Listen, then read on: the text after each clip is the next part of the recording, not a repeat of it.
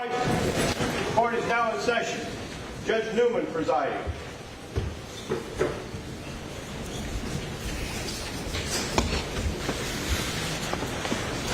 Please be seated.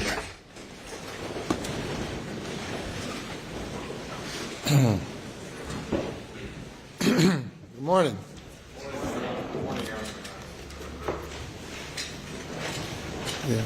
Next witness. Your Honor, the state would call Jan Malinowski.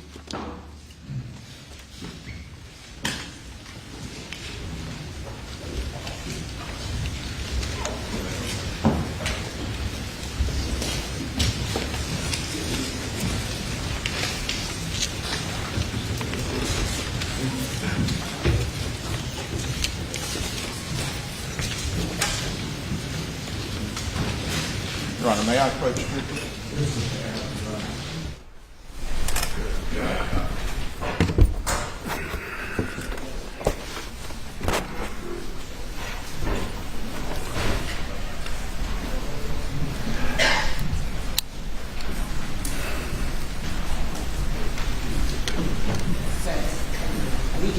Yes, ma'am.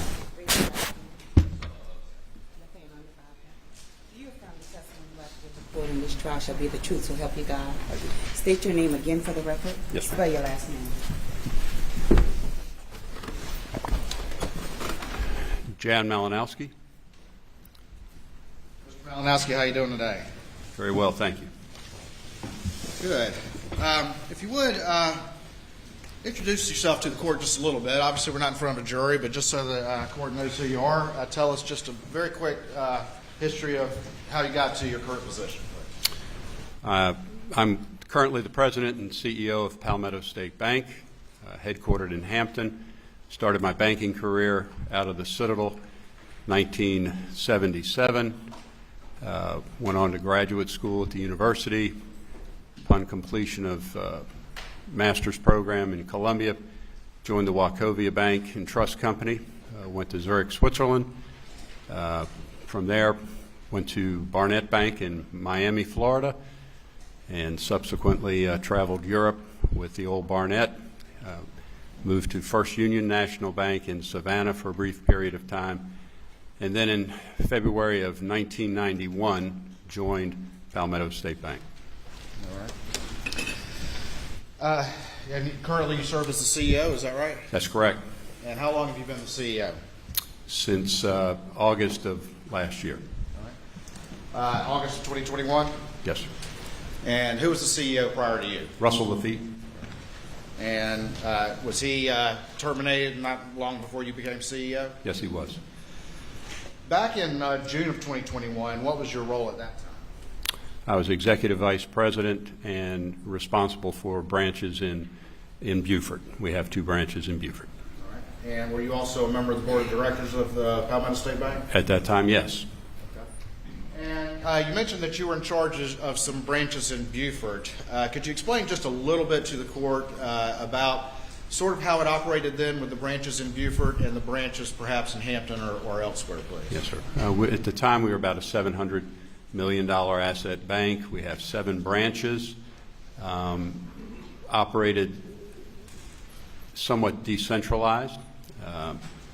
I was given responsibility in '91 for the 2 offices in Beaufort, as I said, one in Burton location and one on Ladies Island.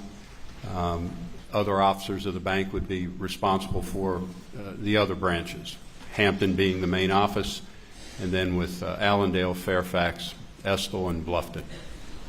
Right. You say y'all are a little bit decentralized. Is it fair to say that for the most part you were primarily responsible for the operations in Beaufort and someone else was primarily responsible for the operations in the Hampton area? Correct. And who was primarily responsible for the operations in the Hampton area? Russell Lafitte and his father, Charlie Lafitte. And when you say somewhat decentralized, obviously there was a board of directors that looked at the institution as a whole. Yes. But in practice, there was kind of a deference to the local folks on scene, you being in Beaufort and the Lafitte's being in Hampton. Is that correct? Yes. All right. I'm going to ask you to explain just a little bit, though, about the Board of the Directors and the Executive Committee. And again, if you could briefly describe to the Court what those two entities are and how they operate so that we can understand the next questions, please. Well, the Board of Directors of the bank has the absolute authority and responsibility to run the bank, but they delegate the day-to-day managerial responsibilities to officers. Charlie Lafitte was long-serving CEO and chairman. Russell, COO, subsequently became the CEO. I was executive vice president and ran the two branches. But Board of Directors would delegate as I said, the day-to-day control to the Executive Committee and certain senior officers. All right. And when it came to authorizing loans, what was the role of the Executive Committee in authorizing certain loans? Was there a threshold, and how did that work? There is a threshold. The Board of Directors would authorize individual loan officer loan authorities on an annual basis. Branch managers having a certain level of authority, and then executive officers having a higher loan authority, and then organizationally, two executive officers could approve a single loan or up to X million dollars, and then once it got beyond the threshold for two executive officers, it would go on to the Executive Committee, which would review the loan request and either approve or deny any loan that exceeded $1.5 million. At the time, in June of 2021 or thereabouts, in that area of the year, were you the secretary of the Executive Committee? I was. All right, and I'm going to show you what's been marked as Exhibit 354 to your testimony, and see if you recognize that document. And Your Honor, I have a copy for you. I provided one to the defense. Would you mind handing that to the judge for me? Yes, sir. All right. Do you recognize that document? I do. Tell me what that is, please. It's the minutes of the Executive Committee of August 12th of 2021. All right. And a number of topics were discussed, but primarily the relationship of Richard Alexander Alex Murdaugh and his total relationship with the bank. All right. And this is on August 12th, 2021? Correct. Can I get the elbow, please?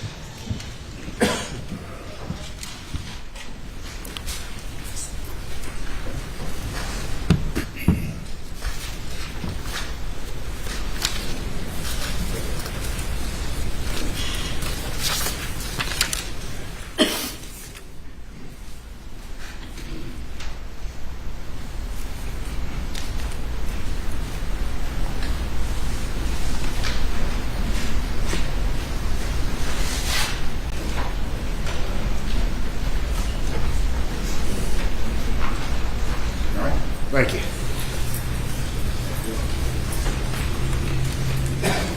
All right, so these are the minutes that you're referring to, is that correct? That's correct. All right, and there's a discussion right there, including reference to a memo that was distributed outlining the bank's relationship with Alex Murdaugh. Is that correct? Yes, sir. And there's a reference also to the total indebtedness that Alex Murdaugh had to the bank at that point in time. Yes, sir. As of the day of that memo that was presented to the Executive Committee, Mr. Murdaugh owed directly or indirectly $4.2 million. $4.2 million, is that correct? Yes, sir. All right.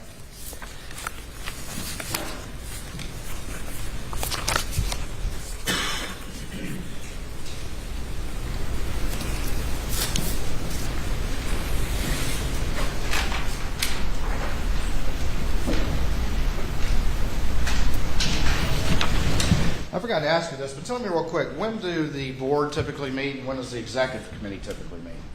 The Executive Committee typically meets on the second Tuesday of every month, and the board meets on the third Tuesday of every month. I'm going to show you what's been marked as Exhibit 385 for the purposes of this in-camera hearing, and see if you recognize that document. This is a copy of the minutes of the directors of Palmetto State Bank describing what took place at a board meeting on Tuesday, July 20, 2021. All right. And who's the secretary that authored those minutes? Ray Henderson. Okay. And you were present as a board member for this discussion? I was. All right. And what's the date again on that particular one? July 20, 2021. July 20, 2021. At that time, was there any discussion or any record of a discussion of any loan to Alex Murdaugh for $750,000? No, sir, there is not. All right.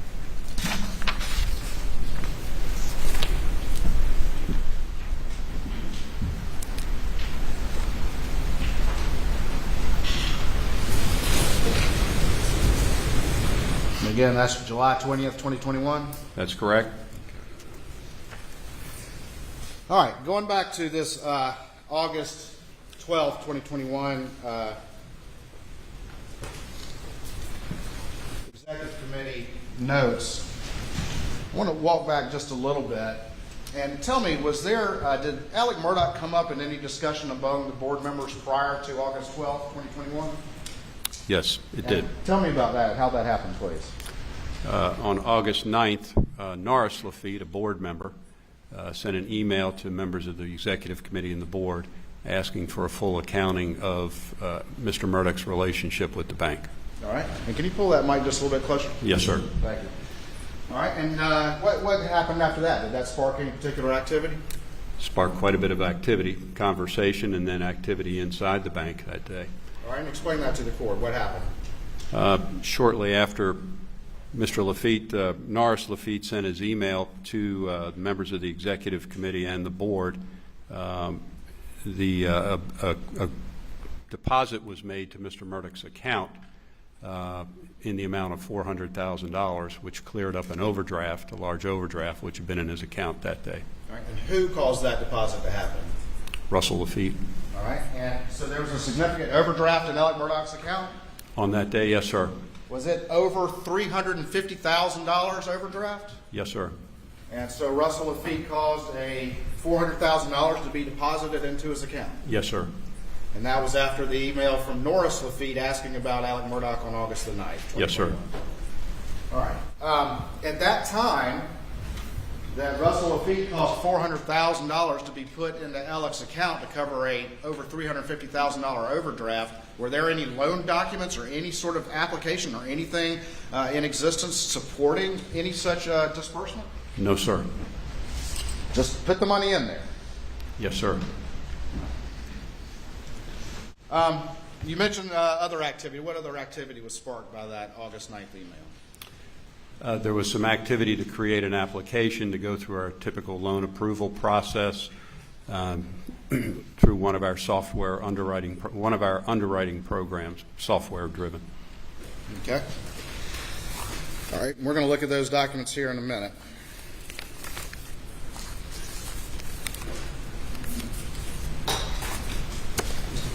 Yeah.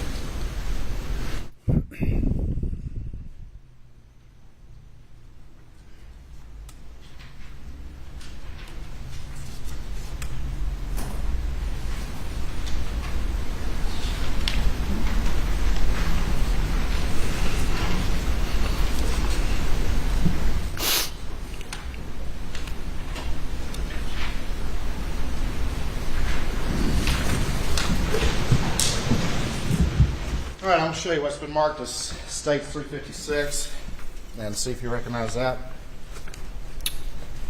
This is a photocopy of a page 2 of a deposit checking account statement And that's in the name of Richard Alexander Murdaugh.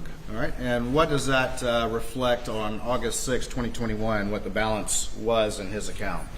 A overdraft balance of $347,784.67. And what happens on August 9th, 2021? A deposit of $400,000 is made to this account. All right. And we see after that there's a transfer to checking of $20,000 that's done as well? Yes, sir. And do you know what the purpose of that transfer was? No, sir, I don't.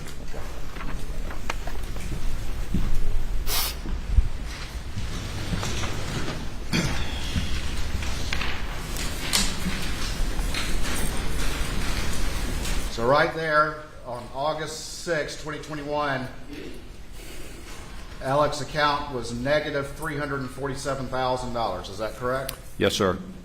And then off the books, Russell Lafitte caused $400,000 to be put into his account. Is that right? Yes, sir. All right. Let's talk more about that.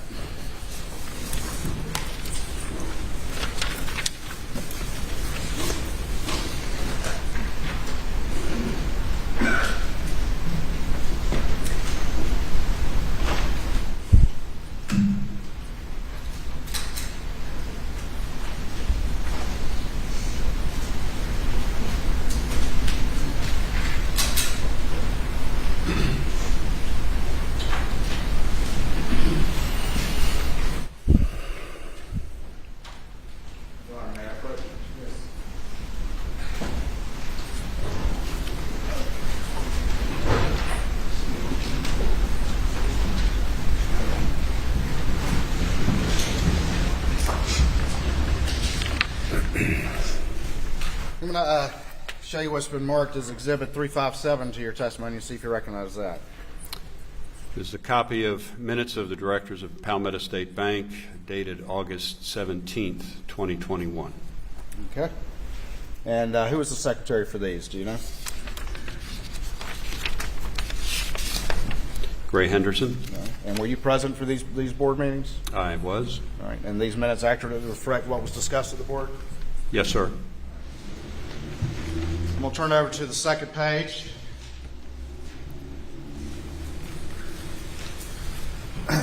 And was there a discussion at that time about, and again, this is on August 17th, 2021, was there a discussion about loans to Richard Alexander Murdaugh? There was. All right. And is there a reference there of Alex's intention to sell the farm? Yes, there is. All right. And then is there a reference in there to the extent of Alex's liability in total loans? Yes, there is. $3,544,897. All right. And was there then a discussion of additional loans that Alec had that had been charged off? Yes, there were. Okay. And very quickly, are you familiar with two entities called Zero United and Redbeard? I am. And are those entities associated with Alex Murdaugh? They are. And are those loans that, in fact, the bank had charged off? That's correct. All right. And explain very quickly what a charge-off is without too much detail for these purposes. Certainly.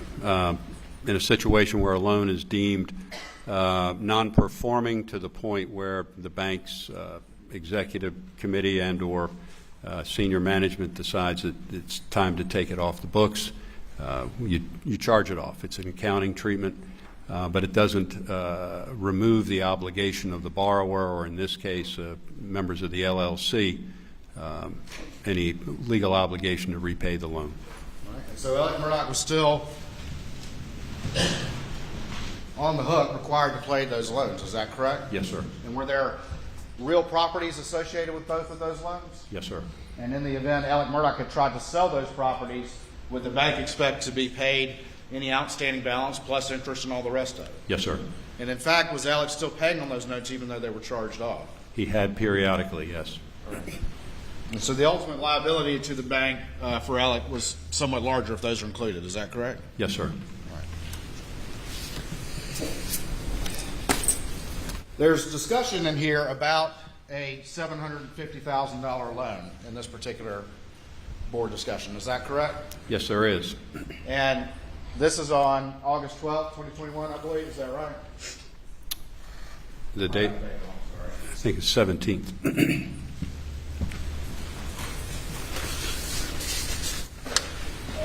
17th, excuse me. Had you been aware of any sort of $750,000 loan to Alex Murdaugh prior to these discussions coming up as you moved to the board meeting on August 17th, 2021? Only to the extent that $750,000 loan had been referenced during the executive committee in the memo that was referred to in my executive committee minutes. Which would have been shortly or a couple days before this. Is that Yes, correct? sir. Preceding week. All right. And at the time that the $400,000 had been dispersed back on August 9th. There was no loan paperwork in existence at that time. Is that correct? No, there was not. All right. Was that the only disbursement made pursuant to this supposed $750,000 loan? It was not the only disbursement. All right. Well, stand by for me.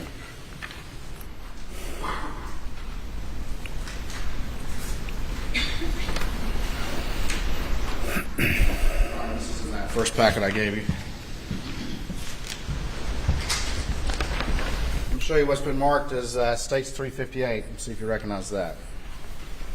It's a wire request form on our standard documentation dated July 15, 2021. The Palmetto State's going to wire funds to South State Bank.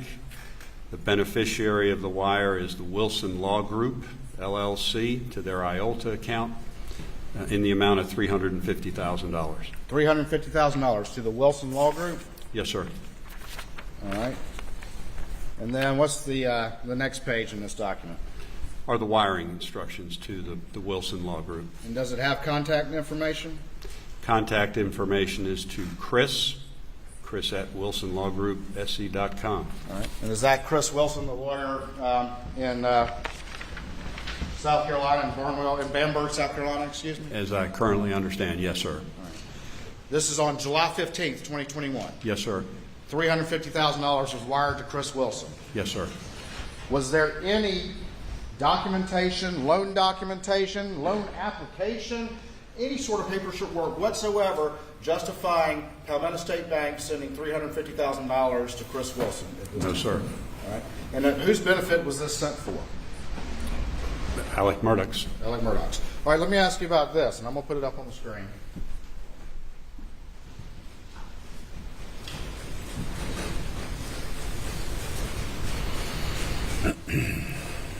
And right now there it says sender information, and what does that say right there, please? Palmetto State Bank, LNOS. All right, and can you explain very quickly what LNOS is, what that is? It's an account the bank maintains. It's called Loans Not on System. Okay, and should this wire have listed that as the sender? No. And explain that to the court, please. Had loan documents been signed that day, the sender would have been the borrower on the loan. In this case, it would have been Alex Murdaugh. But that's not what was listed, is it? No, sir.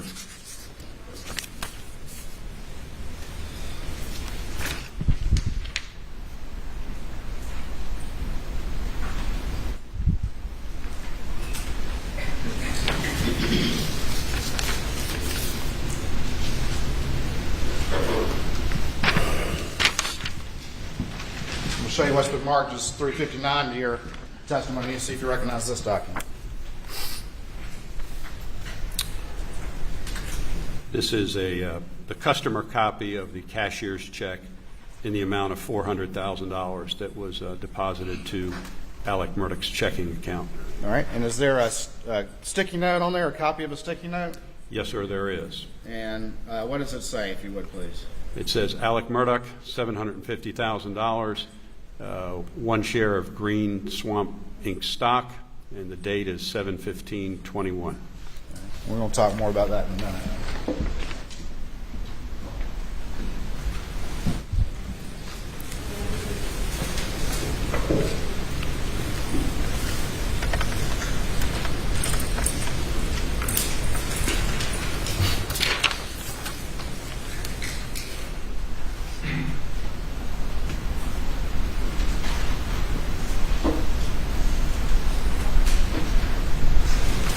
We've got states 360 and 361. Just real quick, I'm going to show you those and see if you recognize those. The top document is the checking deposit slip for credited to $400,000 to be credited to account 69406092. The account holder name is Alex Murdaugh. The date is 8/9/2021. And then we see a copy of the cashier's check dated 8/9/2021 in the amount of $400,000. All right, and then the next exhibit, 361. Next exhibit is the debit to the Loans Not on System account in the amount of $400,000. which was the source for the cashier's check in the same amount.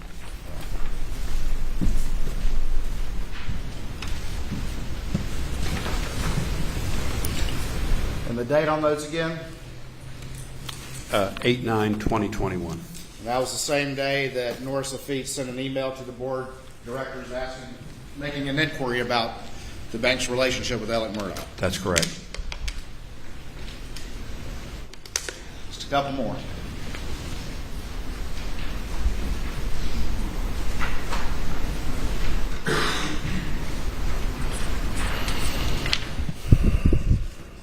You've already testified that there was no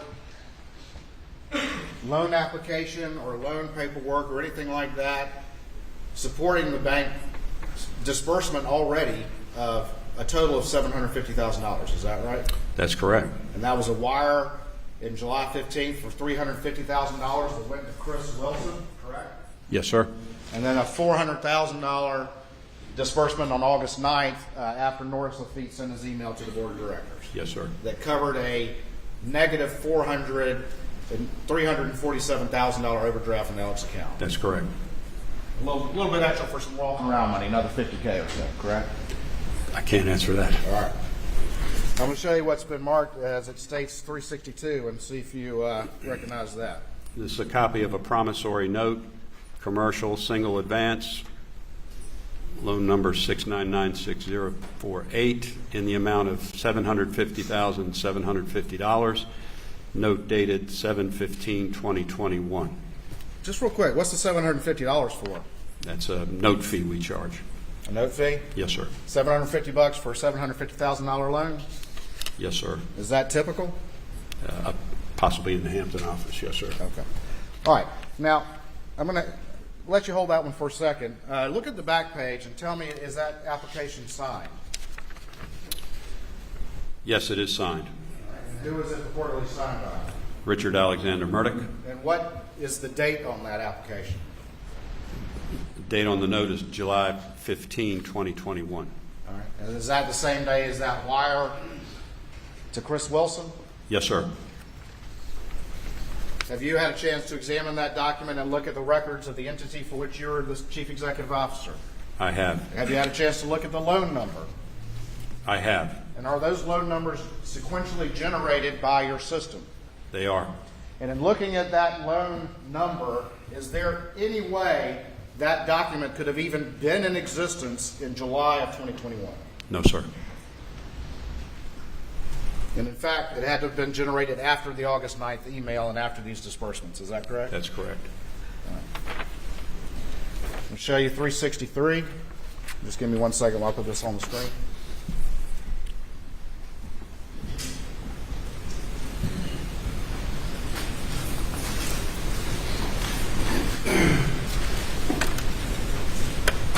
And just real quick, can you see that on the screen? Yes, sir.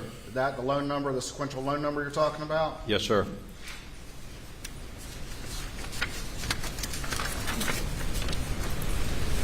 And then that's the signature and the date that you're talking about. That's correct.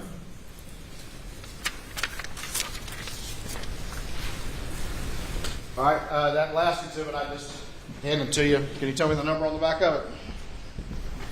6996048. I'm sorry, I was talking about that number. 363. States 363. No, that was my job. I was asking you to do my job. All right, tell me what that document is, please. It's a business purpose statement. All right, and It accompanied the loan, 6996048.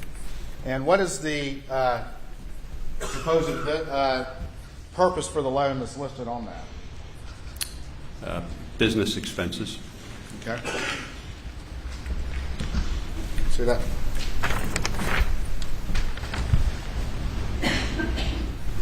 And again, this document's also dated 7/15/21.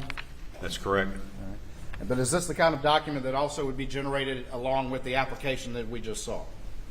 It would in the note documentation system. Yes, sir. All right. The application that you said could not have existed in July of 2021. That's correct. Let me go back. We had a reference to the board minutes.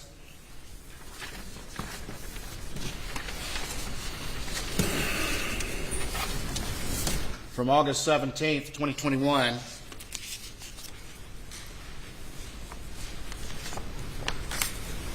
And there was some discussion of this particular loan at that board board meeting. Is that correct? Yes, there was. And there had been discussion at the executive committee meeting a little bit prior to that. Is that correct? That's correct. What was your understanding at that time from those meetings, what the collateral was, supposedly, for this new $750,000 loan? There'd be a mortgage on Edisto Beach House and a share of Green Swamp stock. And is that the green swamp that was referred to on the sticky note that we saw earlier? Yes, sir. And what is your understanding, though, as things developed as to whether or not that collateral actually was able to be used for this particular loan? Certainly the second mortgage did not exist or was not placed on the property. The property was in the name of Mrs. Murdaugh. Okay. And what about the green swamp? Was that already collateralized? It was cross-collateralized with other loans. So this loan was heavily under collateralized, is that correct? Yes, sir. Okay.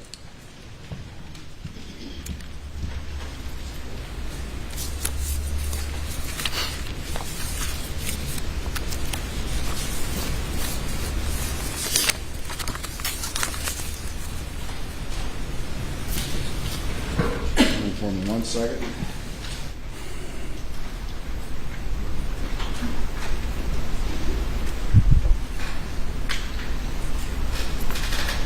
There's been some discussion about whether or not an appraisal had been ordered prior to June of 2021 for this supposed $750,000 loan. Was there an appraisal that had been ordered prior to June of 2021 on the Edisto property? There was. Did that have anything at all to do with some sort of loan for an additional $750,000? No, sir.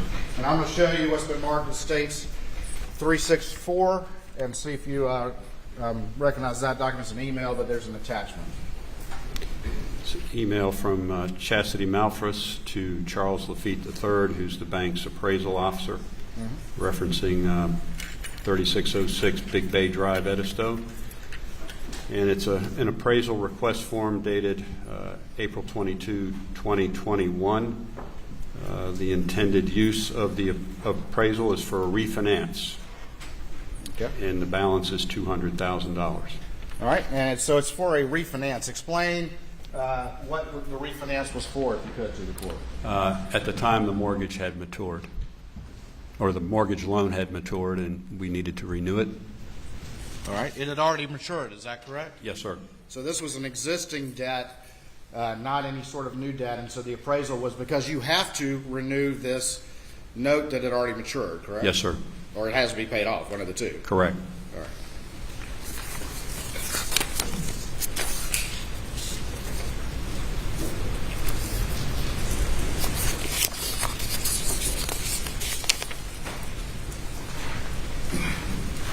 Right, can I approach?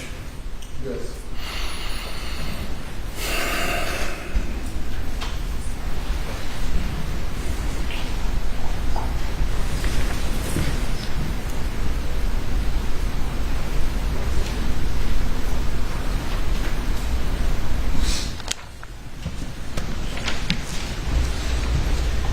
I'm going to show you what's been marked as States 365 and see if you recognize that document. This was the memo summarizing, or this is a copy of the memo that summarizes the relationship of Alex Murdaugh with the bank. It was prepared and presented at the executive committee meeting. Okay.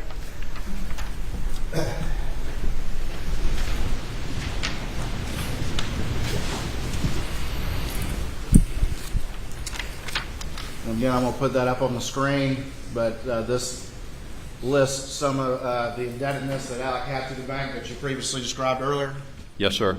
and including the Zero United with outstanding $307,761, Yes, sir.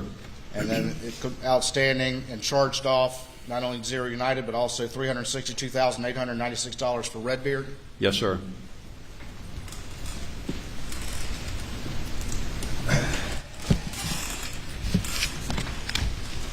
Just a few more.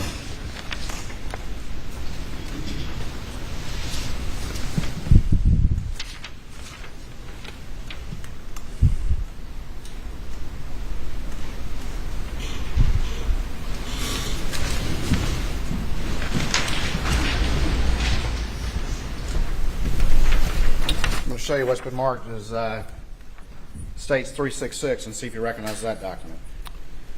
It's a document produced from our loan accounting system, and it lists all the notes, outstanding notes in the name of Alex Murdaugh, and also co-borrower with his father, Randolph Murdaugh III. All right, and that it lists the balances on those particular loans as of June 7th, 2021? That's correct. It does not include, though, the charged-off loans, Zero United and Redbeard. Is that correct? That's correct.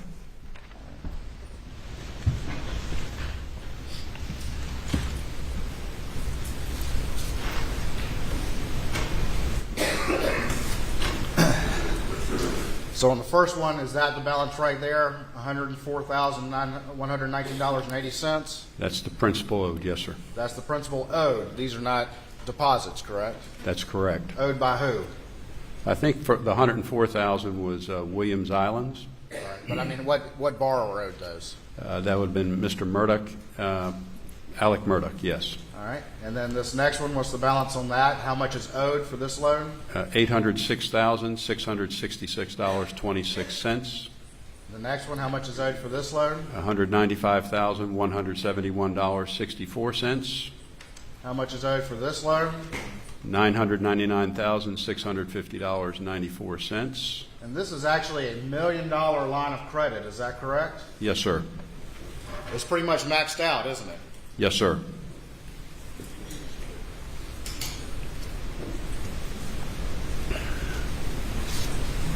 And then finally, this one right here. What's the balance on that? $91,368.90. Just a few more.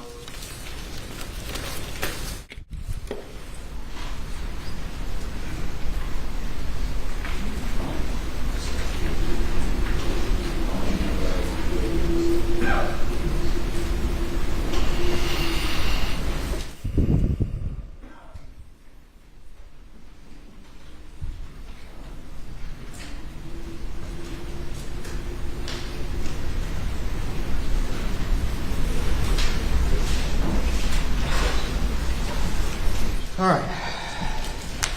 Last set of documents here. I'm going to show you what's been marked as states. Stand by for me real quick.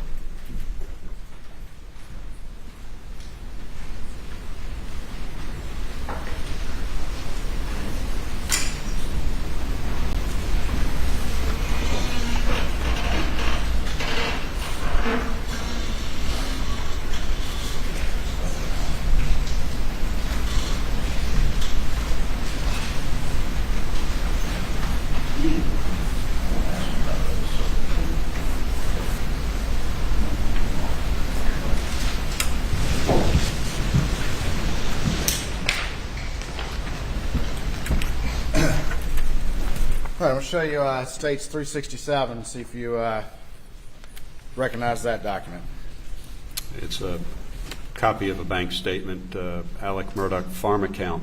And what is the balance of that on June 7th, 2021? June 7, 2021 shows a deficit balance of $2,458.23. Negative balance? Yes, sir. Show you what's been marked as 368, and do you recognize that? Again, it's a checking account statement, account Richard Alexander Murdaugh for account 6092. All right, can you tell me what the balance was on June 7th, 2021? $2,185.23. I'm going to show you what's been marked as States 369 and see if you recognize that. This is a, again, statement for a health savings account, 3094, in the name of Richard Alexander Murdaugh. All right, and what's the balance on that? $7,540.61. And that's a health savings account? Yes, sir. Can that be used for any purpose or only for legitimate medical purposes? I think the latter, the medical purposes.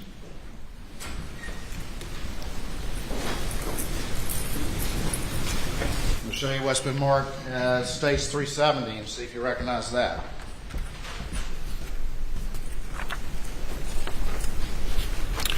Again, a bank statement, copy of a bank statement in the name of Alex Murdaugh, account number 6649. And the balance on 6/7 would have been $62,115.06. All right. And then finally, 371, if you could tell me if you recognize that. This is a account statement, interest checking account in the name of Margaret Maggie Murdaugh and Alex Murdaugh, number 5109, and the balance on 6/7, $3,900.04.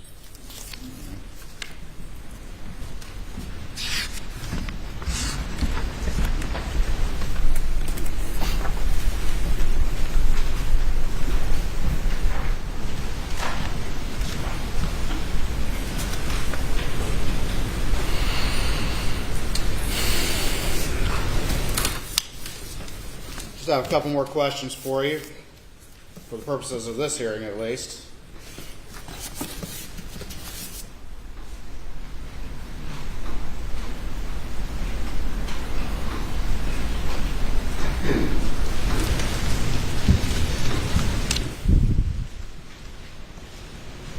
It's fair to say that of June of 2021 and the months after, the indebtedness to Palmetto State Bank from Alex Murdaugh was very, very large. Yes, sir.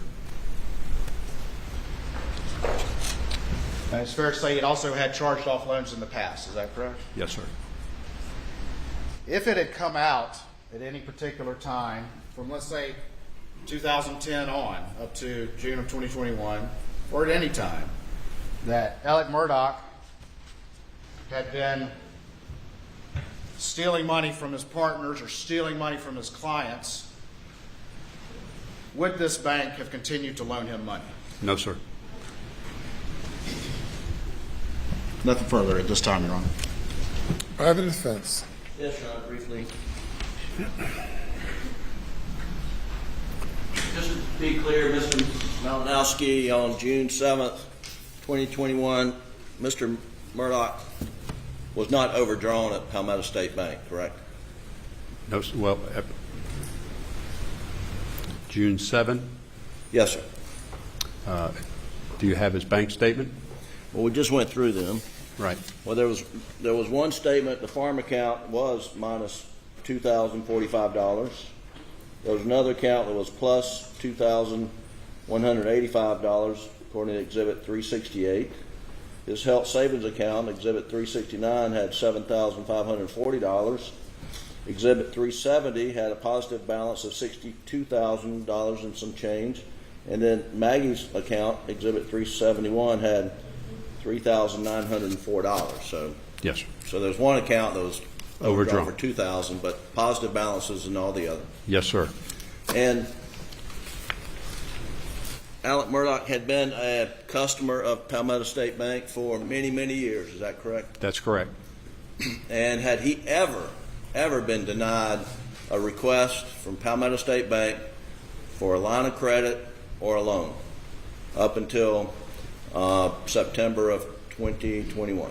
To my knowledge, no. And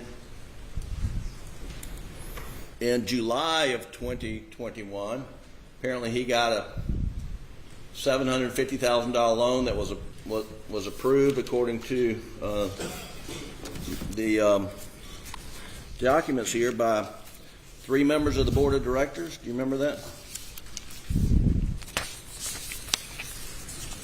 If I can find that.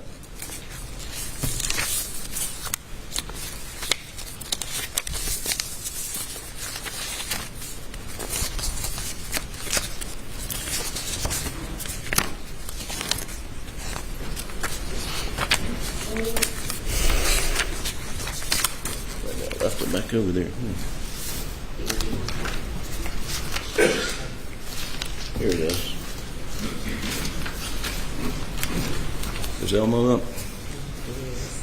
All right. Can you see the highlighted language there? I can see the highlighted language. Yes, sir. Yes, sir. And this is from. Let's be sure we know what we're talking about. Minutes of the Board of Directors meeting, August 17th, 2021. Is that correct? Yes, sir. And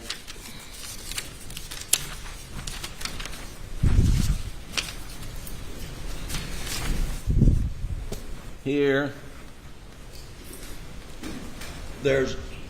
says Chairman Lafitte reviewed the loans to Richard Alexander Murdaugh.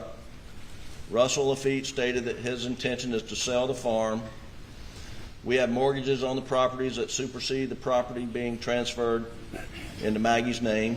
Now, what does that mean? Tell me about that. You have mortgages on the property that superseded the property being transferred to Maggie's name. Do you remember that? I guess it would reference the mortgages, the date of the mortgage and the date they were recorded on previous loans. So at some point in time, Alec transferred the Moselle property into Maggie's name. It's my understanding, yes. And before that date, your bank already had a mortgage on the property. Yes, sir. Okay.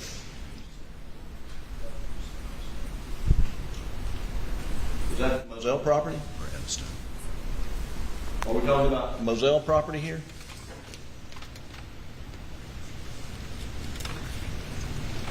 If you're referring to the farm, I'm assuming he's referring to Moselle. Yes, sir. Okay.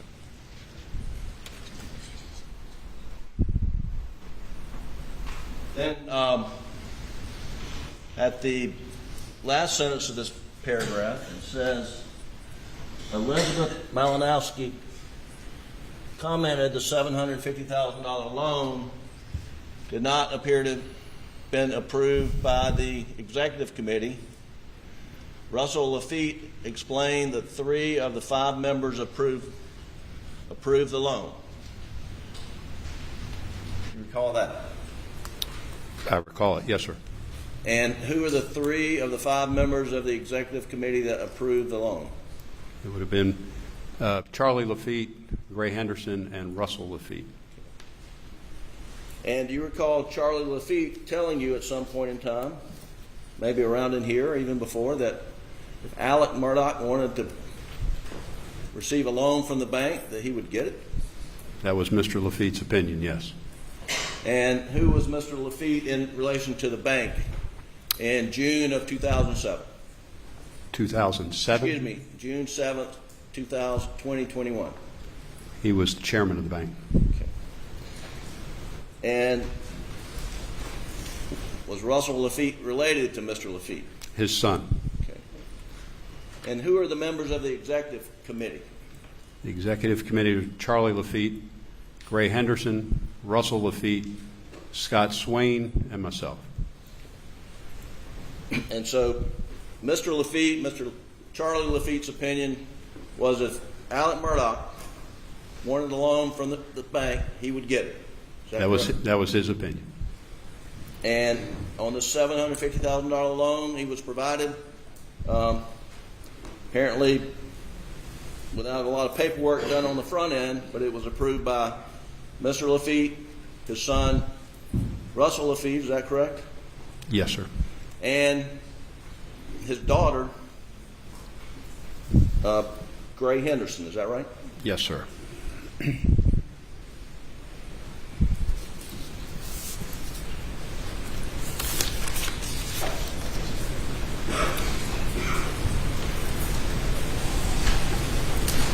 And you mentioned that there was some, in June of 2021, there was some $4.2 million or something outstanding. I don't have the exact number, but maybe we can find that. Do you know how much was secured and unsecured when you reviewed the indebtedness? Do you have a document I can refer to? I'm trying to find it. Hang on.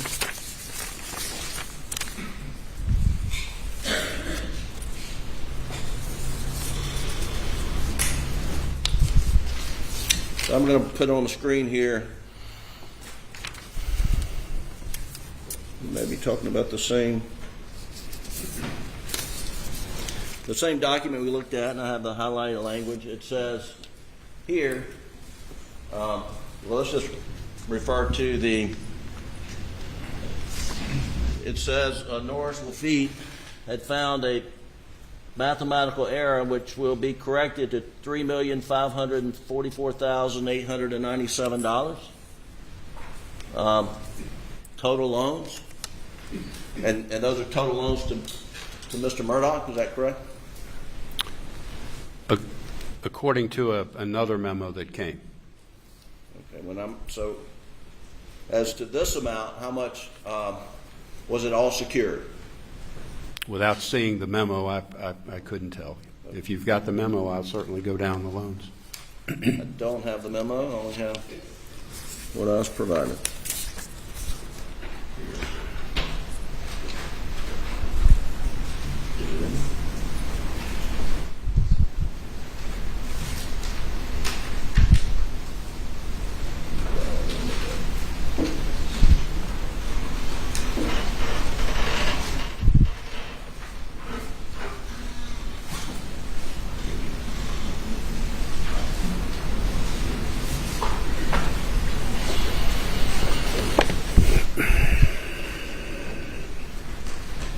Thank you.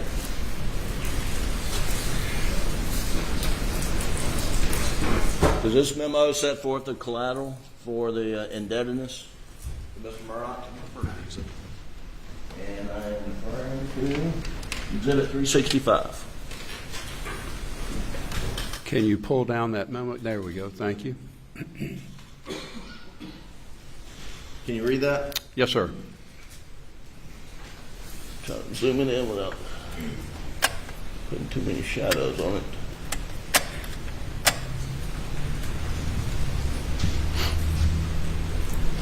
And so we went through that.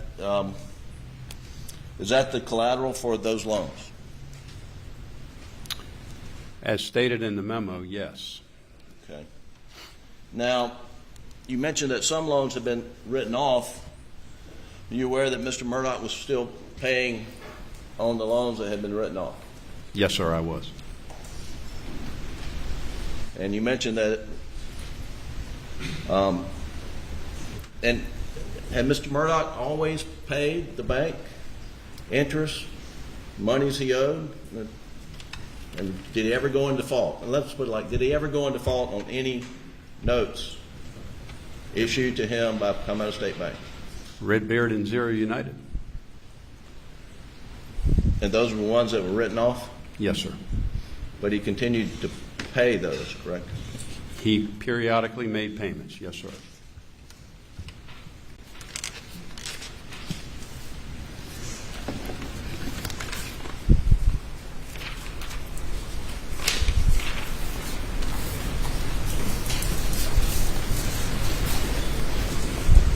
Are you aware that on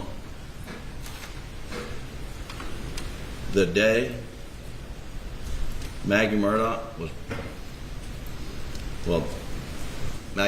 was murdered sometime the night of June the 7th, are you aware that she was scheduled to meet your appraiser at Edisto on June the 8th? No, sir.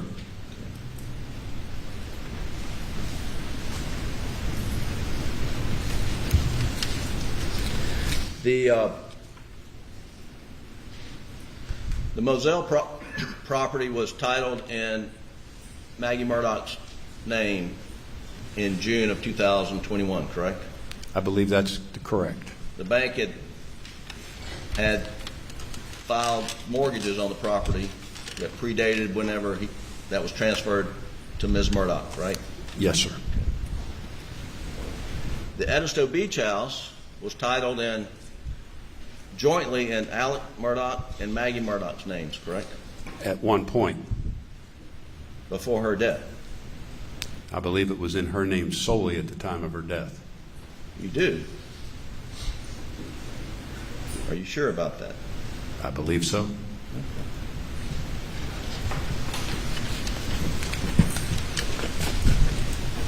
And what information are you relying upon to say that? Looking at the Colleton County deed records.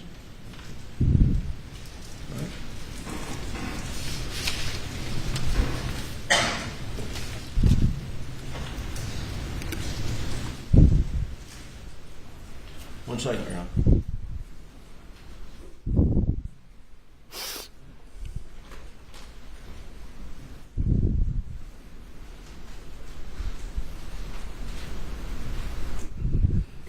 Bank undergo routine FDIC audits, Palmetto State Bank? Yes, sir.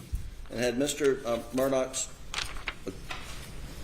relationship with the bank ever been flagged in any audit conducted by the FDIC or their contract auditors? To my knowledge, no. That's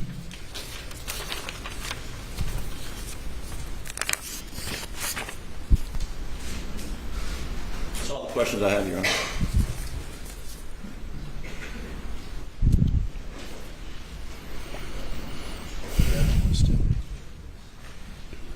Mr. Malinowski, just a few more questions. May it please the court.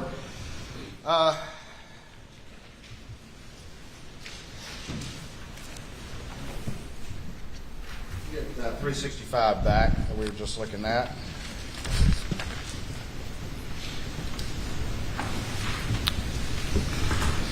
This is that memo that was prepared for the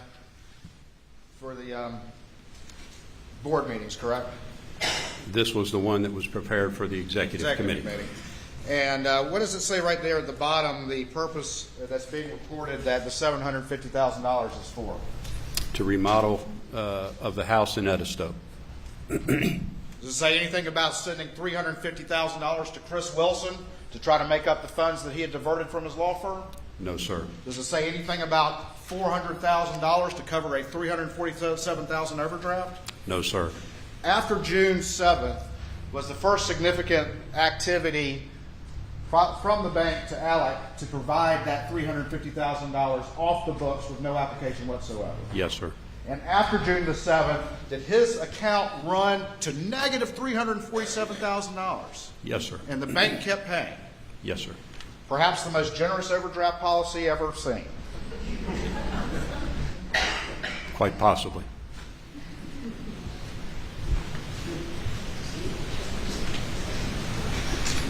You were asked a little bit about Zero United and Redbeard, which are up on the screen. The bank did not foreclose on those properties, is that correct? That is correct. So Alex Murdaugh still owned those properties, correct? He and partners, yes, sir. All right, but if he were to try to sell them, could he have sold them without having to account to the bank? He would have had to pay back the monies he had borrowed from the bank. And we see that we up on that screen, what happened to my exhibit?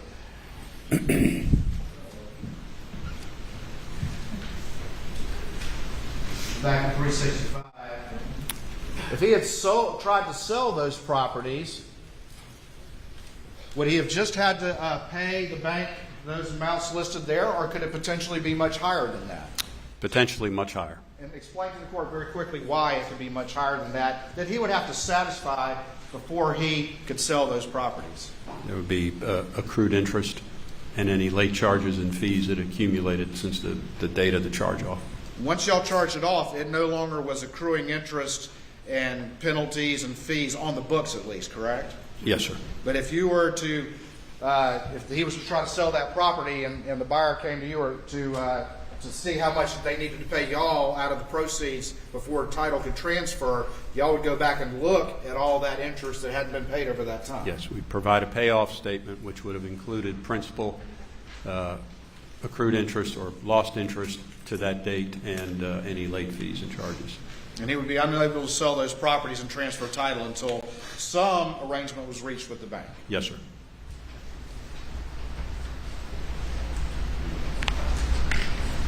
We just, you were just asked about whether or not Maggie was going to be meeting an appraisal at the Edisto property, but you've testified in no uncertain terms that that appraisal was to renew the mortgage that was already in existence that had matured, correct? Yes, sir. It had nothing to do with a new 750. Yes, sir.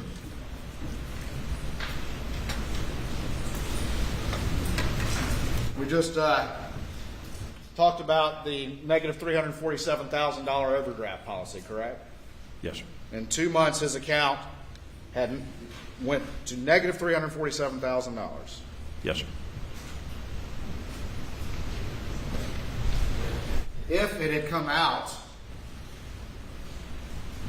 Alex Murdaugh had been diverting fees from his law firm, if Alex Murdaugh had been forced to resign from his law firm, if it had come out that he had been misappropriating money from his clients, would the bank have continued to pay charges coming in on that account? No, sir. No. No, sir. No uncertain terms about that. No uncertain terms. So all this testimony about the relationship in the bank, if the truth had come out, it's a new ball game, correct? Yes, sir. And in the wake of all of this, Russell Lafitte was terminated and you became CEO. Is that correct? Yes, sir. And now there's a new sheriff in town at Palmetto State Bank, correct? Yes, sir. Thank you. Anything further? Just briefly, Mr. Malinowski, how much in interest did Alex Murdaugh pay to Palmetto State Bank over the years? I don't know. It's excess of $4 million, isn't it? I don't have a figure. Thank you. You may step down. Thank you.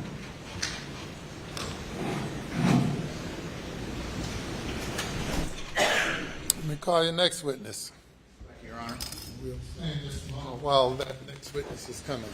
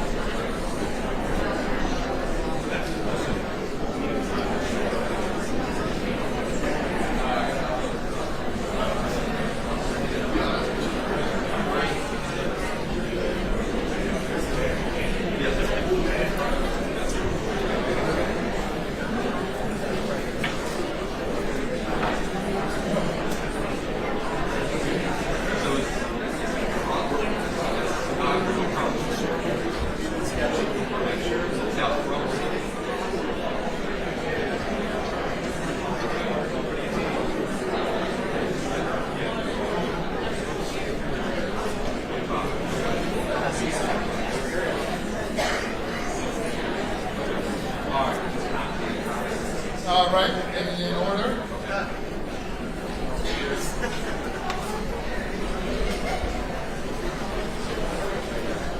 Call your next witness.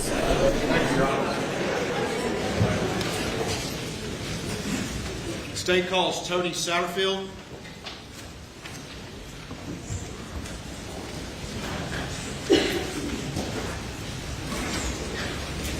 Raise your right hand, left hand on your Bible.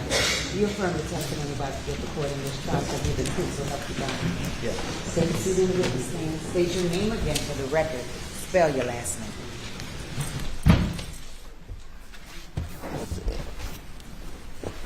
My name is Michael Satterfield. My last name is spelled Satterfield. How you doing today? Good, how are you? All right, pull that mic to you just a little bit close so we can hear you good. How old are you? I'm 33. All right, where do you work? I work at Beaufort Memorial Hospital Okay. And where'd you grow up? in Hampton.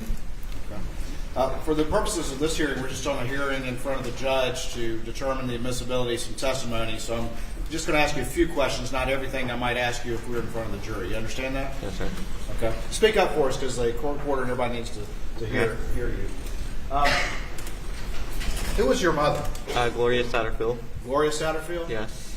And is Gloria still with us? She's not. And when did she pass? February 26, 2018. 2018? Yes, sir. And who did she work for when she passed? Alex and Maggie Murdaugh. Okay. And do you know Alex Murdaugh? I do. Do you see him here in the courtroom today? I do. Can you point him out? Yes, right there. Your Honor, can the record reflect he's identified the defendant? I mean, same camera. Yeah, where is he? Where is he? What was that, sir? I'm sorry. Pardon? Point him out again if you would, please. Right there. All right. Right. Can you tell me what jacket he's wearing? A navy blue jacket. It does. Thank you, Your Honor.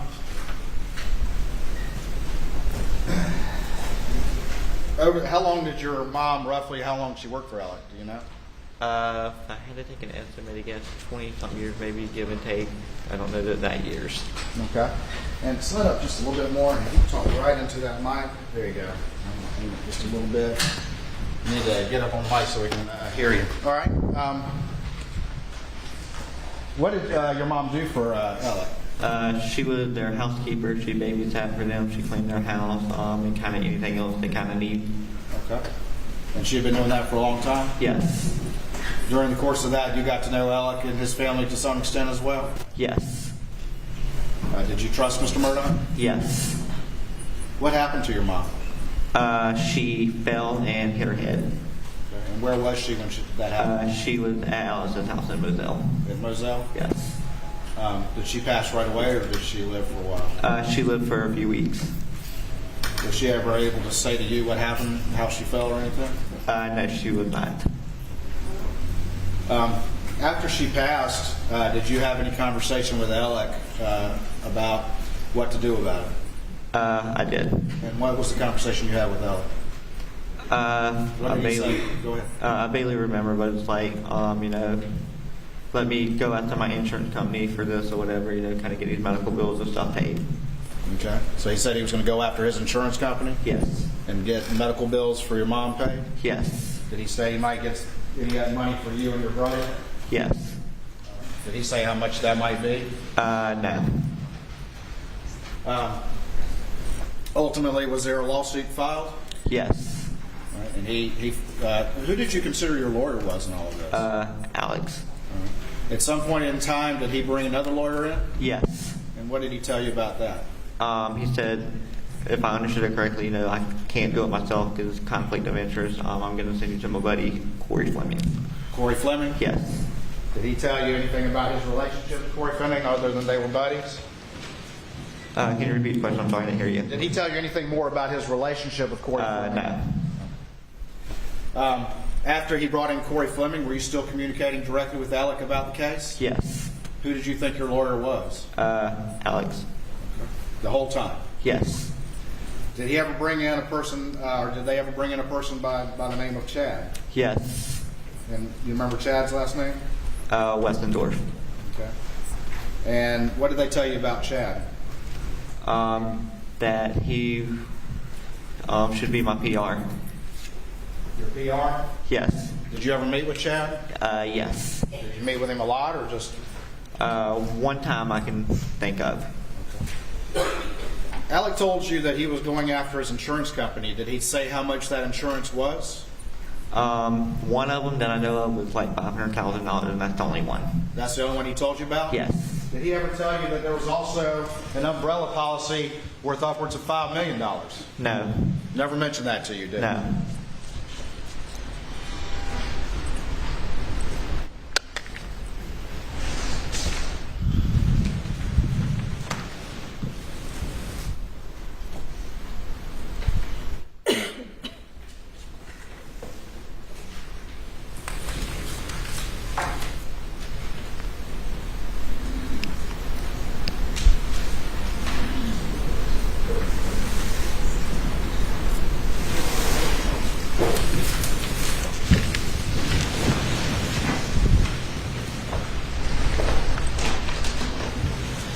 Of course, indulge just one moment.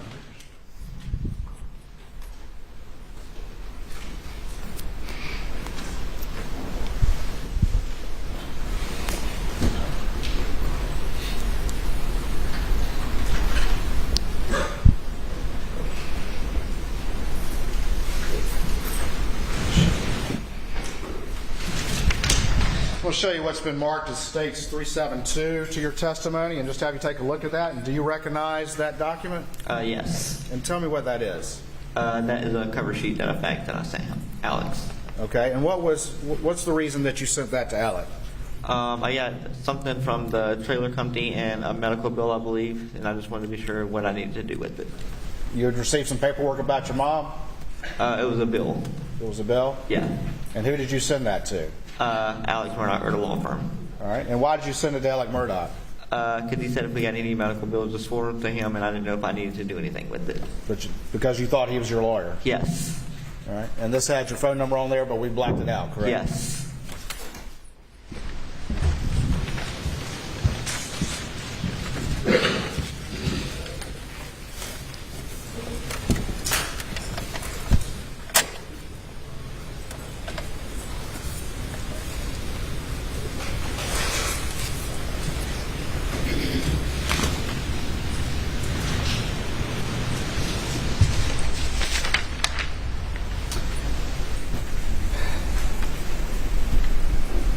As time went on, did you have conversations with Alec asking him about the case and what was going on with the case or anything like that?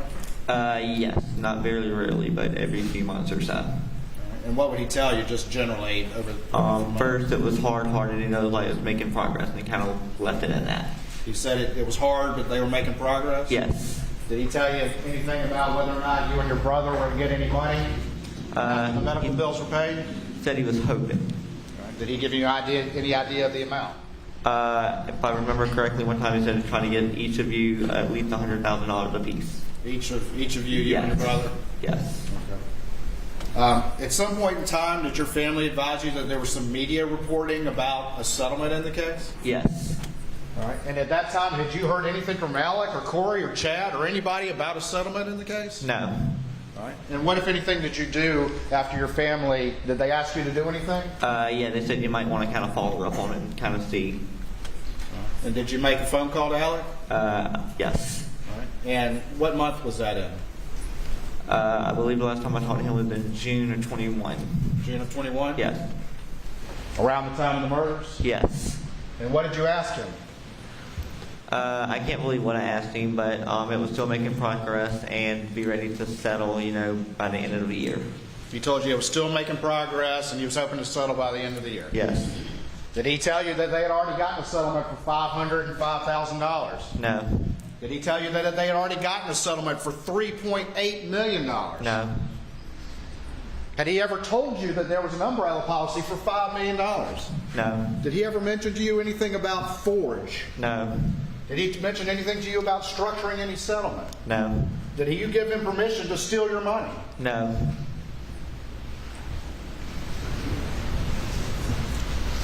Ultimately, in the wake of all of this, you've come to find out that there was a settlement for $505,000, correct? Yes. And it was diverted by Alex Murdaugh, correct? Yes.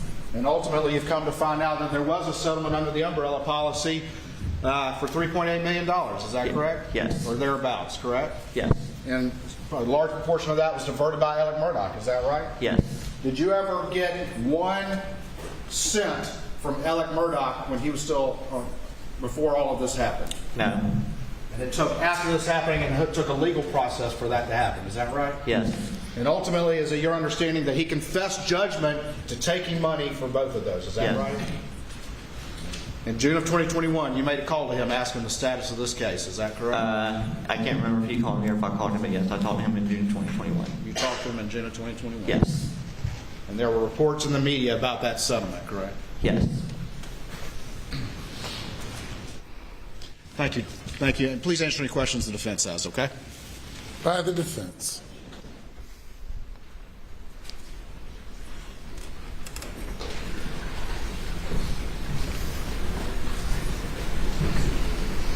Good afternoon. Morning, I'm sorry. Morning. Long week. You had a family member who saw an article in somewhere. Do you remember where the article was published? I don't remember exactly where they found it at or seen it at. Okay, but after that article was published, that's when you started making inquiries and you contacted Mr. Murdaugh?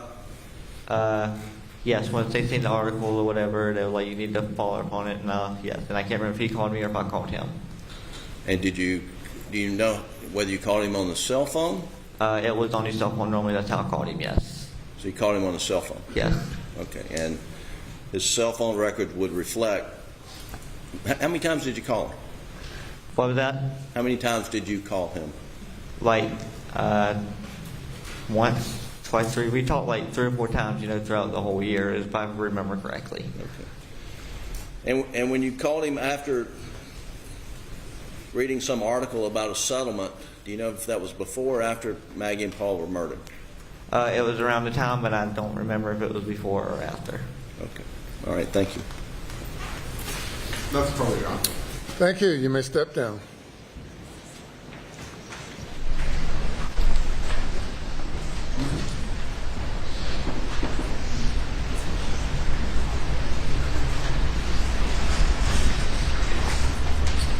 Next witness.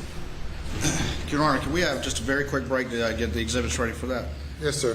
Thank you. We'll take 5 minutes or so.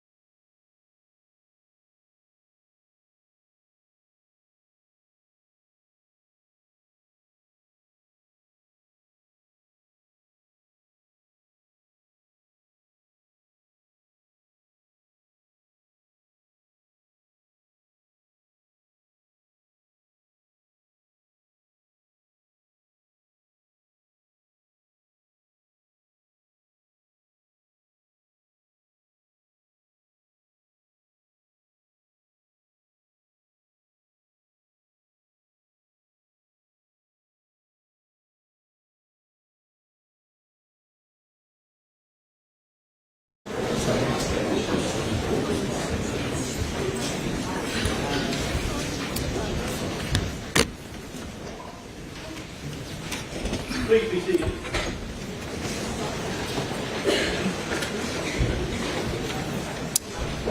Call your next witness. State calls Carson Burney.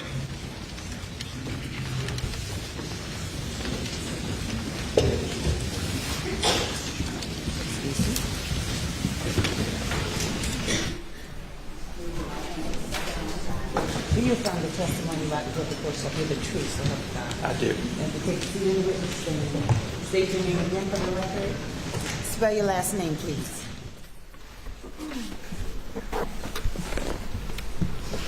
Carson Burney, B-U-R-N-E-Y. Good morning, Mr. Burney. Good morning. Still morning, just barely. It is. Where do you work, Mr. Burney? I work for the South Carolina Attorney General's office. And what is your job and title at the South Carolina Attorney General's office? I am the forensic accountant in the state grand jury division. All right. And how long have you been a forensic accountant? Approximately a year and a half. All right. And what do you do as a forensic accountant for the state grand jury? As a forensic accountant, I identify, compile, analyze different financial records to include bank statements, credit card statements, loan documents. I also trace assets from source to ultimate disposition.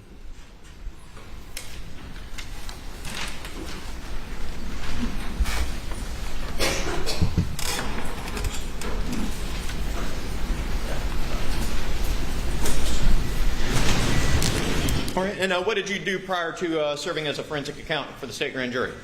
In 2019, I joined the South Carolina Department of Revenue as a sales tax auditor, and I was there for a little over 2 years.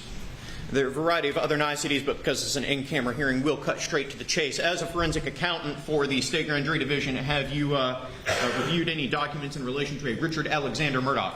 I have. And what sorts of documents have you reviewed in relation to that gentleman?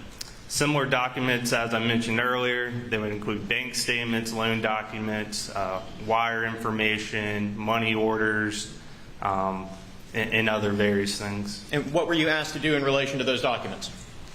I was asked to trace the alleged stolen funds and ultimately show where the disposition of those funds ended up. Now, you said trace. What is tracing from a 10,000-foot view?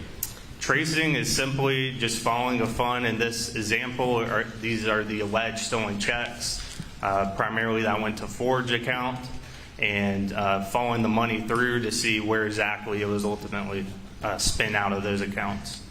And so in analyzing records and in coordination with law enforcement, were specific instruments identified and asked of you to trace where their ultimate disposition was? I was. Now, when we say ultimate disposition, can you follow that same dollar forever and ever onto eternity, or is there sort of a line where you have to just draw it and stop and say that's as far as we can go? You have to draw a line. Obviously, you could follow money forever, and forever, but for the purposes of my analysis, I looked at when they ultimately went out of an account controlled by Alex Murdaugh. Did you also draw any lines when they went into any sort of loan statement or credit card statement or anything like that? That's correct. If it was a credit card payment or a loan payment, I would stop there for that particular trace. And have you prepared documents reflecting the conclusions that you reached upon tracing those funds? I have. All right. And just very briefly, there's a variety of different ways to trace money. Is that correct? That is correct. And just very quickly, which methodology did you apply in tracing the funds? Right. So you do have to have some rules when you are tracing funds to stay consistent. So the method I used was a first in, first out method. And what is the first in, first out method? It's exactly like the name implies. The first money into an account would be the first money out of an account. I'm showing you a document that has been labeled for the purposes of this in-camera proceeding as it states Exhibit 373. Very briefly, do you recognize this document?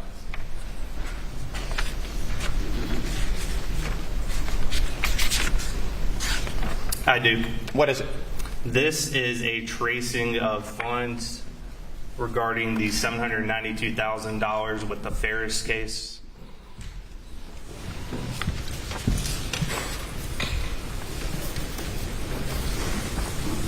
May I please have the honor?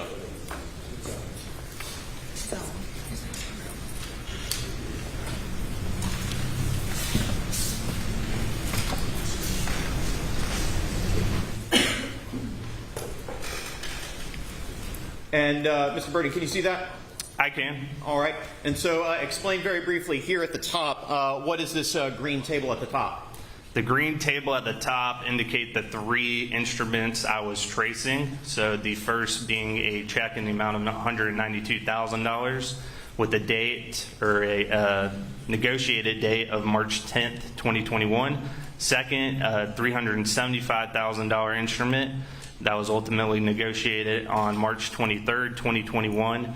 And the last is a instrument in the amount of $225,000 that was ultimately negotiated on April 20th, 2021. And there you can see the bank number, account number that it was deposited into. And what were the last 4 digits of that bank account that it was deposited into? 6779. And what was the descriptive holder of that account? Alex Murdaugh. And what's that next column, the from column? The from column is where the check was from, and you can see it was a Wilson Law Group IOLTA account.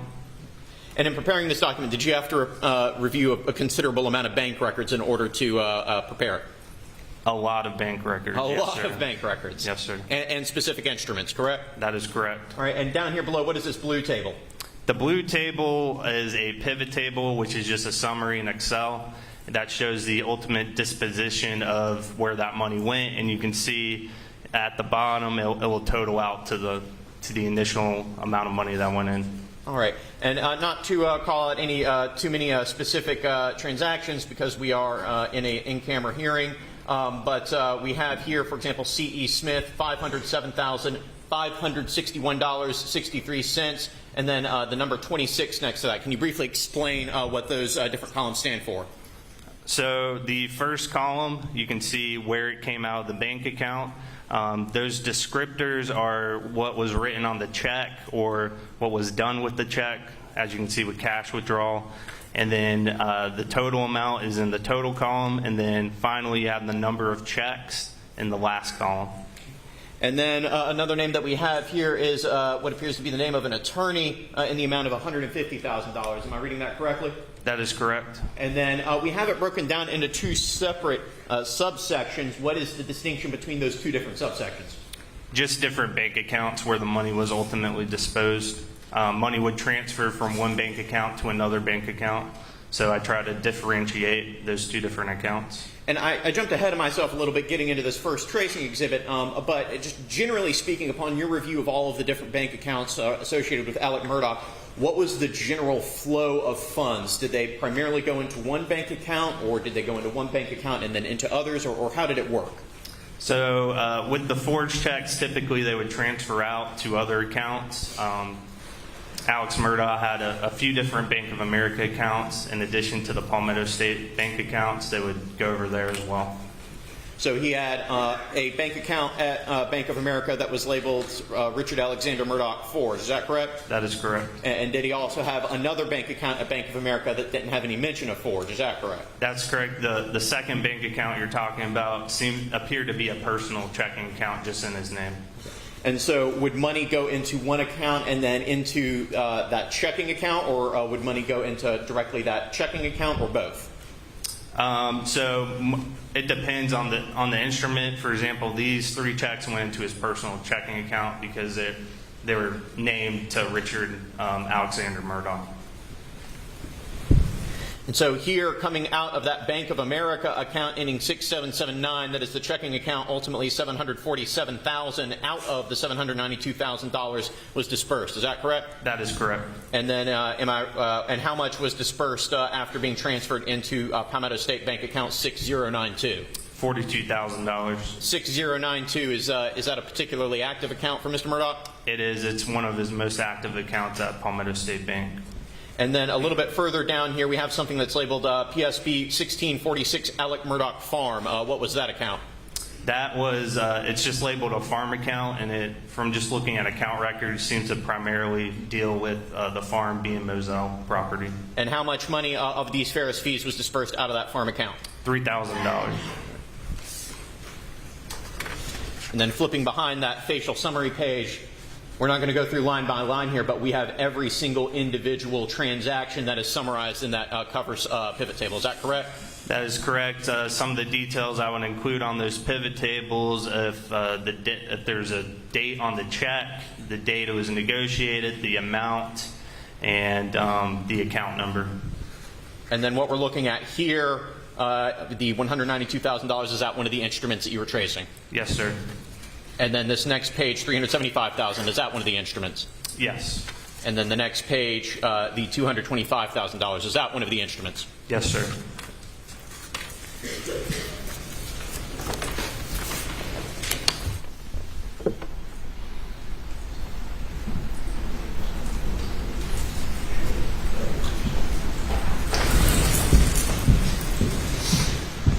Mr. Bernie, I am showing you a document labeled at this time as States Exhibit 374. Do you recognize this document?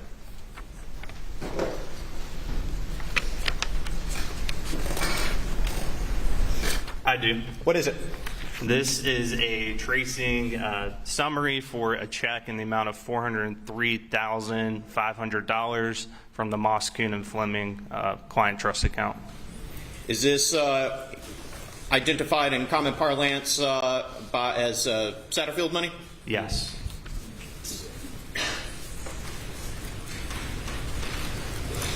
It's a little bit tiny. I'm going to see if I can zoom in just a bit. Never mind. We'll just stick with this. All right. So on what date was that $403,000 deposited? January 9th, 2019. And I said the number, but how much money are we talking here? $403,500. All right. And then how much was ultimately into what account was it deposited? It was deposited into the Forge account ending in 7625. And in descriptive terms, which account is that? The Forge account. The fake Forge that account. That was DB, yes, sir. All right. And from that account, were any funds ultimately dispersed? Yes. How much? 7625, you can see a cash withdrawal in the amount of $12,500. Right. Over two different transactions. But otherwise, was that money moved into other accounts? Yes, primarily yes. And from the Bank of America checking account, how much money was ultimately dispersed? $3,970.07. And then was that money further transferred into other accounts? It was. Which account was it primarily transferred into? Into the account ending in 6092 at Palmetto State Bank. And out of that Palmetto State Bank account, how much money was ultimately dispersed? If you could move it down a little bit. There we go. Looks like $387,029.93. I'm not going to go through all of these payments that were made, but there's a cluster of payments here at the top: payment to loan, payment to loan, payment to loan. What are those, generally speaking? Those are loans that were held at Palmetto State Bank that were under Alex's name, at least some of them in part, some of them in solely him. And these items in parentheses, are those just sort of descriptors of those particular loans? Yes, they're for my notes, so I could identify which loan number went to which loan. And you specifically reviewed the loan documents in relation to each of these loans, correct? Yes, sir. So you're familiar with the supporting documentation for what they were collateralized by? Yes. So here at the top, we have a loan for Redbeard, correct? That is correct. And a payment on that in the amount of $47,000 some odd dollars? Yes, sir. And then for Zero United in the amount of $55,684 and some change. Is that correct? That is correct. And then a payment on a Moselle loan. Is that correct? Yes, sir. And how much was that one? $65,238.92. And then a payment on a GMC Yukon. How much was that payment? $75,099.35. And how much was paid on this Moselle note? $104,056.51. And then once again, as with before, in these yellow tables, you have the specific transactions that you traced using that first in, first out method, correct? Yes, sir. And is this the instrument that you traced? Yes, sir.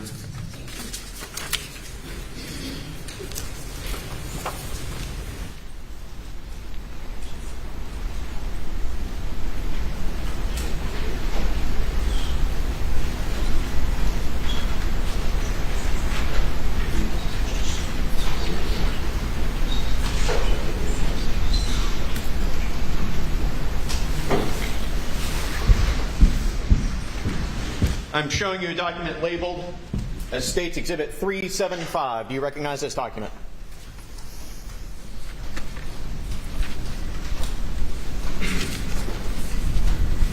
I do. And what is it? This is a tracing summary of a check from the Moss, Kuhn, and Fleming client trust account, roughly in the amount of $2.9 million.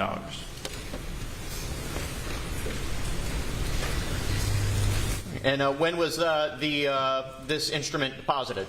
That was May 15th, 2019. And you indicated it was roughly $2.9 million? Yes, sir. And into what account was it deposited? Into a Forge account ending in 7625. And here we have a summary table of all the various expenses that $2.9 million funded. The sum total, this first account appears to be the farm account. How much money was ultimately dispersed from the farm account? $147,247. And this next one would be for the checking account. Is that correct? That is correct, ending in 6092. And how much money, this one's a long one, so we have to flip over. How much money was ultimately dispersed from that checking account? $1,429,753. And this next one says 6649. Is that an additional account at Pembina State Bank? That is another checking account under the name of Alex Murdaugh. And how much was ultimately dispersed from that account? $13,000. And then here we have 6779 BOFA. Is that the checking account at Bank of America? That is a personal checking account at Bank of America. And how much was ultimately dispersed from that account? If you scoot it up just a hair. I keep looking down and you're looking up. My bad. $1,208,449.89. All right, and to identify just a handful of specific transactions or specific individuals who received some of this money, here we have a C.E. Smith. We actually have a variety of names here. In reviewing the instruments, did you see any sort of pattern of differentiation of checks all going to the same person? I did. I saw it in different names. Just off the top of my head, it was over 10 different variations of that name. Okay, but all of those different variations, to your understanding and working with law enforcement, who is it your understanding all those checks refer to? Curtis Edward Smith.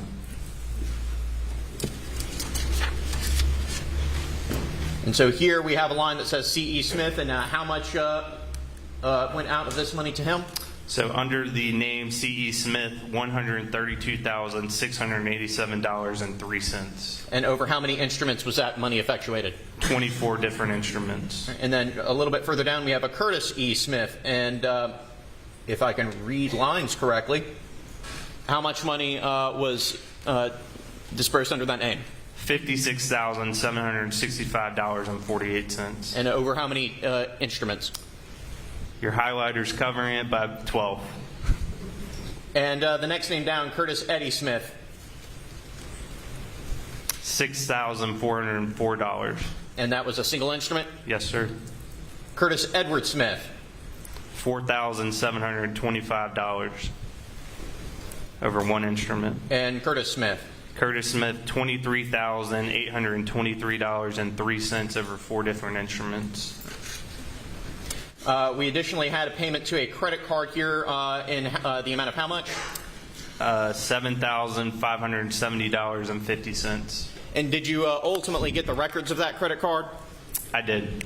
Did you attempt to trace any further what specific purchases that money went to? I did not. I just ended at the payment to the credit card for my own sanity, primarily. And here we have Randolph Murdaugh III. How much money went to Mr. Murdaugh? It was $385,000 in one instrument. And then additionally, right below that, we have the name Scott Harriet. How much money went to Mr. Harriet? $84 over one instrument.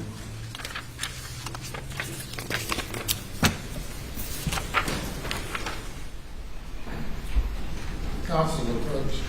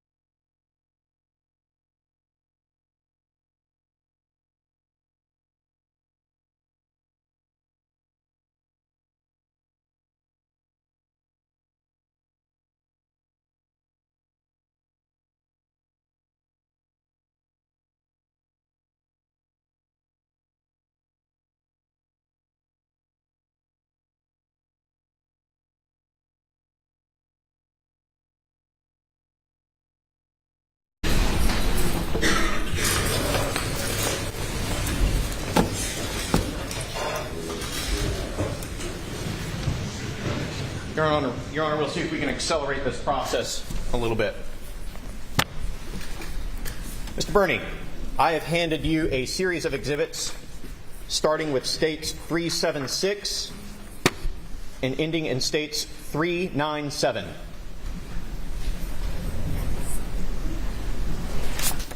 Do you recognize these documents?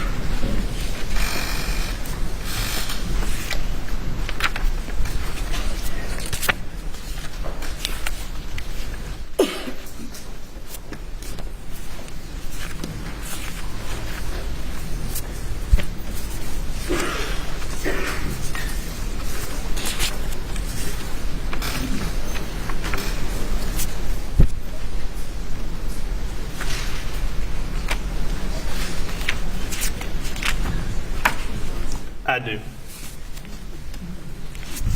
And are all of these exhibits from 376 to 397 documents that you prepared tracing the flow of funds from instruments involving money going through the Forge account, through checks negotiated in the name of Palmetto State Bank, and from the Ferris fees from the Mack truck case?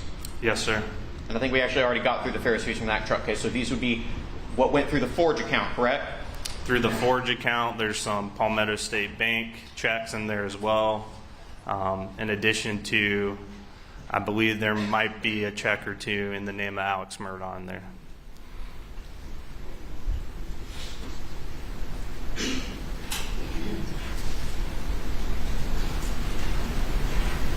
And throughout all of these tracings and all of these summaries, do they reflect that the money that Mr. Murdaugh took went to his personal use and benefit? They do. And these are ordered in, roughly speaking, reverse chronological order, correct? Correct. Going from 2021 all the way back to a date of deposit on December 20th, 2011. Is that correct? That is correct. Your Honor, if I understood correctly after briefly conferring with counsel for the defendant, that they would be willing, for the purposes of this hearing, to stipulate to the admissibility of these documents for the court's in-camera review. Have I stated that correctly? You have. All right, so stipulated. Your Honor, in the interest of time, I would present these documents to the court as admitted. Provide the original to the court reporters and provide the court a copy of them. Yes, Your Honor. All right, very good. And that would be no further questions. All right. We have no questions. Sure. All right, thank you, sir. Thank you.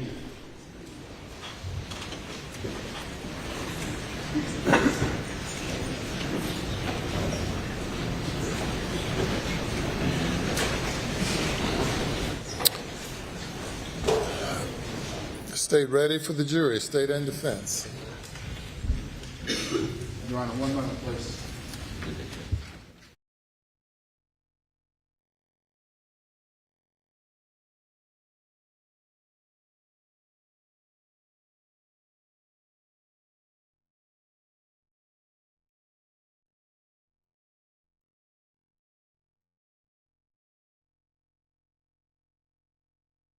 Now, Your Honor.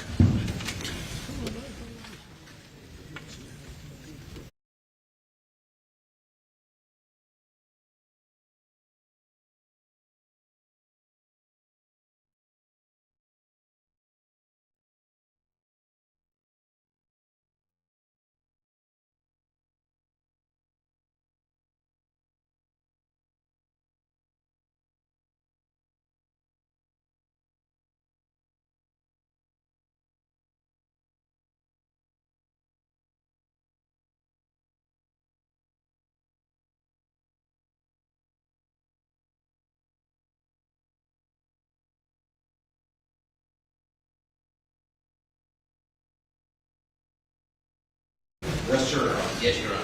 Okay, if you bring the jury.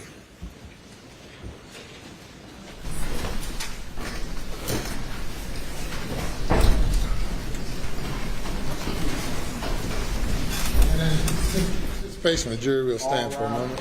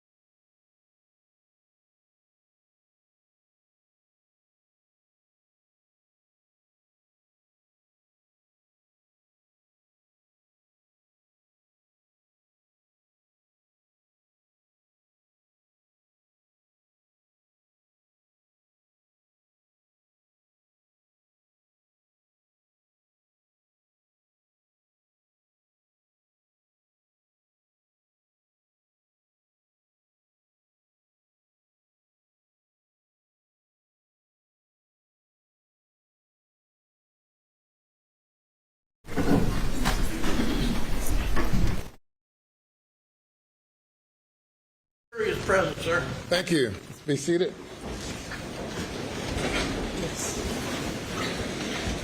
All right, good morning.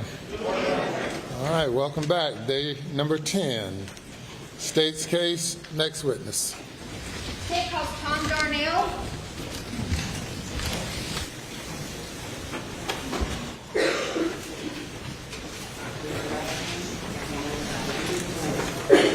Court in this trial shall be the truth so help you God. I do. Take a seat in the witness stand. State your name again for the record. Spell your last name.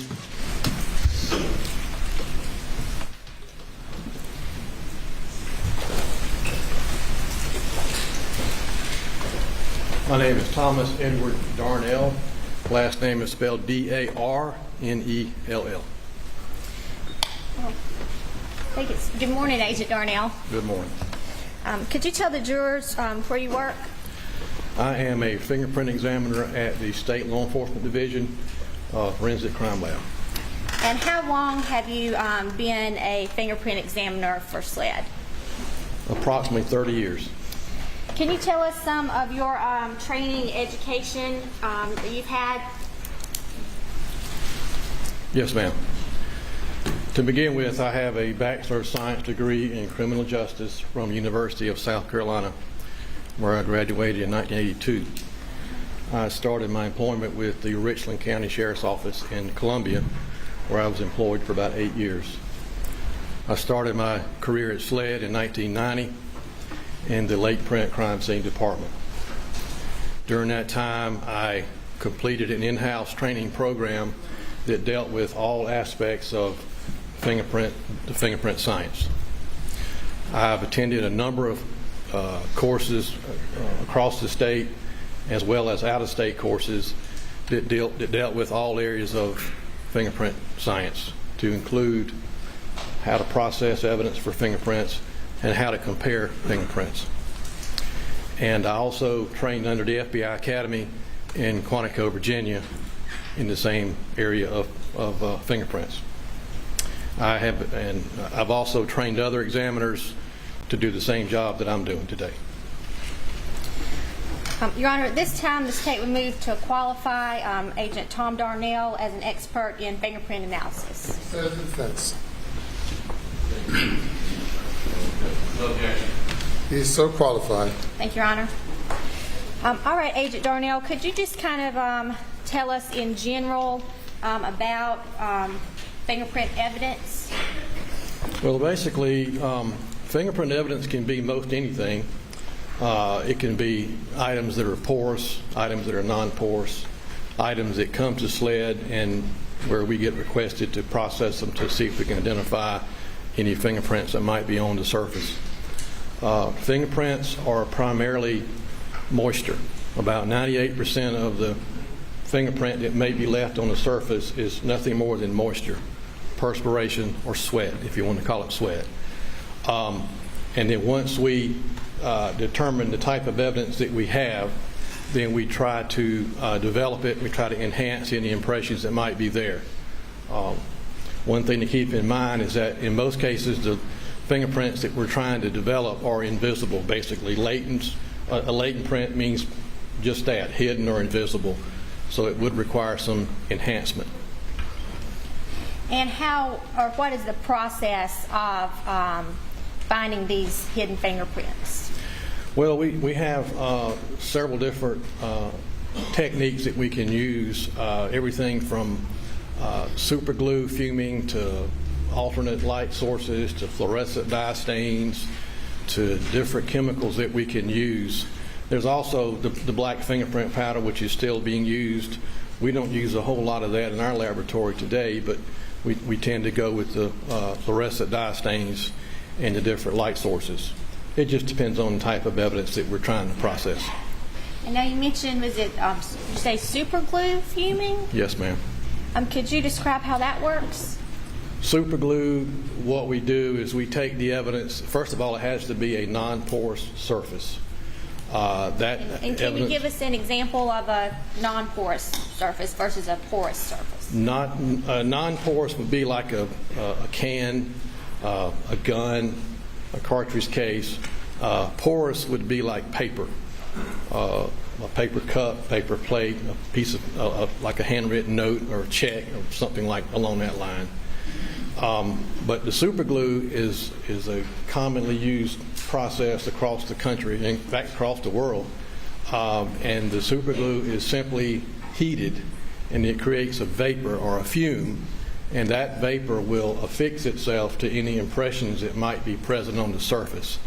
It enables us to see it better, and it also enables us to use a different technique or a different step of the process when it comes to trying to enhance the impression. Okay, and when that print, I guess, is revealed in the fuming process, what do you do to analyze the print? Well, once we get the print developed, I'll have it photographed. We have the luxury of having a photo studio within our laboratory, and we have a photographer that will document that for us photographically, so that we can then compare it to any known standards that we may be asked to compare it to. So you would use the photograph for comparison purposes? Yes, ma'am. You don't do any kind of lifts of the print or anything like that? I've done lots of lifts over my career with the black powder and the clear tape, which is what most of you are probably familiar with. But in this case, black powder was not used. I was working strictly off of a photograph. So you did receive some items to test in this case for fingerprints? I did. I'm going to have you take a look at State's Exhibit 63, 64, 65, 66, 67, and 68. Were those 300 blackout shell cases that you received to process for fingerprint evidence? It is. And did you find any evidence on those cases? Actually, I did not. There was what we call the result that I used with these items was that there was no fingerprint evidence was observed. Would you expect to find fingerprint evidence on fired cases? We don't find a lot of developed prints on cartridge cases. It does happen. We do find fingerprints on cartridge cases, but just not a great deal.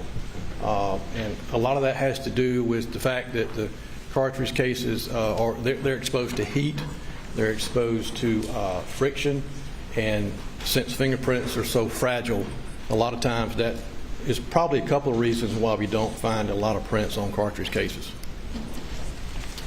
All right, did you also receive States Exhibit 33 and 34 to test for or examine for fingerprint evidence? I did. Did you find any fingerprint evidence on those shot shells? I did not.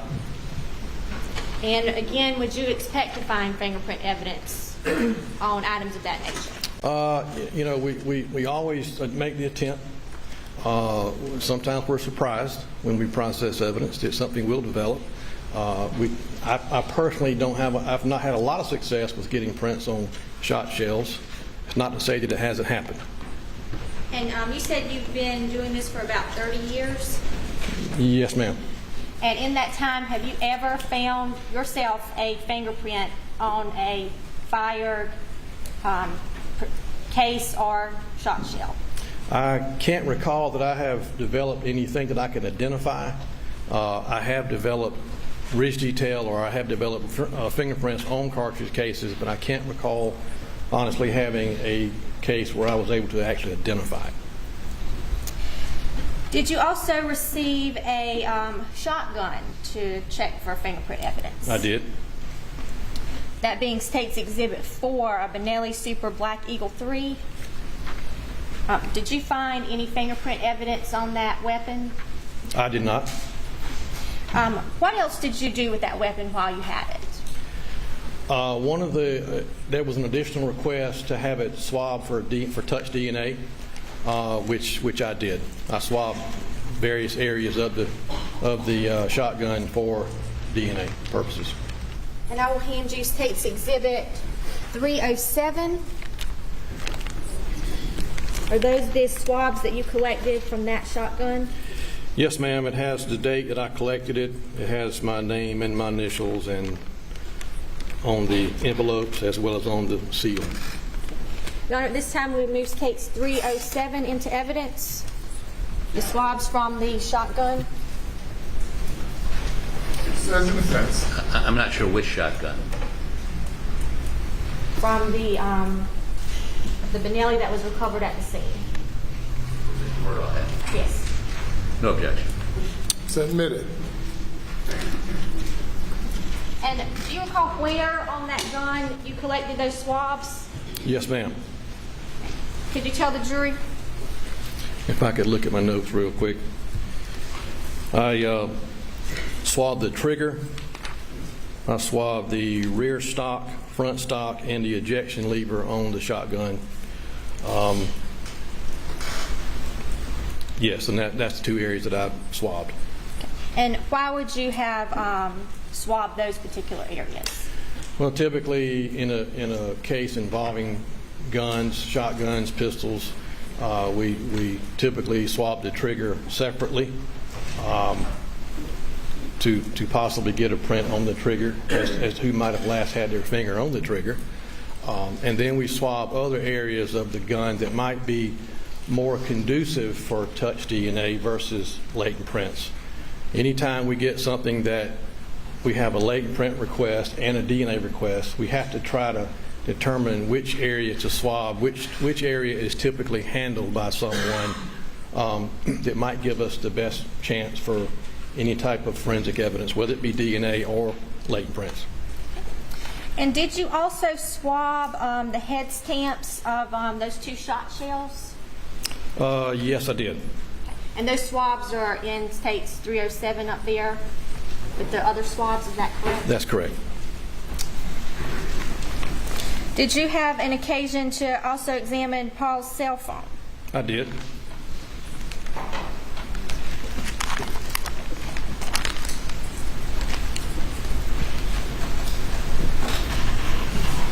I'm going to hand you States Exhibit 309.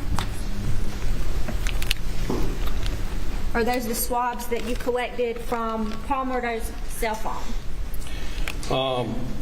These are swabs that I took from a cell phone. I don't know for sure whose phone it was, but these are swabs that I took from the phone, which was my item 25. And could you refer to your report to tell us what item 25 is listed as? Item 25 is listed as a one iPhone cell phone, black in color with a clear case. Your Honor, at this time, the state would move to admit State's Exhibit 309. No objection. Did you also examine that cell phone for fingerprints? I did. Did you find any fingerprints on the phone? I did not find anything that I could identify. I found a very small amount of fingerprint evidence on the phone. The result that I had to render was what we refer to as no value for comparison, which what that simply means is that there was the evidence of someone's fingers having come in contact with the phone. There just was not enough detail, not enough clarity for me to be able to compare it to anyone.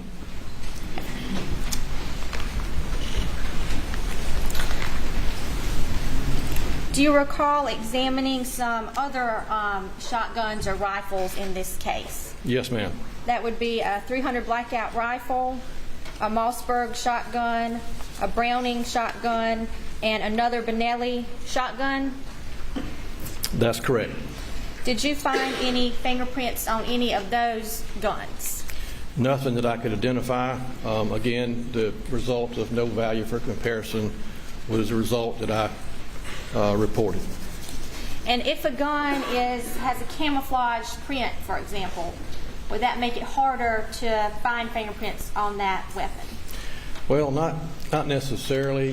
We have some very bright lights that we would use to help us pick up anything that might be on a camouflage type surface. Keep in mind we're spraying a fluorescent dye stain prior to using the light source, so that does help us see the prints much better. There are some areas on these shotguns that were like textured, which would not be very conducive to prints. But as far as the camouflage area, it makes it a little harder to see, but we do have the means to be able to analyze it thoroughly. Okay. And these items that we've been talking about, when you process them for fingerprint evidence, you use the super glue fuming method? Yes, ma'am. While you were processing those guns, did you collect swabs from each gun? Yes, ma'am. I'm going to hand you State's Exhibit 308, if you take a look at that. Yes, ma'am. These are the envelopes that I placed the swabs from the shotguns. It's got my date and initials and where it came from on the shotgun. Your Honor, at this time, the State would move State's Exhibit 308 into evidence. No objection. Good.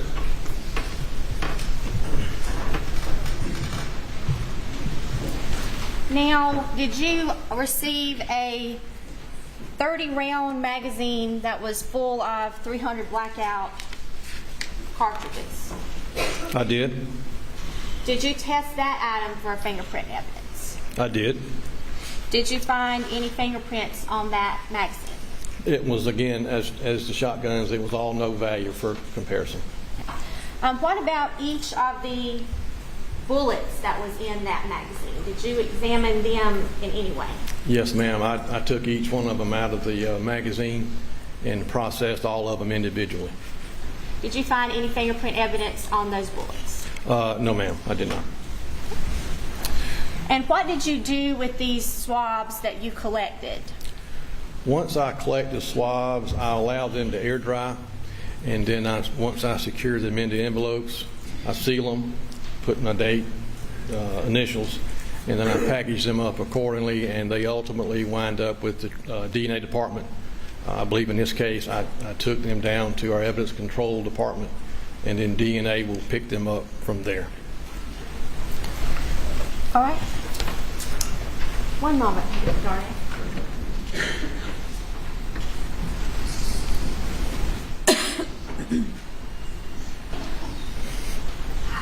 No further questions from the State at this time. You'll answer any questions from the judge. Please, Court, Your Honor.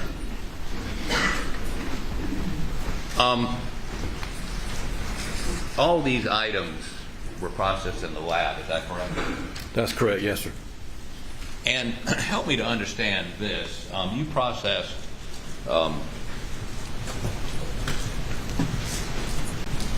three shotguns? I believe that was right, yes, sir. You processed, were any of them loaded with shotgun shells? I don't recall them being loaded. So you did not process any of the, if they were loaded, you didn't process any of the shells in them? Normally, when a weapon comes into the laboratory, it's cleared and unloaded prior to it getting to our laboratory. So, had they been unloaded, or had they been loaded, they would have been unloaded prior to me receiving them, and I would have processed what had been inside the weapon at that time. So the weapon we identified earlier as, let me get the glasses on here, as, I may left it on the table. I apologize. Yeah, it's right here. Number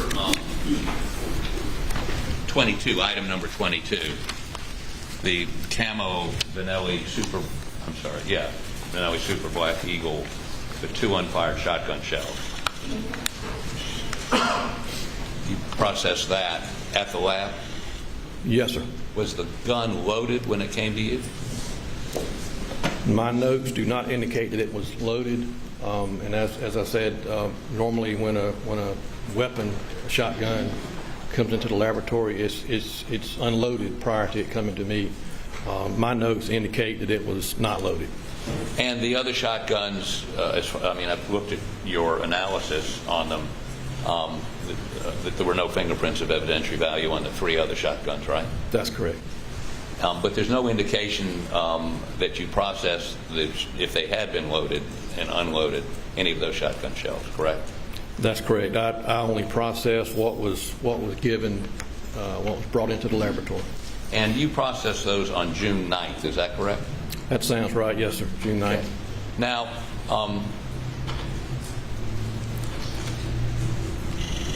the cartridges, there's a bullet, and then there's a casing on a typical semi-automatic weapon.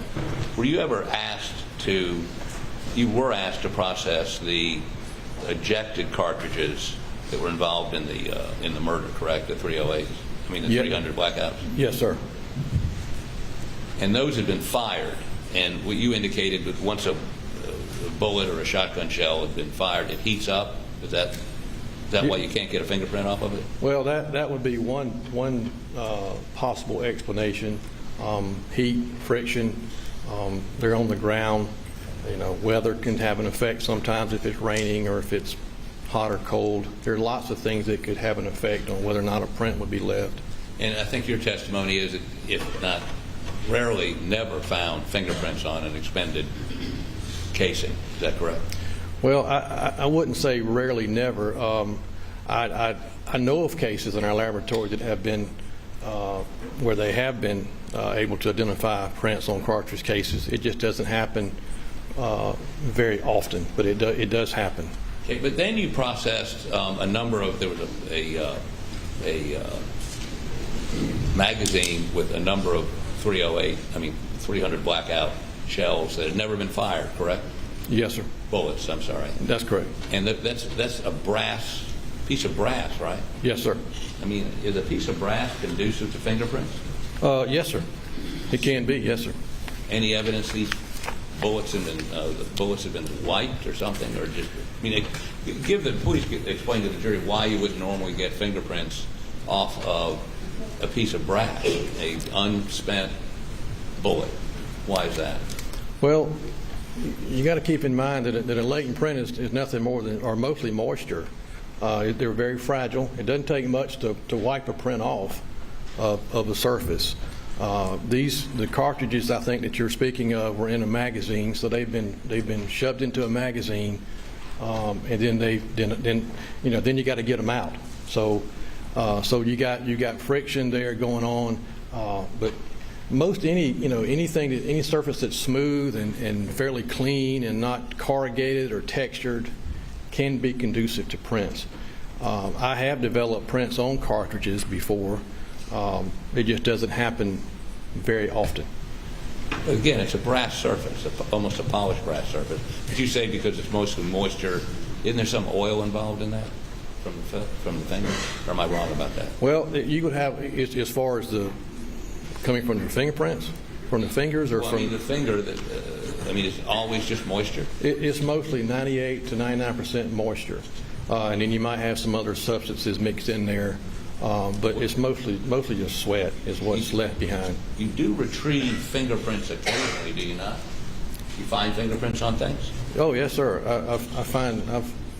I've developed quite a few prints in my 30 years of doing this. And once you develop a print, you can compare it based on how many points you have to do a comparison to make a match. Well, there's no set number in this country where you have to have a certain minimum number of points. You just have to have a sufficient amount of clarity and to be able to determine that an impression was made by a certain individual. Okay. Did you ever go to the scene of these murders? No, sir, I did not. You were not called out that night? No, sir. So the forensic folks that went out there, to your knowledge, did they throw any powder down? Did they do anything to find any fingerprints that night? I honestly don't know. I did not look at their notes from their crime scene or what have you. I really had no real reason to. I was just asked to process the things that they brought me. So let me ask you this. You got a doorknob right here. Doorknob. I just grabbed it to open it. It's brass. Would that leave a fingerprint? It's possible. You have to consider how much someone perspires when they touch something. You have to consider how soon after the doorknob was touched did someone else grab the doorknob, because a latent print is extremely fragile. It doesn't take much to obliterate a print. But you would check. If you were on the scene, you'd look. If I was on the scene and I felt like that area was accessed by someone, I probably would have checked. Yes, sir. I mean, it appeared that there had been a shotgun blast to the victim inside a room behind that door, and you didn't know whether the door was open or closed before that person was shepherded in there or walked in there. You would want to at least look at the knob, right? Yes, sir. I probably would, but I was not on this scene, so I don't really know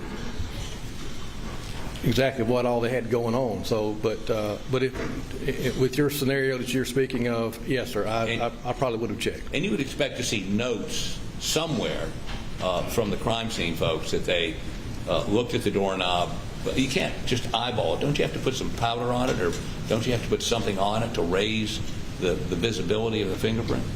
Well, yes, sir. In some cases, you can actually see a print if it's more of a what we call a patent print. A patent print is a print that might be left behind with in a residue.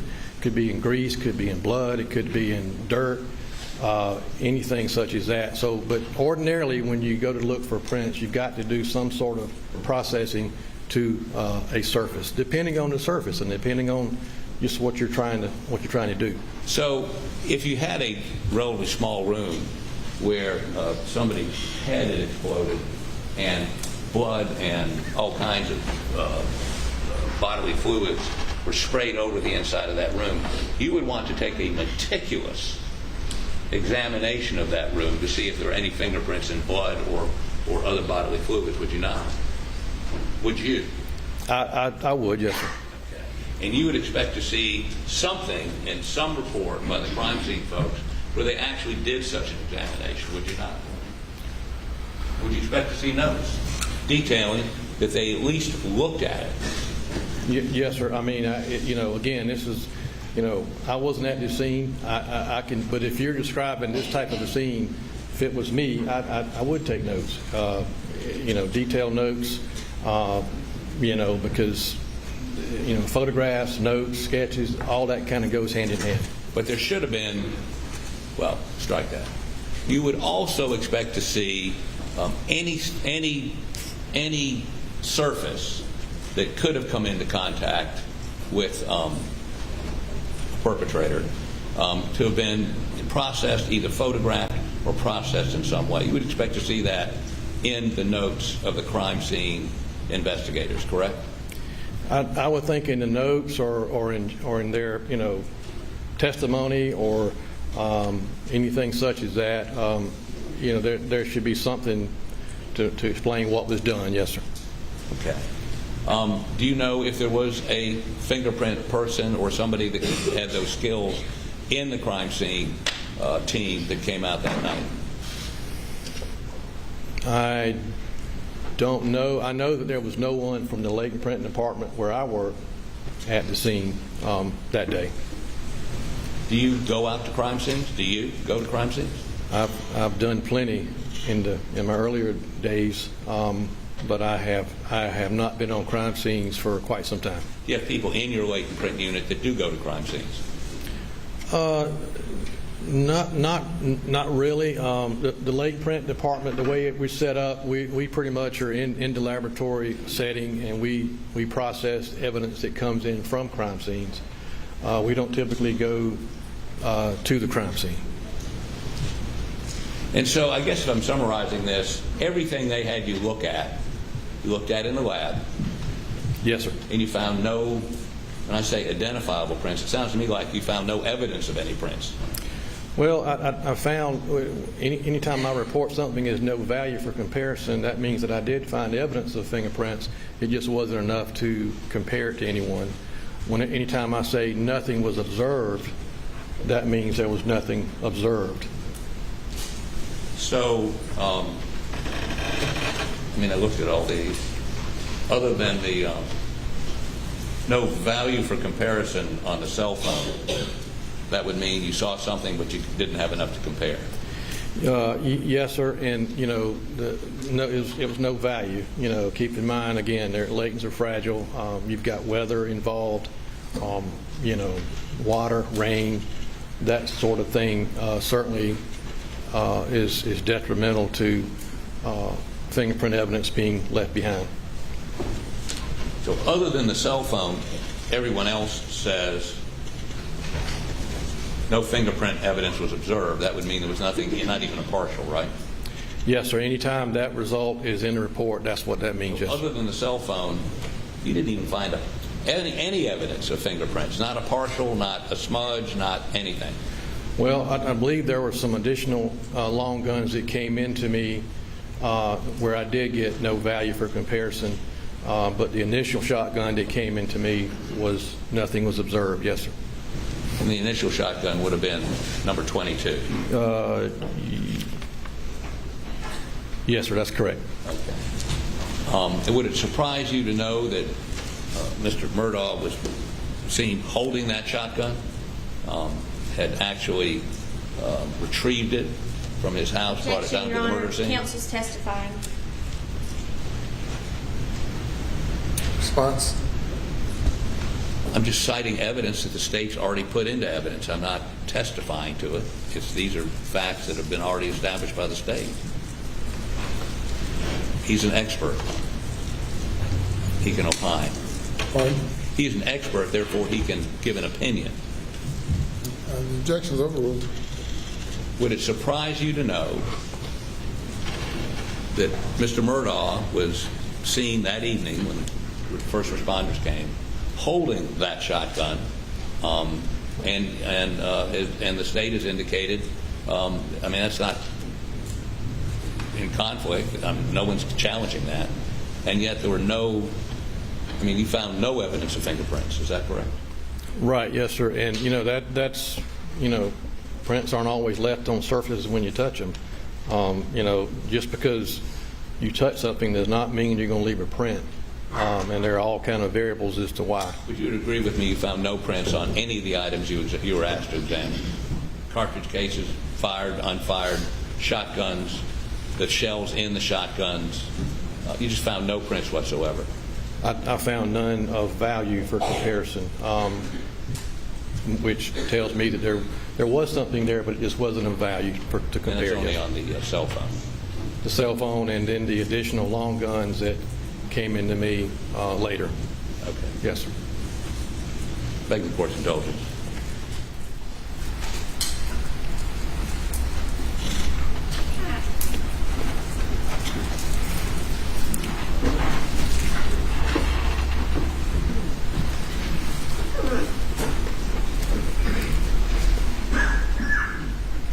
Thanks. There are no more questions. Read that right. Briefly, Your Honor. Agent Darnell, you were previously lieutenant of crime scene.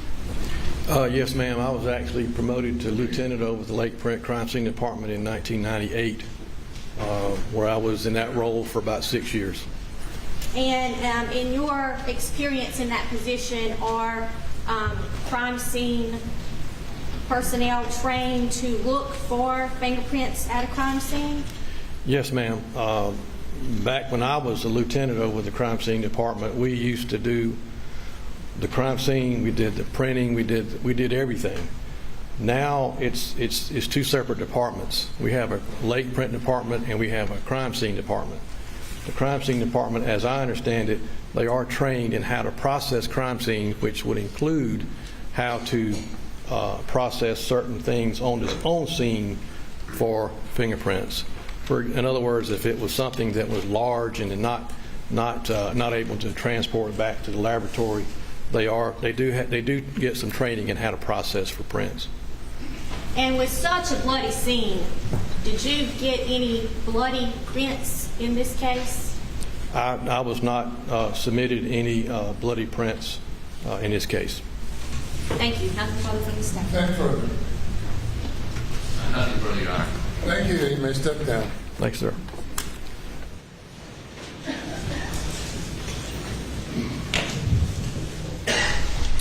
Call your next witness.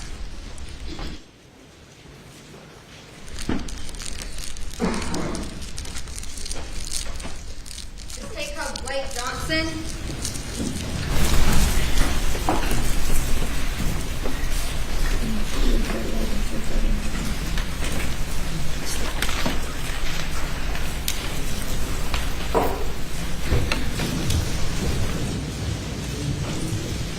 Put your left hand on the Bible, raise your right hand.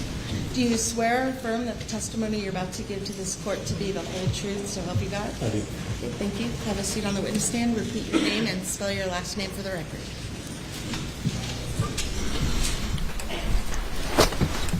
Blake Johnson, last name Johnsson. Hi, Agent Johnson. Hello. Could you tell the jury where you work? I work for the South Carolina Law Enforcement Division. And how long have you been with SLED? Been with SLED a little over 5 years. And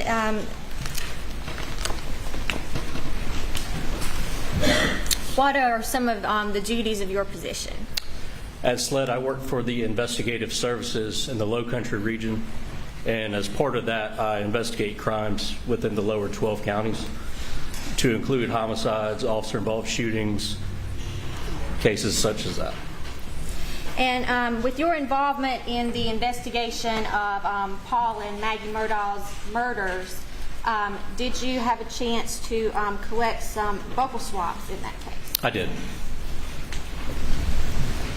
I'm going to show you what's been marked as State's Exhibit 338 and State's Exhibit 339. This one is a buccal swab that I took from Claude Rowe, CB Rowe.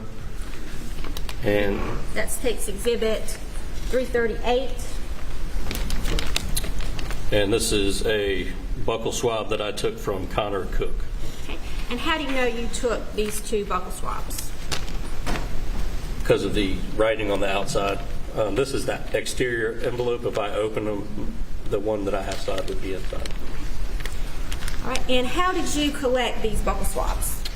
I was provided buccal swabs. They come two to a pack in a sterile pack. They're opened, and the inside between the cheek and gum of both subjects are swabbed, and they're put back in the envelope and sealed. And sealed? Yep. Okay. They're sealed so nobody can tamper or alter those buckle swabs? Yep. Evidence tape is placed on the seal, and it's signed and initialed and dated. Okay. Your Honor, at this time, this tape removes States Exhibit 338 and 339 into evidence. No objection, Your Honor. You're admitted. And Your Honor, we have no further questions for this witness. No questions. Thank you. You may Thank you, step down. Your next witness. Lawrence Wiggins.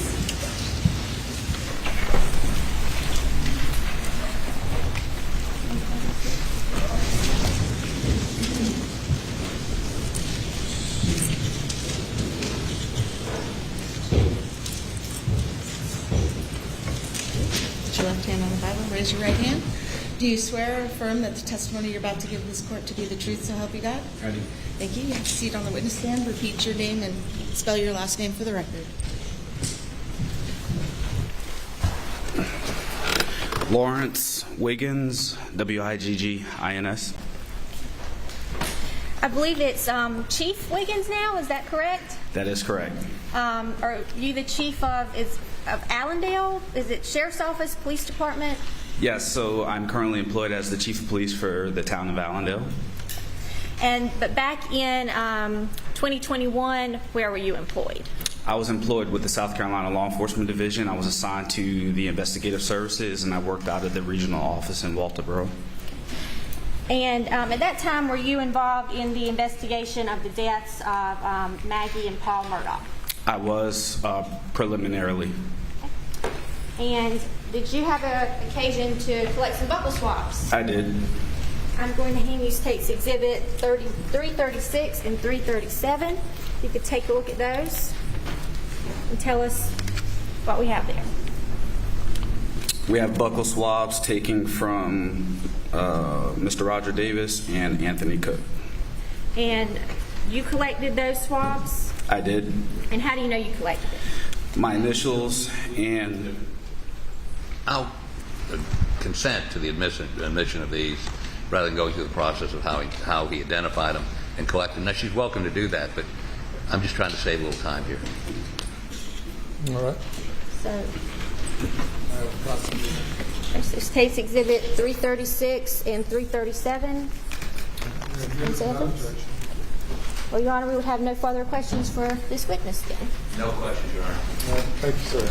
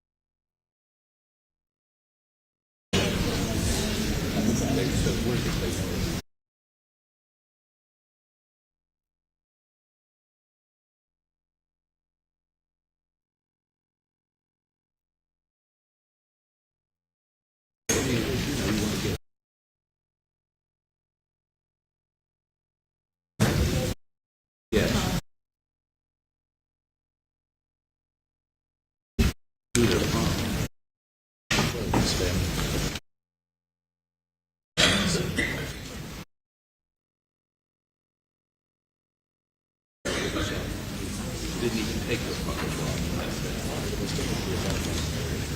That's fine.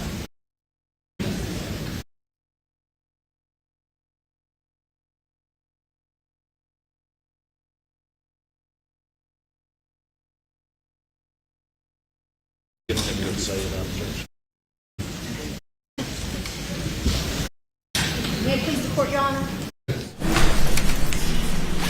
The State would next call Chandler Horney.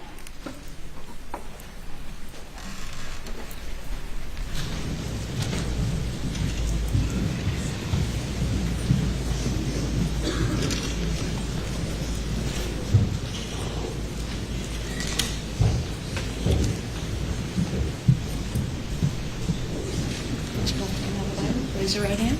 Do you swear or affirm the testimony you're about to give this court to be the truth, so help you God? Okay, have a seat on the witness stand. Please repeat your name and spell your last name for the record.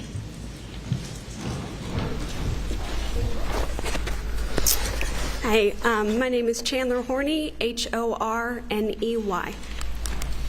And Agent Horney, can you tell the jury who you work for? I work for the South Carolina Law Enforcement Division. Okay, and what is your position there? I'm a special agent with the Vice Services Unit. Okay. And were you involved in the murder investigation of Paul and Maggie Murdaugh? I was. And did you collect some buccal swabs or in this case? I did. Okay. I'm going to hand you State's Exhibit 340. You will tell us what those are. These are the collected buccal swabs from Morgan Dowdy and Miley Altman. And how were those collected? They were actually collected by a coworker, Special Agent Anthony Sampson. In my presence, he took the swabs of the inside of both of these individuals' cheeks. And then when he took the swabs, he placed them in this envelope. Okay. And they were placed in bags that were sealed, not to be tampered with? Yes, ma'am. Your Honor, at this time, the State removes State's Exhibit 340 into evidence. No objection. Submitted. We have no further questions for the State. Sorry, Your Honor. Any questions? No, sir. Thank you. Step down. Thank you.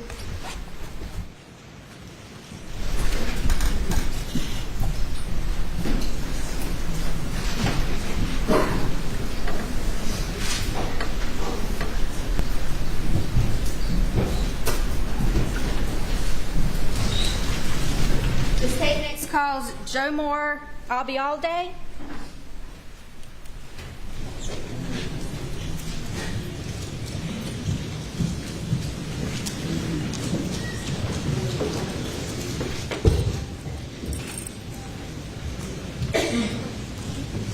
Stand on the Bible, raise your right hand.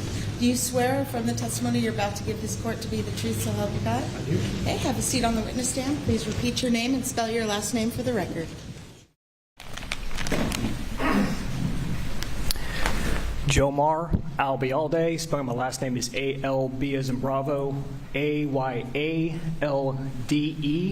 Albialde. If it makes it any easier, my peers call me Joe. Joe. Thank you, Joe. And you did tell me a little trick to pronouncing that last name there. Yes, ma'am. Okay, what was that? If you remember the phrase, I'll be here all day, and drop the here, I'll be all day, you got it. And thank you so much for sharing that with me. Yes, ma'am.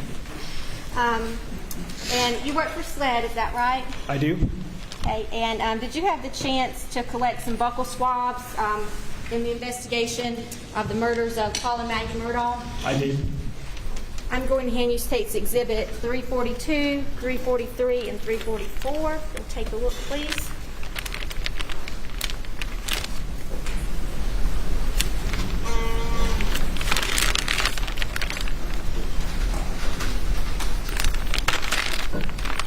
Yes, ma'am.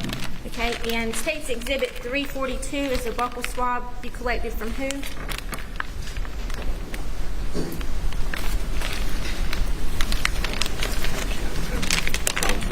Thank you. All right, this Exhibit 342 is from Mr. Randy Murdaugh. Okay, and then 343? 343 is a DNA sample collected from a Hippolito Torres. And 344? This final buccal sample was collected from his son, Alan Gonzalez. And how did you collect these buccal swabs? Yes, ma'am.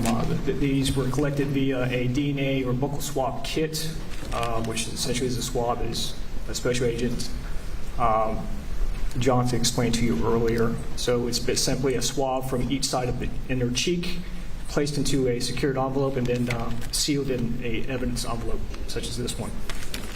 It would be sealed so it was not tampered with, is that right? That's correct, ma'am. Okay. At this time, the State removes tapes 342, 343, and 344 into evidence. What says the defense? Any objection? No, sir. Admitted without objection. Thank you, Your Honor. State has no further questions for Judge. Thank you. Cross-examination. Thank you for your indulgence. One moment.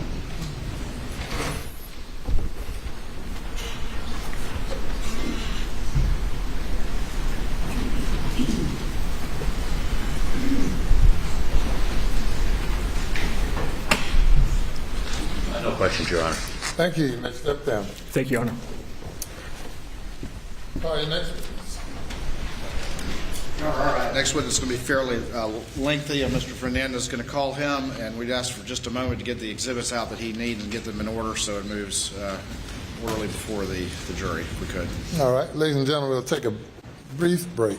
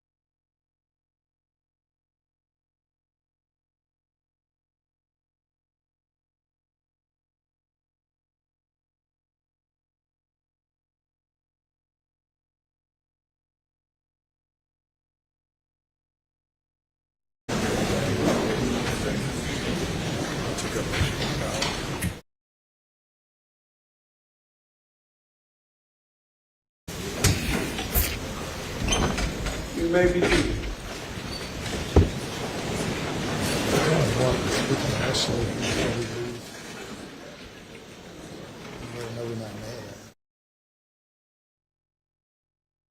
They bring the jury.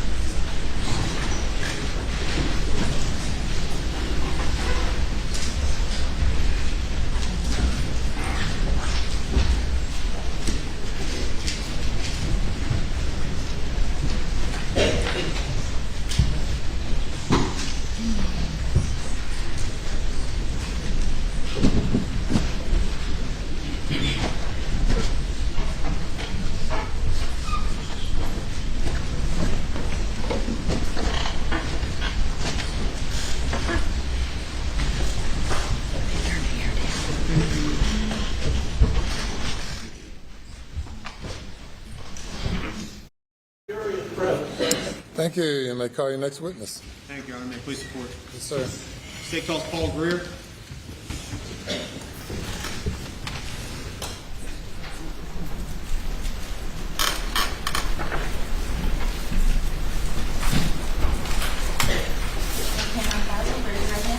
Do you swear from the testimony you're about to give the court to be the truth, so help you God? I do. Okay, please have a seat in the witness stand. Repeat your name and spell your last name for the record.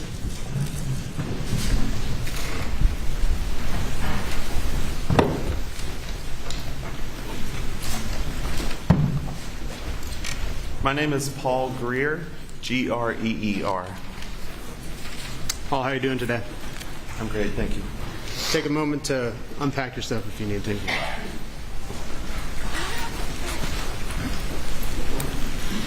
Paul, if you would, please introduce yourself to the jury and tell us a little bit when you graduated high school and where you went for education.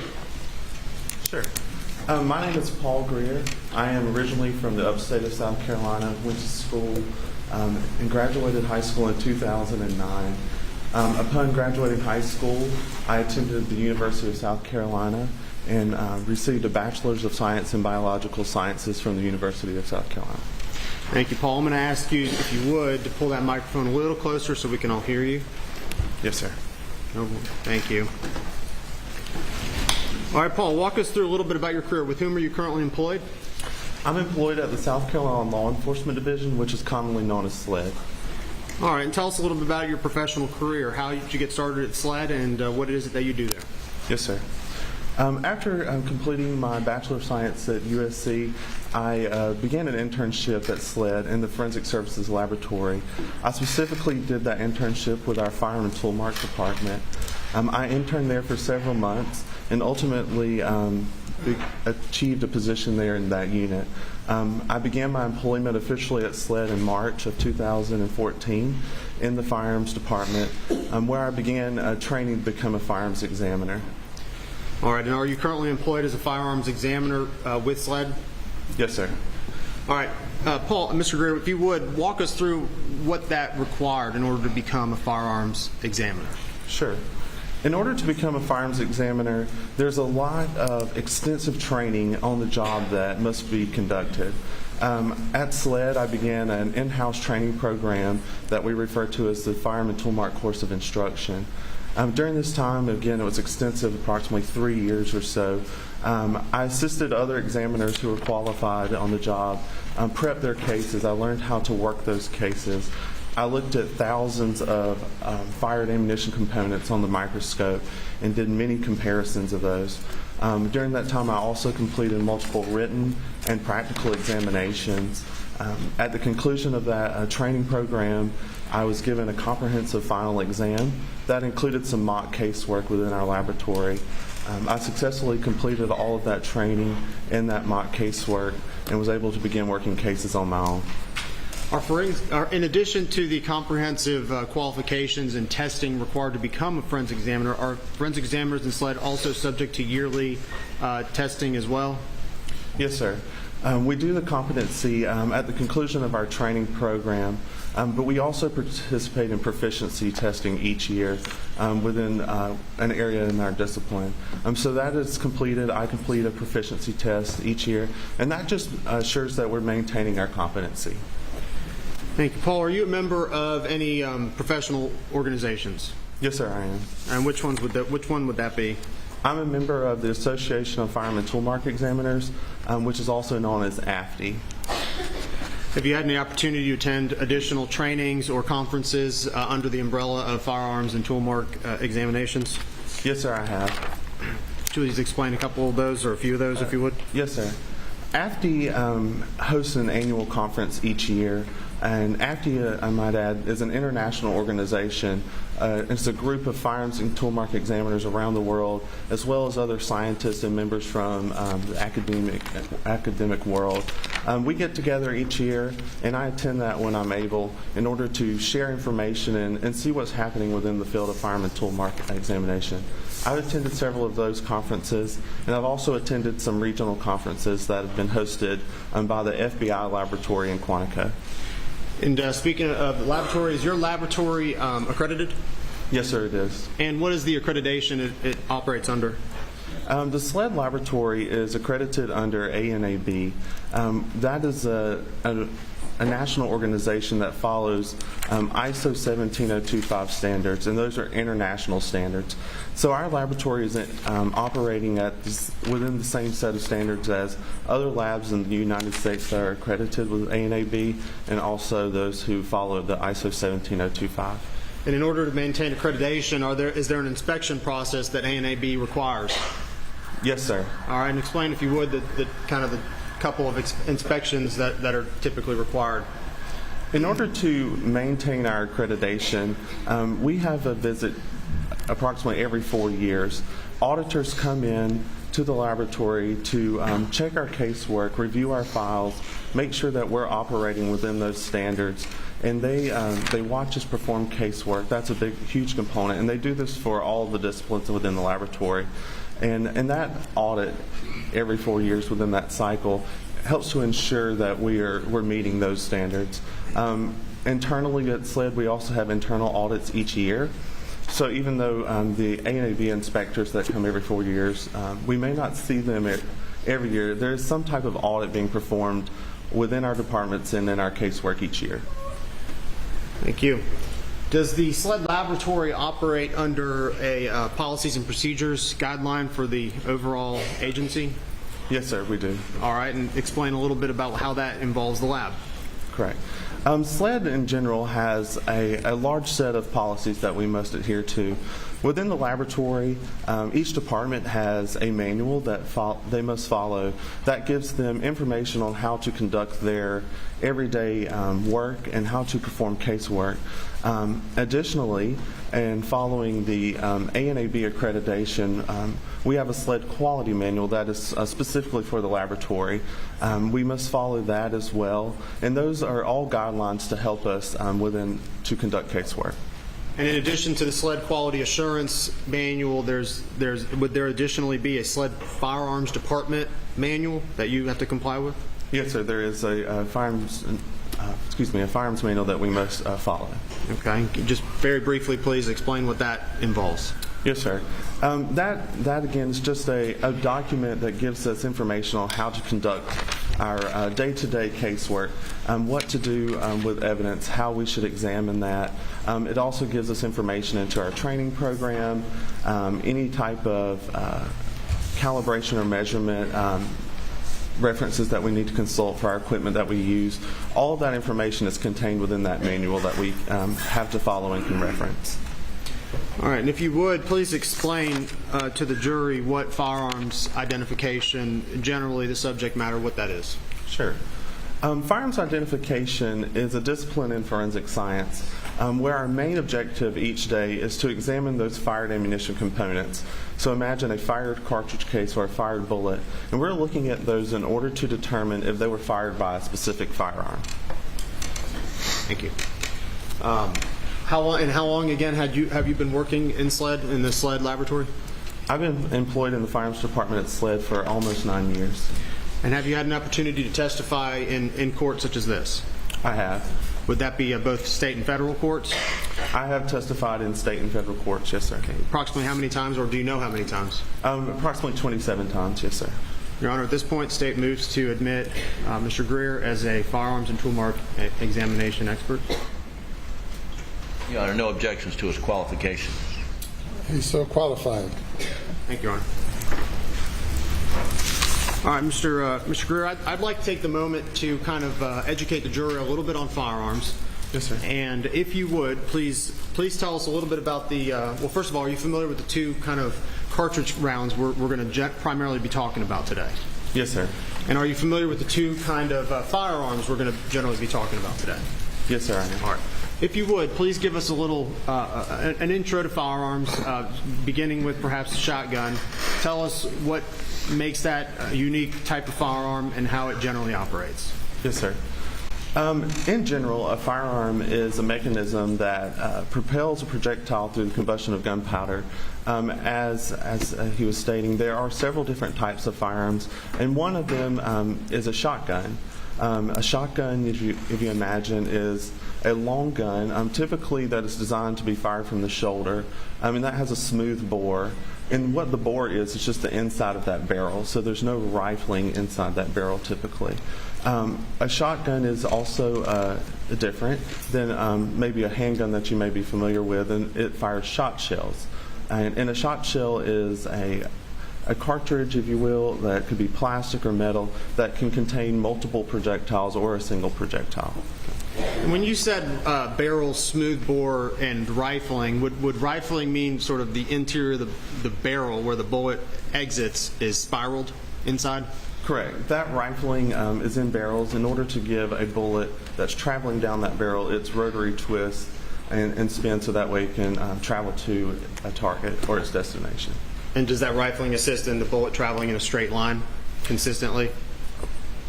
I'm sorry, can you repeat the question? The rifling, spinning the bullet, making it go out, does that allow it to travel in a straight line?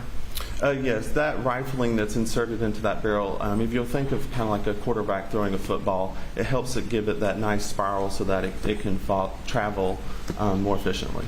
And kind of the opposite of that would be the smooth bore of a shotgun. How does that affect the pellets or the BBs inside of the shotgun?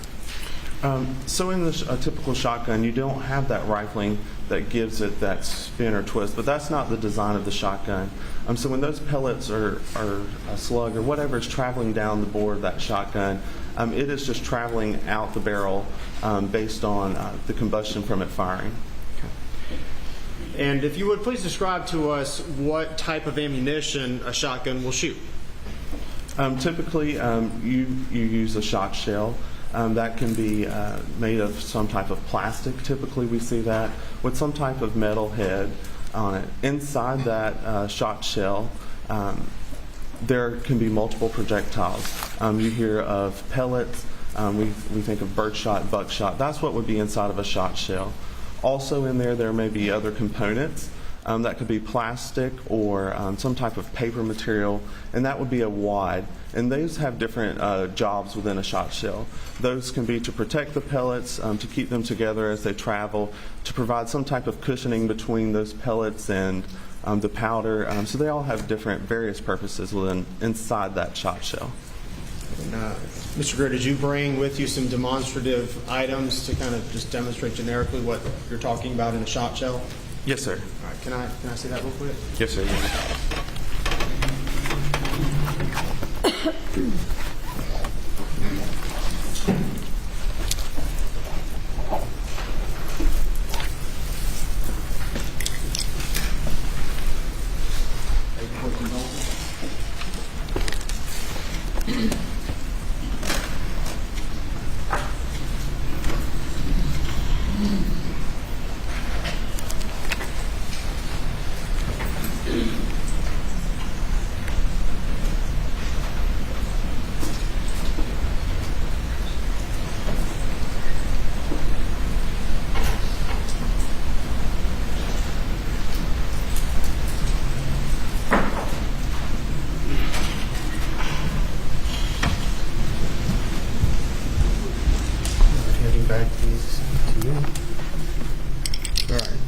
Mr. Greer, if you would, beginning with the shot shells, you brought some demonstrative exhibits, is that correct?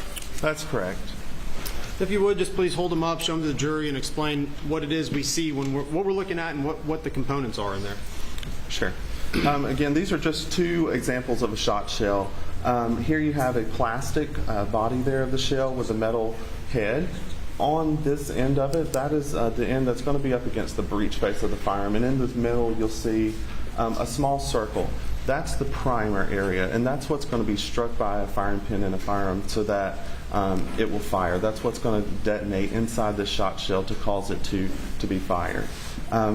Out this end, you see it's crimped on this end. This is the end that the projectiles or the pellets that are inside of this shot shell will exit and travel down the barrel of that shotgun. Thank you. All right, Mr. Greer, the second firearm would be, if you would, talk about a little bit about what the AR platform is. Sure. An AR platform is something that is commonly seen throughout America. Originally, it was designed by Armalite, and it's just a modular platform, and it's a rifle, a semi-automatic rifle in its normal state, and that's what we have here today. Okay. And what would be the more common caliber that you might find on the AR platform? Yes, sir. Typically, what is very common that we see in the laboratory and that you may be more familiar with is it's chambered in .223 Remington caliber, 5.56 NATO. That is a very common caliber for an AR-15 type firearm. Okay. And what were some of the items that you examined in this case as far as rifle calibers? In this case, I received one rifle, and it was chambered in .300 blackout caliber. All right, explain to us what the .300 blackout round is, and maybe how it's similar and different from a .556 round NATO. Sure. Again, you may be familiar with the .223 Remington or 5.56 NATO caliber. The .300 blackout cartridge is sort of similar to that. When that was designed, it was designed so that it could be used with a lot of the original features of an AR-15. So the overall dimensions of those cartridges are very similar, with the exception of a shorter case length and a much heavier or larger bullet. And .300 blackout being a relatively, at least compared to 5.56 NATO round, were some of the components interchangeable on the AR platform? It's my understanding that when that .300 blackout caliber was developed, it was designed so that some of the components from the original AR-15 type that were chambered in the 5.56 NATO or the .223 Remington could be used with a .300 blackout. And it is possible, maybe not ideal, but possible to use a magazine that would be formatted for the .223 5.56 round in a .300 blackout rifle. Yes, sir, I would say it's possible. And did you bring any .223 and 5.56 and .300 blackout rounds with you today for demonstrative purposes? Yes, sir, I have two. All right, would you please identify the two and tell us what we're looking at and what the similarities and differences would be? Sure. To start off, this is an example of a .223 Remington. This is the one that you may be more familiar with. I will show you now. Side by side, this is the .300 blackout. And I'm trying to do this so you can see. You can see that their overall dimensions there are a little larger. Are about the same, with the exception of the larger bullet. And I'll give you a little bit of anatomy here of the cartridge. What we would refer to as this item right here is an unfired cartridge. Terminology in our firearms department is very key to us in being accurate in what we do. So we would refer to this as an unfired cartridge. That contains a bullet, which is this portion right here, this copper-colored projectile, and that's what's going to travel down the barrel of the firearm towards the target. Again, on this end, just like the shot shell, there's a primer there in the middle. You see the circle object there, and that's what the firing pin is going to strike, so that way it can detonate and cause the cartridge to be fired. When it's fired, we'll have a cartridge case, which is just the brass-colored portion here. And that is the cylindrical component there that holds it all together. It holds the primer, the bullet, and the gunpowder inside of it. Thank you, Mr. Greer. For your permission to approach, just for demonstrative purposes, I'm going to put it on the helmet. Greer, if you would just pay attention, you have a little video screen there. Let's see if this will work.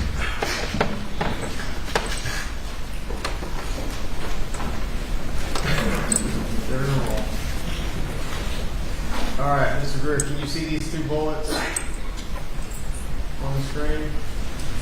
Yes, sir, I can see that. This is not going to work. All right, can you see them clearly? Yes, sir, I can. All right. What's the big black thing on the screen? Appears to be a phone. In your expertise, that's a fact. The 2 rounds we see there, the top round, can you identify which one that is? The one that is up against the phone there would be the 300 blackout caliber cartridge. And then, as you said before, the round below that would be the 223/556 round? Yes, sir. And seeing the actual projectile, meaning the item that exits the barrel of the rifle, would that be that tip, the cylindrical tip on the top? Yes, sir. And I believe, if I remember correctly, both of those projectiles were copper in color. If you can distinguish that on the screen. Okay. Thank you.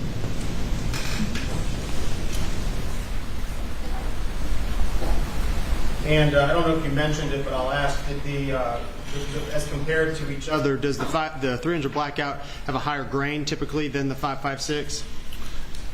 It's possible. The bullets come in different grain weights, so that is a much larger bullet, so I would expect it to be heavier. And when we are going to hear about grain weights, could you explain what that means also? Sure. Grain is a term that we use in firearms, and it's just a unit of measurement. So when we measure our projectiles, we are going to measure those in grains. And just as a common way to relate to that, if you imagine 7,000 grains, that's equivalent to approximately a pound. Thank you. So measurements in bullets are done in grains, basically? Yes, sir. That's what we refer to them in. Going back to shotgun shells very briefly, are there various types of shotgun shells and gauges or calibers? Yes, sir, there are. Could you explain a couple of the types that you might commonly find, and then just some of the calibers so we know what we're talking about? Sure. Some of the more common gauges in shot shell, and gauge is just referring to the size and how we are able to determine what that firearm's chambered in. So a 12 gauge is something that's very common. That's a very common shotgun that I would expect to encounter. You may also have heard of or be familiar with a 20 gauge. That's another one that may be common, or 410 bore, which is a type of shot shell as well. Those are some of the more common ones that we would see in our laboratory setting and that you may be familiar with. Again, throughout those, there are all different kinds of shot shells loaded with different projectiles, loaded with birdshot, loaded with buckshot, and they all will serve a purpose within our own respect. But those can have multiple projectiles, hundreds of projectiles. It could have just one large projectile, which we refer to as a slug. So there's lots of options, if you will, within a shot shell. And although this may be obvious, a buckshot is typically used to hunt what type of game? I'm not hunting often, but I would expect a buckshot could be used for something, as it suggests, a buck. You would expect maybe a larger animal. Again, I'm not a hunter, but that's where I could imagine that. Thank you, Mr. Greer. Before we move on, and speaking about the area of forensic science of firearm examinations, is that an area that is subject to peer review? Yes, sir.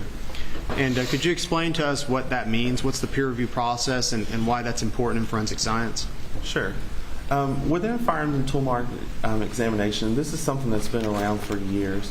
Firearms examiners have been learning about the firearms identification process, building studies and designs and experiments throughout many years. And as part of that process in designing those studies and doing this research within firearm and tool mark, they're going to draft an experiment, conduct an experiment, publish an article on their findings, and during that process, there can be review. There will be a review of the article of the experiment where other scientists within our field, or other scientists or researchers can examine that and see what was going on during that process and say whether they agree with it, and share their comments. And that's part of that peer review process. We, as an AFTE member, I have access to our AFTE journal, where a lot of those peer review articles are published, and they're able for other examiners to look at, for other scientists and researchers to look at, and help bolster or their opinions and thoughts on firearms identification. And personally, do you know how many exams you've conducted? I do not have a number of examinations that I've conducted while at SLED. However, at this point, I would say it's somewhere in the thousands. All right, Mr. Greer, I'm going to ask you, did you receive a volume of items concerning this case for review? Yes, sir. I did receive several items to examine in this case.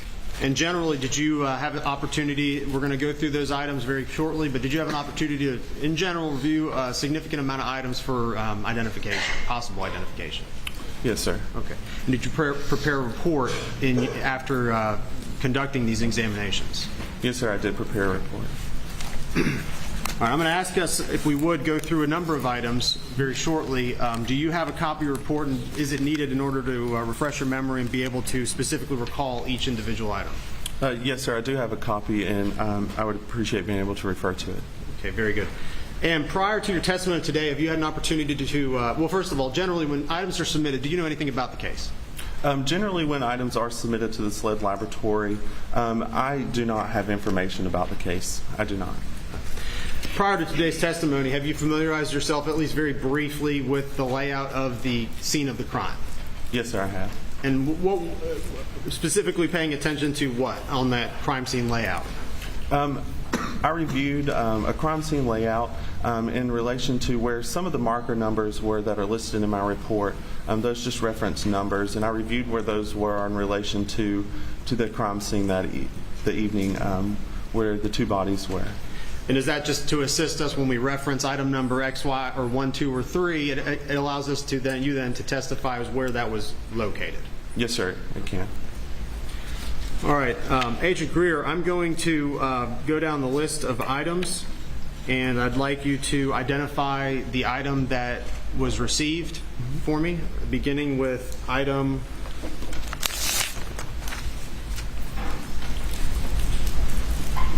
numbers 2 through 5. The slide item 2 through 5? Yes, sir. Your items 2 through 5?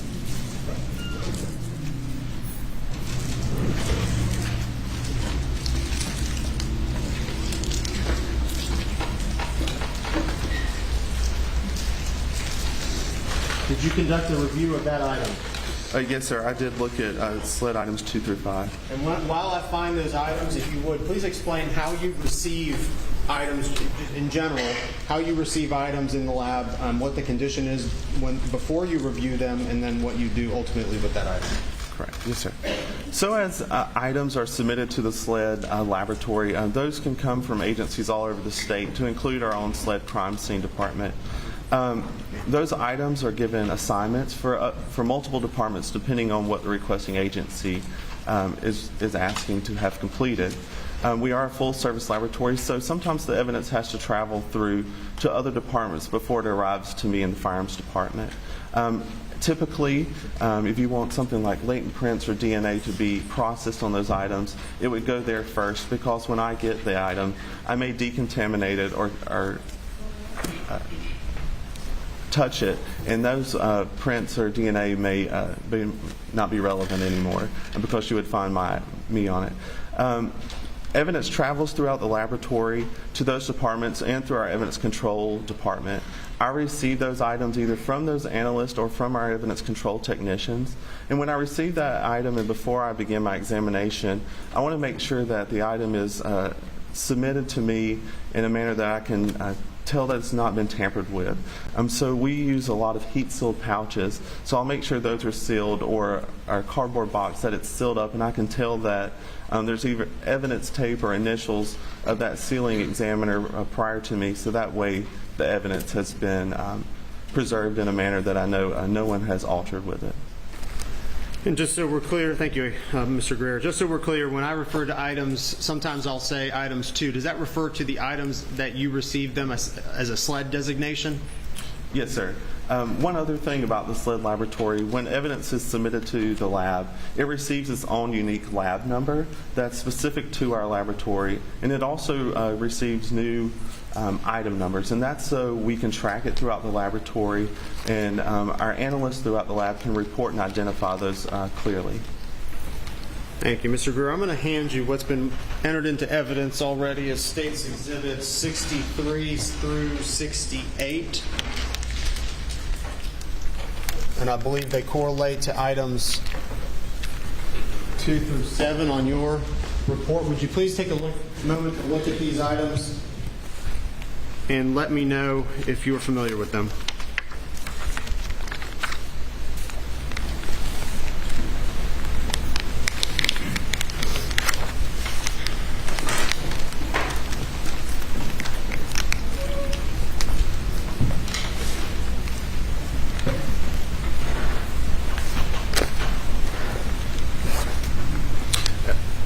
When we receive these items, I do mark the packaging, and I'm also looking for my heat seal pouch, and this is how I package the evidence after I examined it. So I'm just confirming that I see some of the information on these items.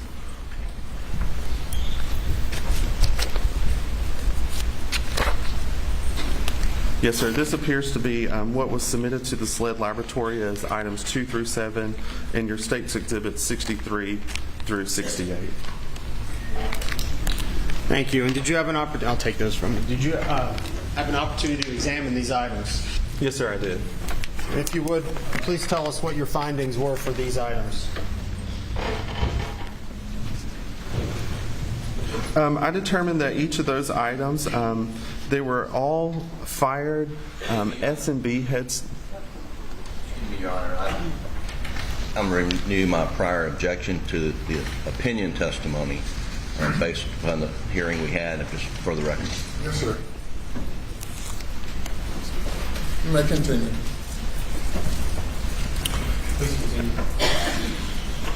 I determined that each of those were one fired S&B head stamp 300 blackout caliber cartridge case, and that was items 2 through 7. That's what each of those items were.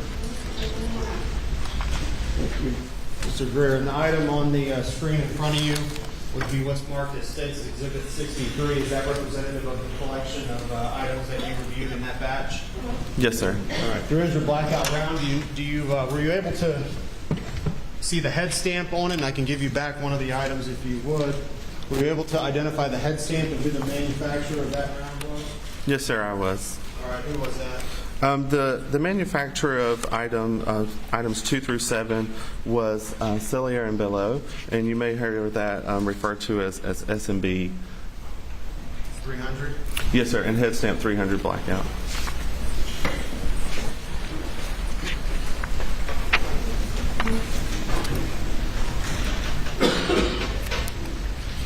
All right. Mr. Greer, I'm handing you what's been marked and entered into evidence already as States Exhibits 33 and 34. Jim, do you want to see this?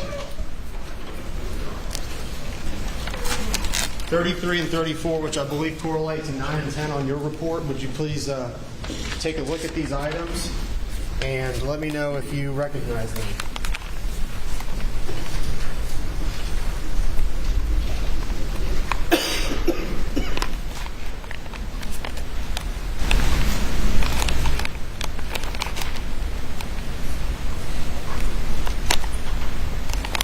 Yes, sir, I do.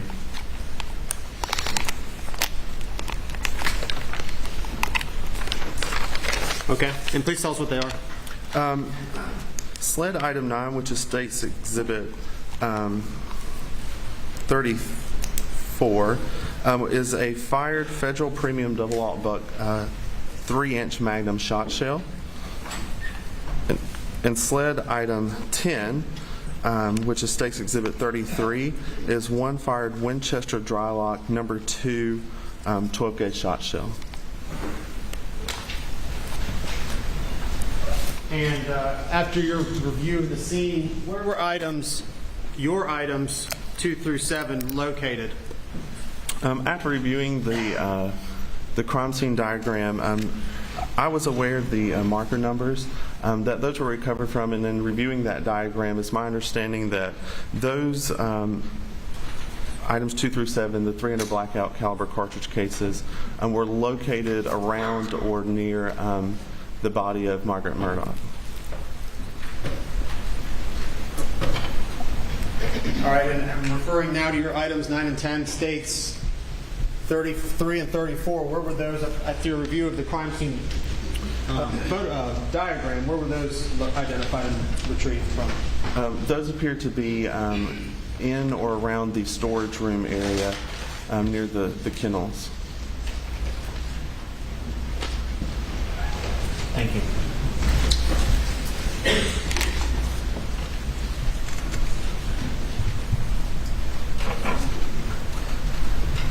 I'm putting these two up on the screen. Mr. Greer, are these the items you just testified to having examined?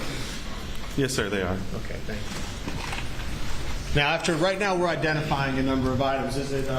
Would it be fair to say that we're going to go over your results then at the conclusion of the identification? Yes, sir, we can.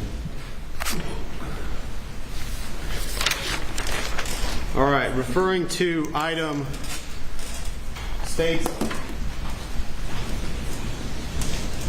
Exhibit number 4, your item number 22, would you please direct your attention to that? Yes, sir.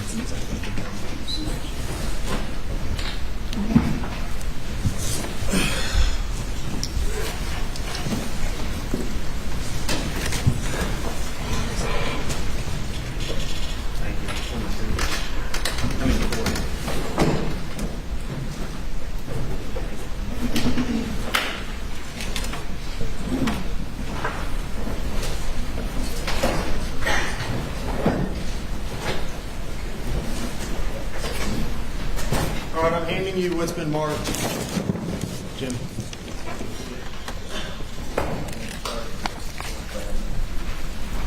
Handing you what's been marked as and entered into evidence as States Exhibit 4. Please take a look at this firearm. Let me know if you're familiar with it.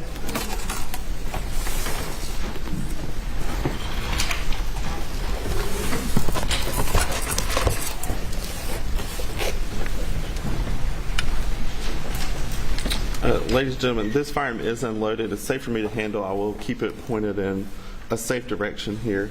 I'm going to look for some of those identifying marks that I placed on this shotgun. Yes, sir, I do recognize this shotgun. All right, tell us what that gun is. This shotgun was determined to be one Benelli model Super Black Eagle 3 semi-automatic shotgun in 12 gauge with a serial number of U573210E17. Thank you. Was there anything that accompanied States Exhibit number 4? Yes, sir. What were included with it? Also submitted with that firearm was an accessory, which was the sling, and one unfired Federal Premium Double-Aught Buck 3-inch 12-gauge shot shell, and one unfired Winchester Super X Game Load 16-gauge shot shell. Now, I think you just testified that 12 gauge. This shotgun is what gauge? That is 12 gauge shotgun. And I think you just mentioned that loaded in it was a 16 gauge. Could you explain what the process was ejecting? Is that the proper gauge for that shotgun? No, sir. That the unfired ammunition, as it was submitted to me, was received in another package. I did not remove it from that firearm. However, a 16 gauge would not be correct for use in that firearm. Did you have to manually remove it from the shotgun? It was already removed when I received it. All right. I'm handing you what's been marked as states and entered into evidence as States Exhibit 250, sled item 8.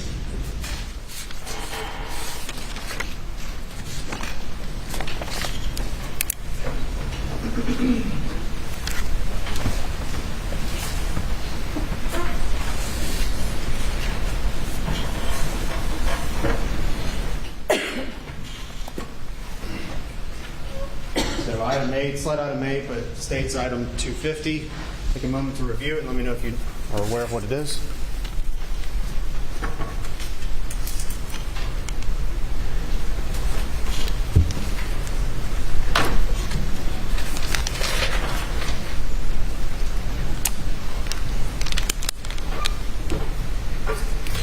Yes, sir. I recognize this as sled item 8. Okay. Did you have an opportunity to examine and review that item? I did. What did you determine it was or is? Sled item 8, States Exhibit number 250, was determined to be one fired bullet, and that was listed as a near tire impression at marker 8. Okay. And you were able to do further analysis, which will get to the results to determine its weight? Yes, sir. Very good. So as you testified before, this would be the bullet minus the casing that it originally came in. Is that correct? Yes, sir. That is just one fired bullet. And that's what it looks like when it doesn't have the back part on it? Yes, sir. That's just a bullet without any cartridge case attached to it.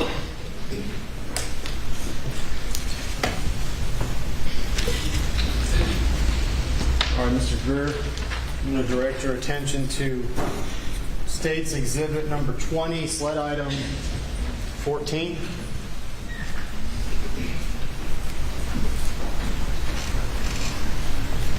This is entered into evidence already. I'm going to hand it to you, then ask if you conducted an exam of this item.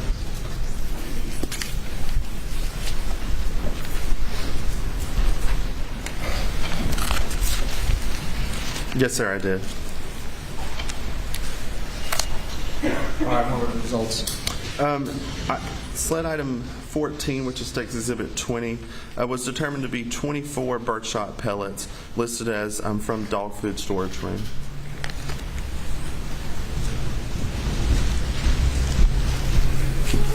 And can you repeat it for my purposes? These were pellets from what? Yes, sir. 24 birdshot pellets, listed as from dog food storage room. You testified before, and you presented what a shotgun shell looks like. Would that be what's inside a shotgun shell, ultimately? Yes, sir. That would be an example of birdshot pellets that would be loaded into a shotgun shell.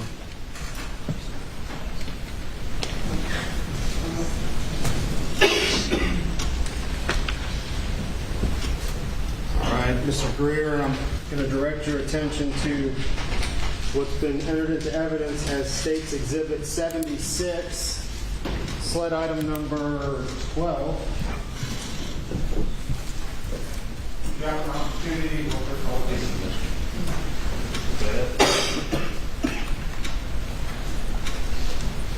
Did you have an opportunity to review this item after you take a look at it?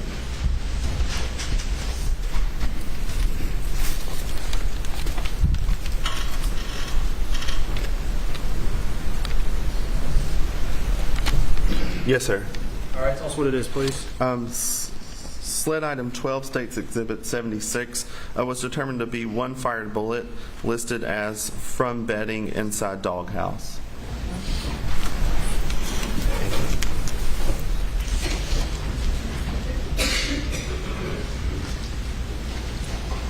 I'm going to direct your attention to States Exhibit 102, sled item 11.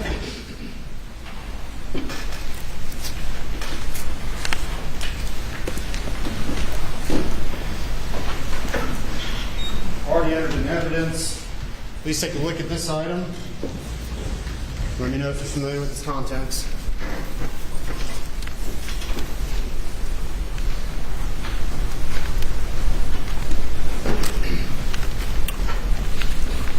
Yes, sir. This is sled item 11, States Exhibit 102, and that was determined to be one fired bullet jacket fragment, 3 bullet jacket fragments, and one piece of lead, listed as defect in ground gravel, marker 13. Thank you.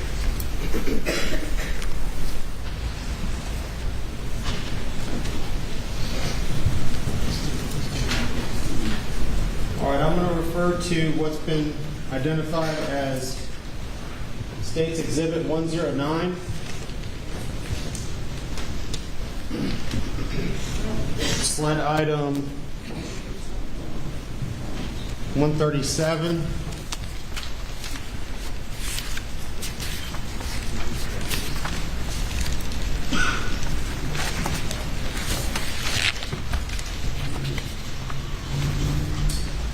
Please review this item and let me know if you recognize it and if you performed an examination of it.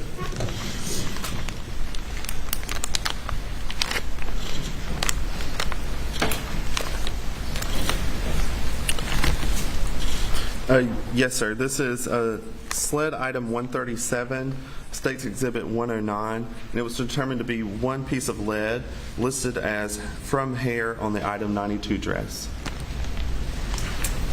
At this point, State would move for 109 to be admitted into evidence.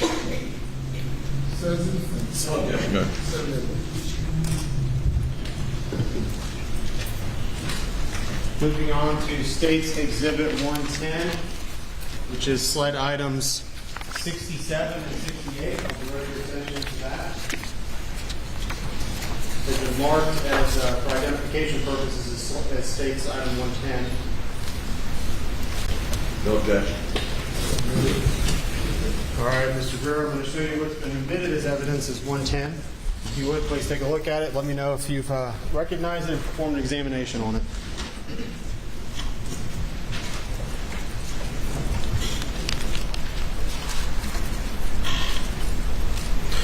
Yes, sir. State's Exhibit 110 represents two sled items. Sled item 67, which I examined, determined to be 48 birdshot pellets listed as from left shoulder and head of Paul Murdaugh at autopsy. And sled item 68 was one piece of plastic listed as from left shoulder and head of Paul Murdaugh at autopsy. When you say where it's from, that's because that's what was identified on the item when it was submitted to you for review? Yes, sir. That's solely based on how it was logged into our system by the submitting personnel.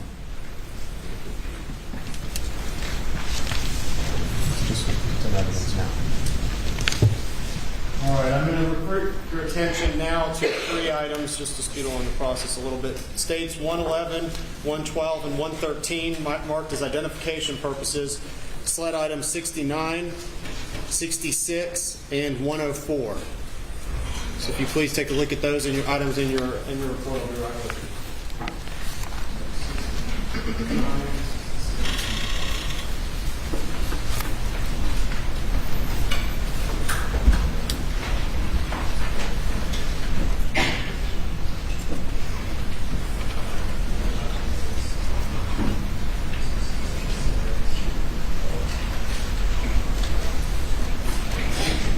Ladies and gentlemen, we're going to break for lunch. We will resume in 1 hour and 15 minutes, 2:45. All right.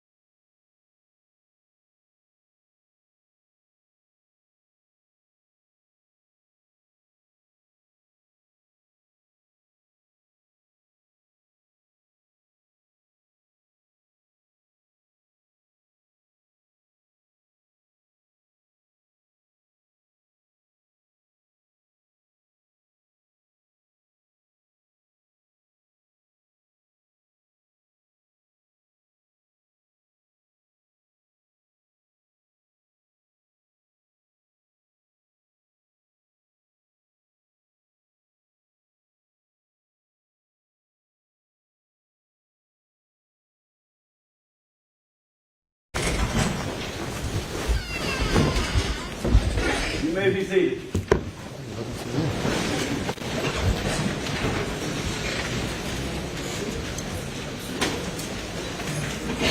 You can bring the jury.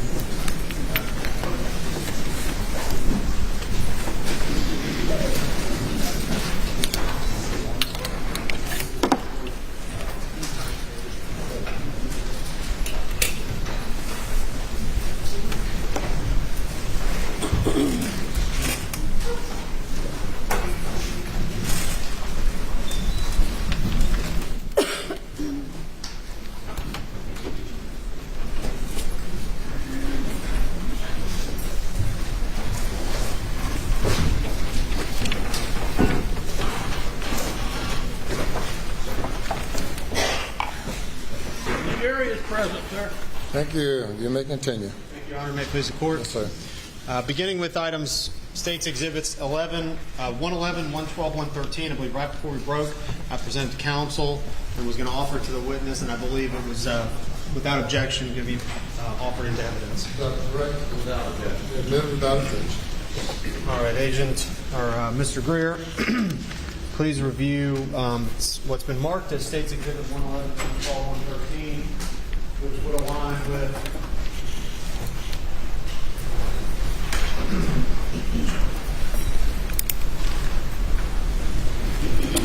SLED items 66, 69, and 104. If you would, please let us know if you had an opportunity to inspect those items and analyze them. Yes, sir, I did. State's Exhibit 112 is SLED item 66, and that was determined to be 3 fired bullet jacket fragments and 7 pieces of lead listed as from Margaret Murdaugh at autopsy. State's Exhibit 11. 111? Yes, sir. Excuse me. I apologize. 111 is SLED item 69.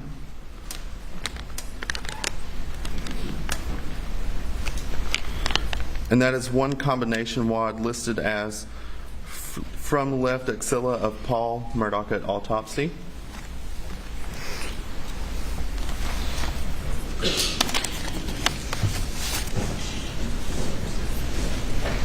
In State's Exhibit 113 is SLED item 104, and that was one birdshot pellet listed as found with Paul Murdaugh's clothing. Thank you.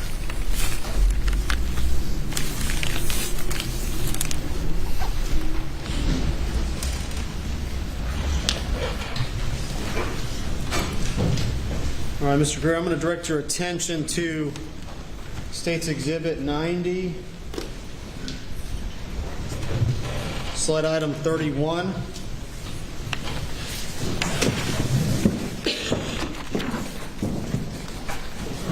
Did you have an opportunity to inspect this item? I did inspect SLED item 31. Is this the item you inspected? This firearm is unloaded, safe to handle. Yes, sir. I see my identifying marks as SLED item 31 on this firearm. Tell us what this is. That was determined to be one Browning Model Auto 5 Light 12 semi-automatic shotgun, 12 gauge, with serial number 03867NV211. And did you conduct further examinations on that firearm that we'll discuss in a little bit? Yes, sir, I did.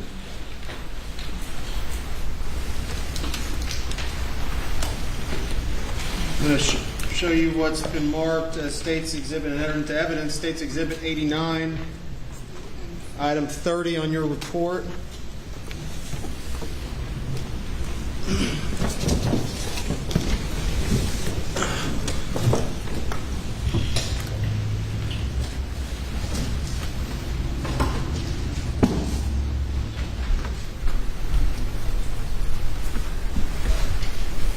Did you have an opportunity to inspect that firearm?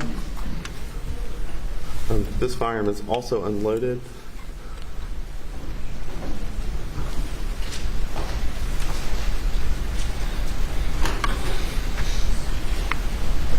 Yes, sir, I did. And how do you know that? When I'm looking at these firearms, we scribe our evidence, if possible, in multiple locations. So I'm looking for those identifying features of that SLED lab number and that item number, as well as my initials on some of these items that I was able to mark that. So I see that on this firearm. Thank you.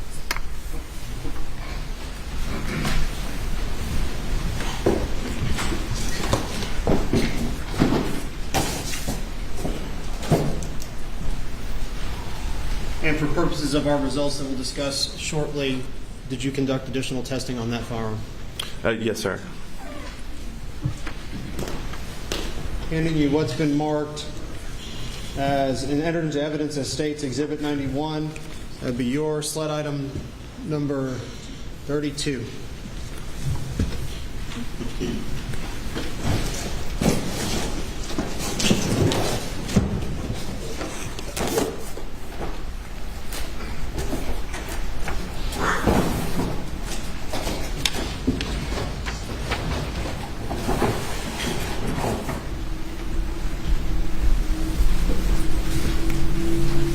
Tell me if you recognize that firearm, if you, in fact, were the one that received it and conducted examinations on it. This firearm is also unloaded. I'm going to look again for those identifying marks.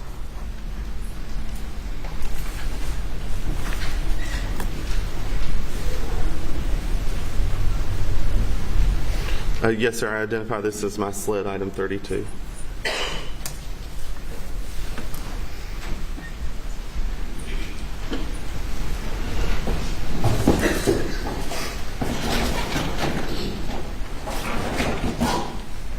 Lastly, I'll direct your attention to what's been entered into evidence as State's Exhibit 91. I'm sorry, State's Exhibit 88 and SLED item 33.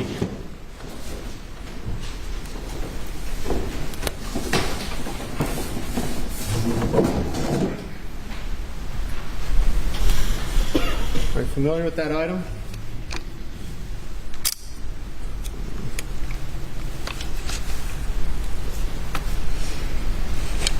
This firearm is also unloaded.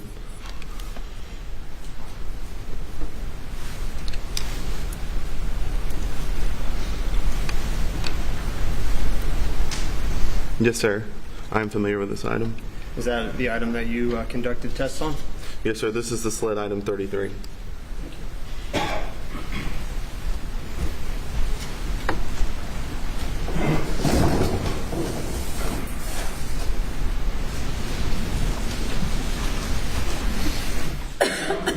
Attention then to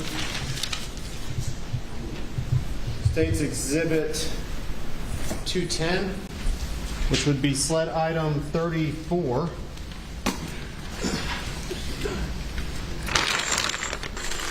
That's been entered into evidence collectively as State's item 210. Are you familiar with the contents of that evidence package? Yes, sir, I am. And what are they? SLED item 34, State's Exhibit 210, was determined to be 1 magazine and 26 unfired cellular and Bellow 300 blackout caliber cartridges. And was SLED item 34, but this State's Exhibit 210 included with the rifle we just took a look at? Yes, sir. It was submitted in the same package as the rifle.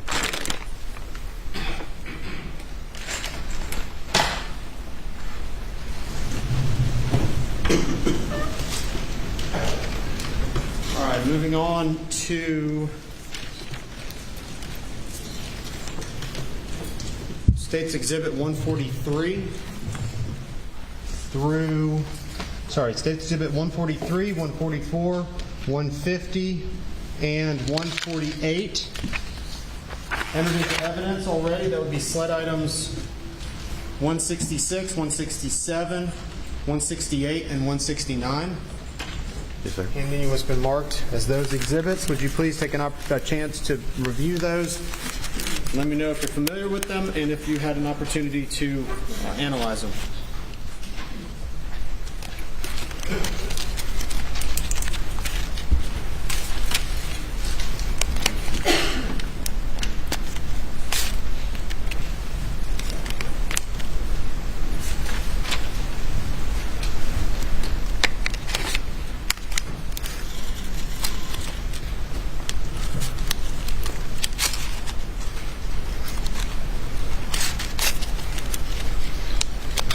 Yes, sir. I believe I have seen these items. Okay. Tell us what they are, if you would.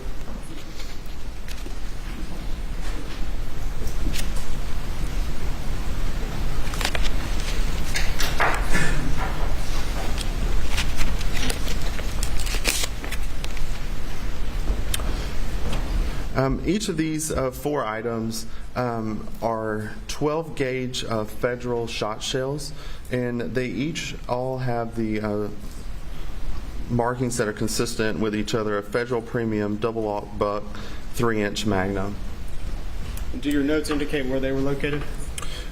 I have an indication based on the packaging. Okay, what does the packaging indicate? The packaging for State's Exhibit 150, from what I can tell, says from red bin on workshop bench. For State's Exhibit 144 says from red bin on workshop bench. State's Exhibit 143 says from red bin on workshop bench. And State's Exhibit 148 also says from red bin on workshop bench. All right, thank you.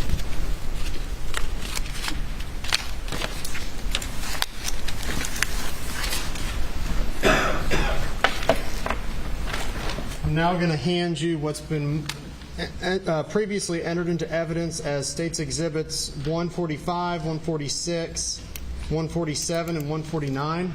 That would be sleds number 162, 163, 164, and 165. Same as before. If you wouldn't mind, please take a look at those and let me know if you are familiar with their contents.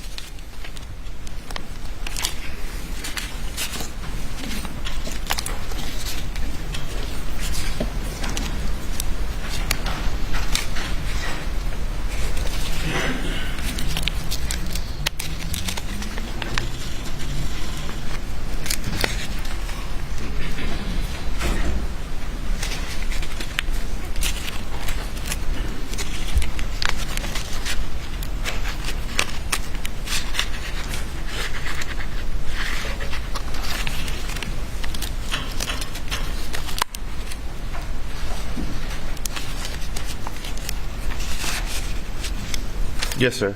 Okay. Tell us what they are. All 4 of these items are Winchester 12-gauge shot shells, and they all appear to have the same information on the shot shell of dry lock, 3-inch with the number 2.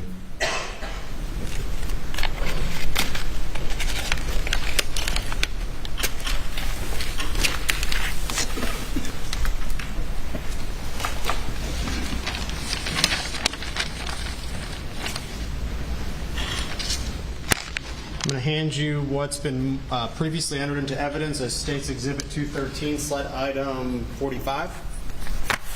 Please take a look at that piece of evidence and let me know if you are aware of what it is.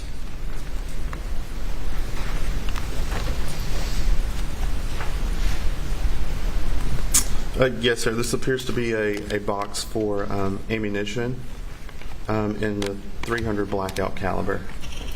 And does that box indicate the maker of that 300 blackout ammunition? It does. Who's the manufacturer? Cellier and Billow. S&B? Yes, sir.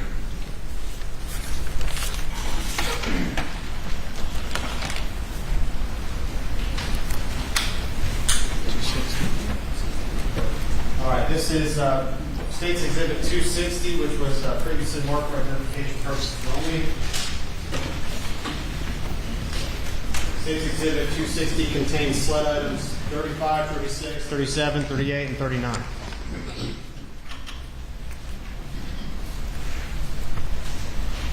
No objection, Your Honor. Mr. Greer, I'm handing you what's been now admitted into evidence as State's Exhibit 260. Please take if you would, please take a moment to review those items and let me know if you're familiar with them.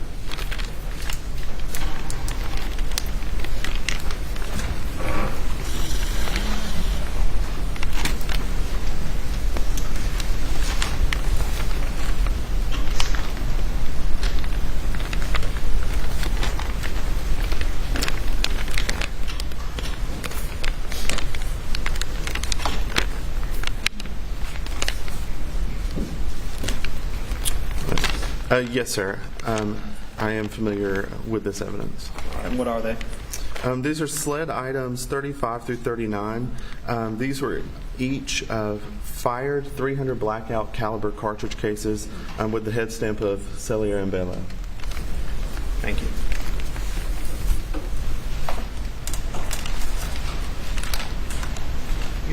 What's been marked previously as State's Exhibit 261 for identification purposes only. This would reference SLED item numbers 108 to 135. Collectively.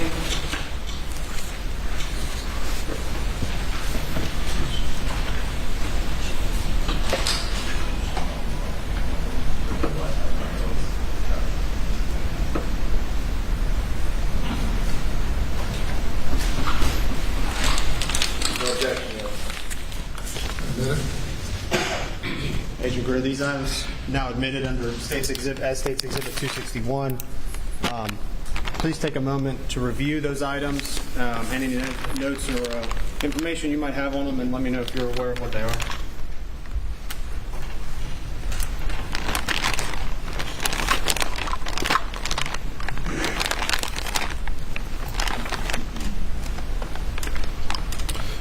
Yes, container AB was submitted to the laboratory, and it is to contain SLED items 108 through 135. I am familiar with these items, and this package appears to not have been tampered with since I sealed it last, as I see my initials and seal date there at the bottom. And what's inside that package? Inside this package, there are 300 blackout caliber cartridge cases, as well as 12-gauge shot shells. And did you have an opportunity to perform an analysis on these items? Yes, sir, I did.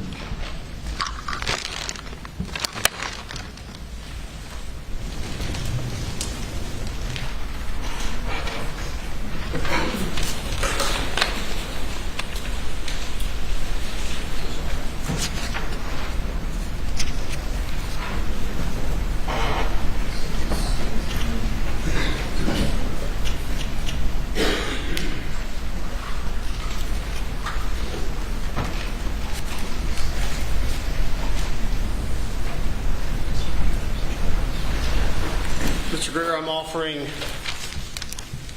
you what's been marked as State's Exhibit 398. That would reference SLED item 22.4.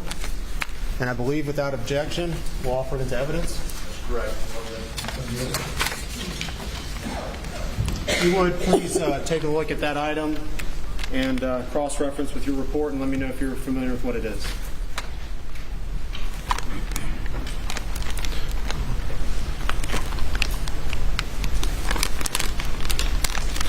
Yes, sir. This container contains two SLED items. That's SLED item 22.4, which is a swab of debris that I took, a reddish-brown debris swab from the right side of the item 22 receiver. Which item is 22?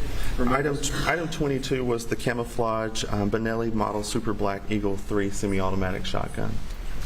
And it also contains SLED item 22.5, which was another swab from that same shotgun, and that was reddish-brown debris swab from the left side of the item 22 receiver above manufacturer information. And tell us a little bit about the swabs and what you're looking for with that. Yes, sir. When When I receive items of evidence, a part of my process in documenting the evidence and opening the evidence is to look to see if there's any foreign or trace material on that item. When I was examining this firearm and opening it for the first time, I took note of that. And when I did that, I noticed those two areas that I saw reddish-brown debris. In order to preserve that prior to my examination, I swabbed those items so that way they could be collected and maintained.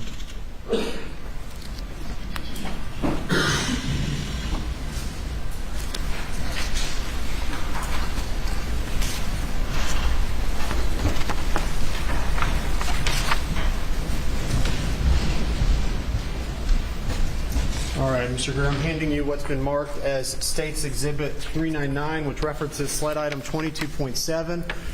State would offer that into evidence after you identify it, and I believe without objection.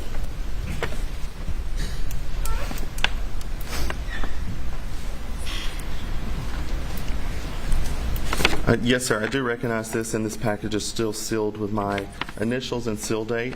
Item 22.7 was the unfired 12-gauge shot shell that was submitted with the item 22 camouflage Benelli Super Black Eagle 3 shotgun.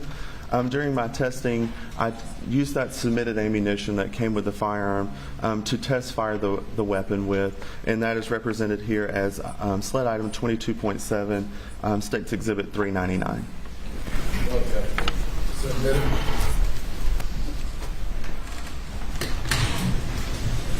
All right, Mr. Greer.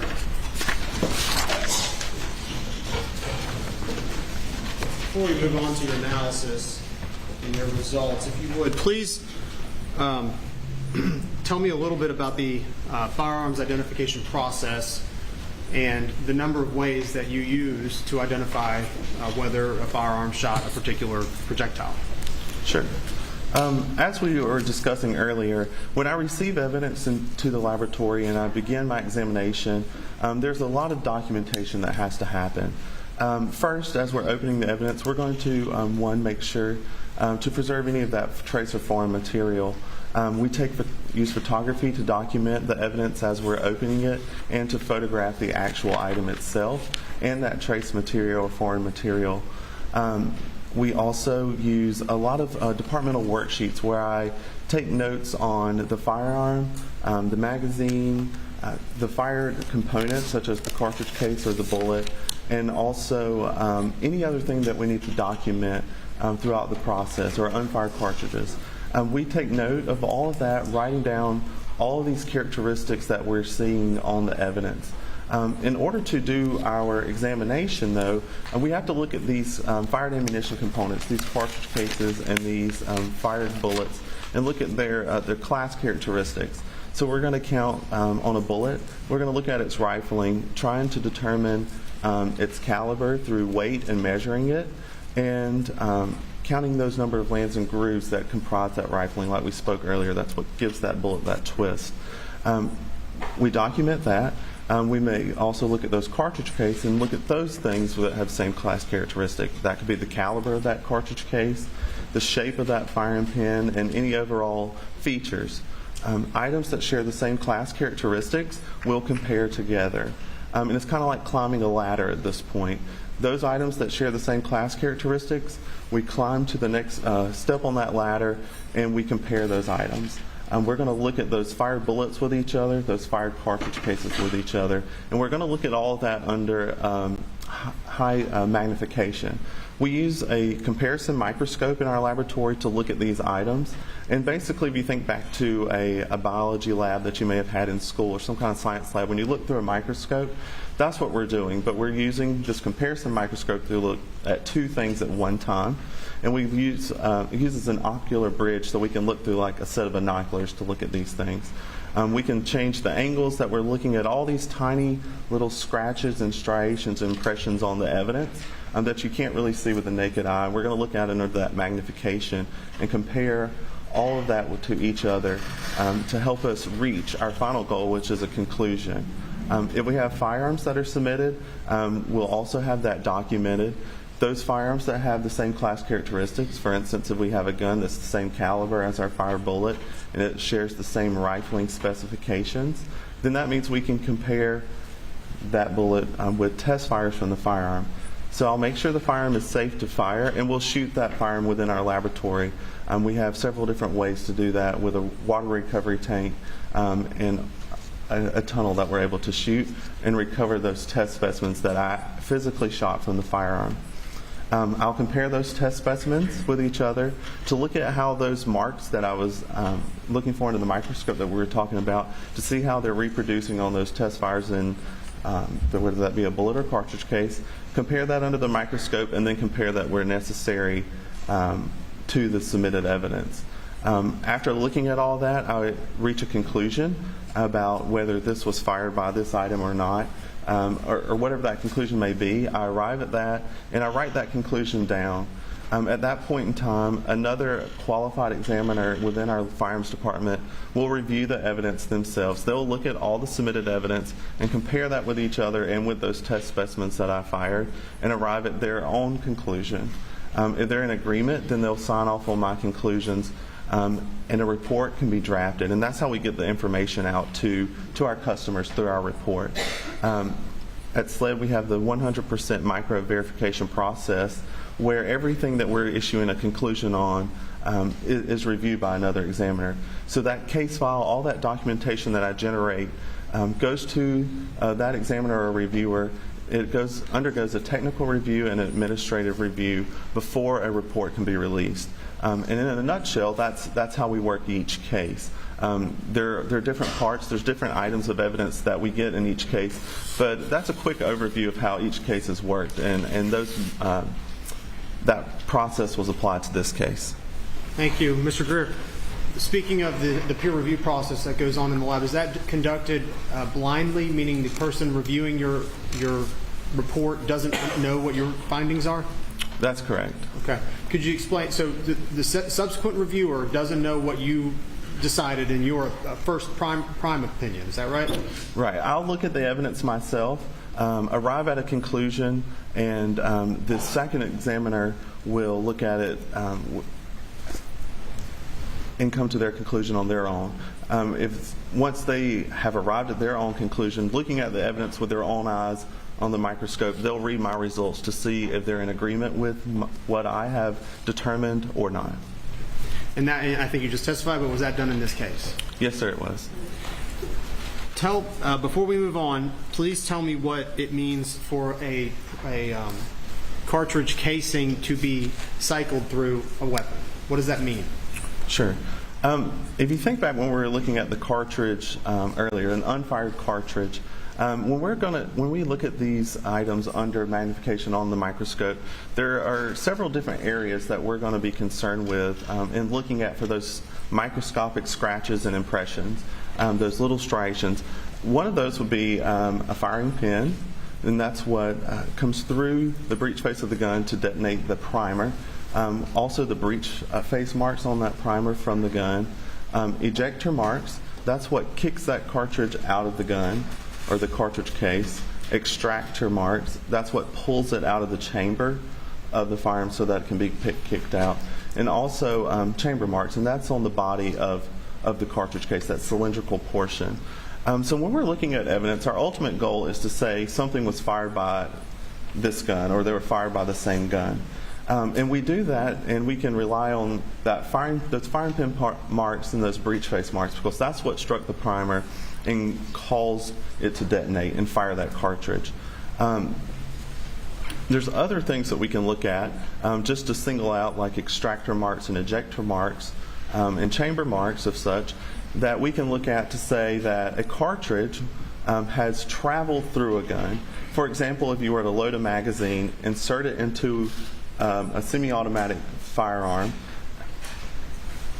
pull the slide back, load that cartridge into the chamber, and then you decide you're not going to shoot or you need to remove that cartridge for any reason, you would pull back on that slide of the handgun and the cartridge would be extracted out of the chamber and ejected.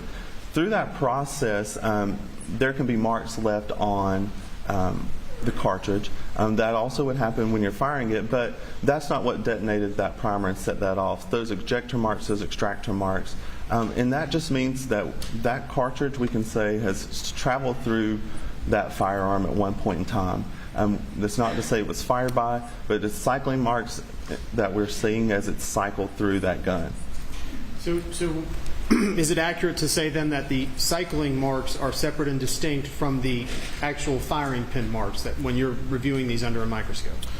Yes, sir. As far as what we're looking at geographically on the cartridge case, those would be in a different location when we're looking for those ejector marks or extractor marks or chamber marks. That's not something that we typically would be seeing on the primer area that detonated that cartridge. Thank you. If I could, beginning with your results, if we could begin with your examination of all the shotgun shells, so the actual shells that were retrieved as part of your analysis, beginning with sled items 9 and 10, which would be states item 33 and 34. Could you tell me where these items were retrieved? Remind us where these items were retrieved from, first of all. Sled items 9 and 10, that's States Exhibit 33 and 34. Item 9 was from marker 9, and item 10 was from marker 10, which is my understanding that it was at the feed or storage room. And I'm going to put these on the Elmo, but if you would tell us what your analysis of these items revealed. Yes, sir. Objection to these opinions based on prior ruling. Please proceed, Mr. Griffin. Yes, sir. When I compared and examined those two shot shells with each other, I determined that those two shot shells had been fired by the same firearm. And do you know the make and model or the make and manufacturer of those two weapons, projectiles or shells? Yes, sir, I do. All right. Sled item 9. Yes, sir. Which item 9 is which item? Item 9 is the red and color shot shell, which is States Exhibit 34. Okay. That was a Federal Premium Double-Aught Buck 3-inch Magnum shot shell. And sled item 10 is the black and color shot shell, States Exhibit 33, and that is a fired 12-gauge Winchester Dry-Lock number 2 shot shell.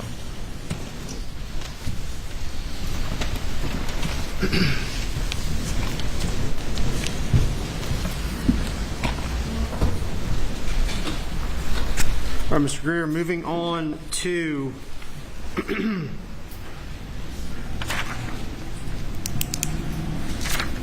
referencing item 22 collectively. Yes, sir. States Exhibit 399, 22.7 on your report. Yes, sir. Did y'all put it somewhere?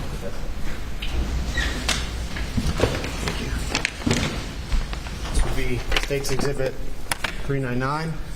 Did you have an opportunity, or could you tell us what that is? Yes, sir. That was the unfired 12-gauge shot shell that was submitted originally with the item 22 shotgun, which is the camouflage color Benelli shotgun. Could you go ahead and open that package for us, please? Yes, sir. Do you have scissors or just?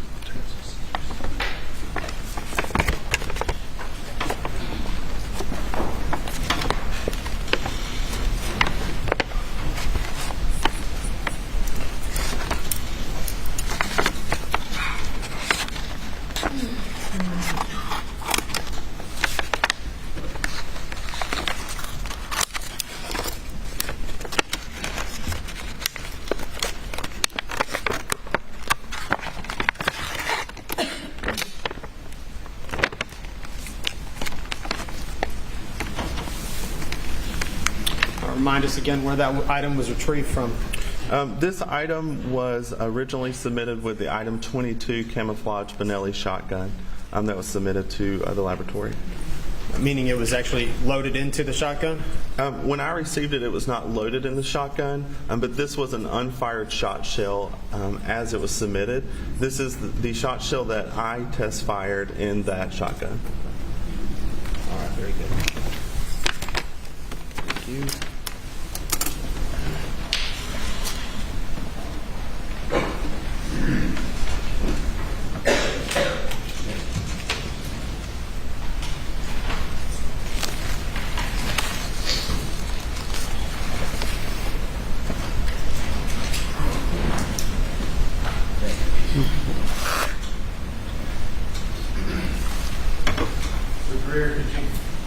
Tell us, I'll put it on the Elmo. Tell us what the make and manufacturer of this item is. Yes, sir. This is also a 12-gauge Federal shot shell, and on the shot shell itself, it also says Federal Premium Double-Aught Buck 3-inch Magnum. Direct your attention back to State's Item 34. Are those two items consistent with each other?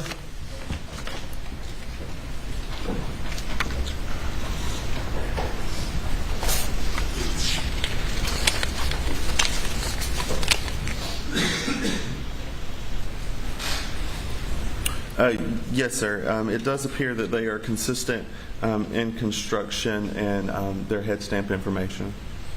Thank you.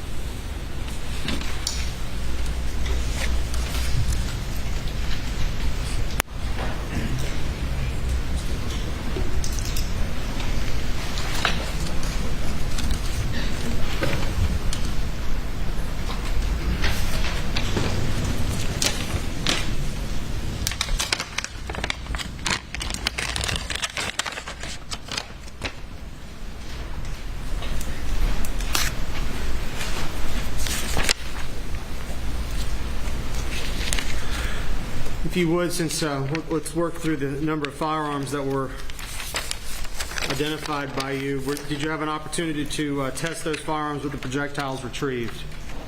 Yes, sir, I did. What were your results for item 30, the Mossberg pump-action shotgun?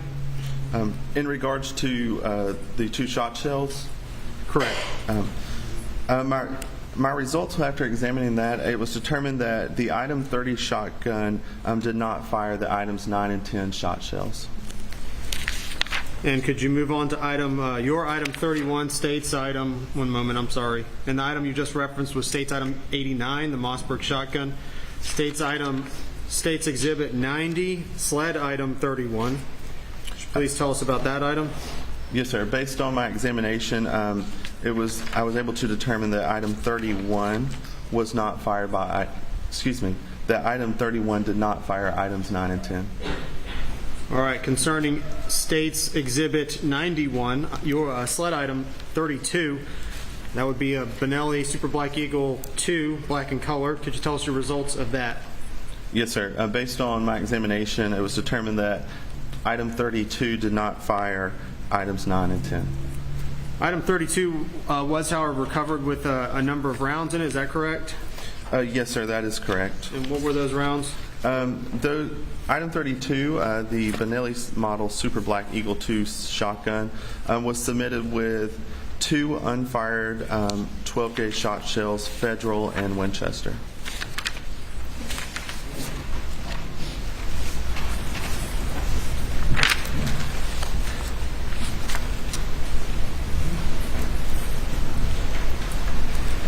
All right, did you have an opportunity to compare the shot shells with item 22, the camouflage color Benelli Super Black Eagle 3?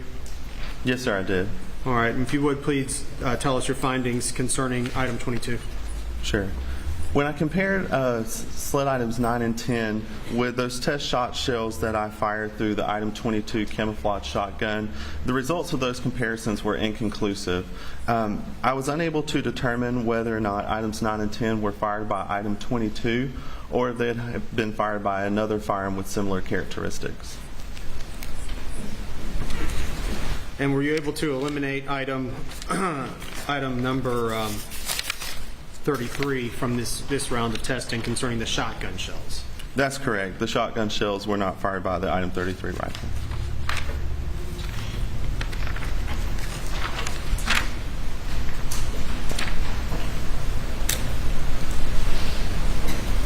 Moving on to your results, moving on to your testing, or did you conduct additional testing of 300 blackout rounds?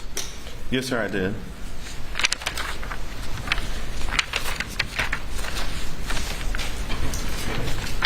And of the cases of the ammunition, both fired, spent, so shell casings, or unfired ammunition, were the ones we examined today that were retrieved from the scene, what make and manufacturer were they of? The cartridge cases were head stamped with the S&B logo and 300 blackout caliber. Did you have an opportunity to test fire and examine SLED item 33, States Exhibit 88, the 300 blackout rifle, black in color? Yes, sir, I did. All right. Could you please tell us your results from that examination for that weapon? In regards to test firing the weapon? Correct. Yes, sir. When I examined item 33, I test fired it using the item 34 magazine. That was the magazine that was packaged alongside the rifle.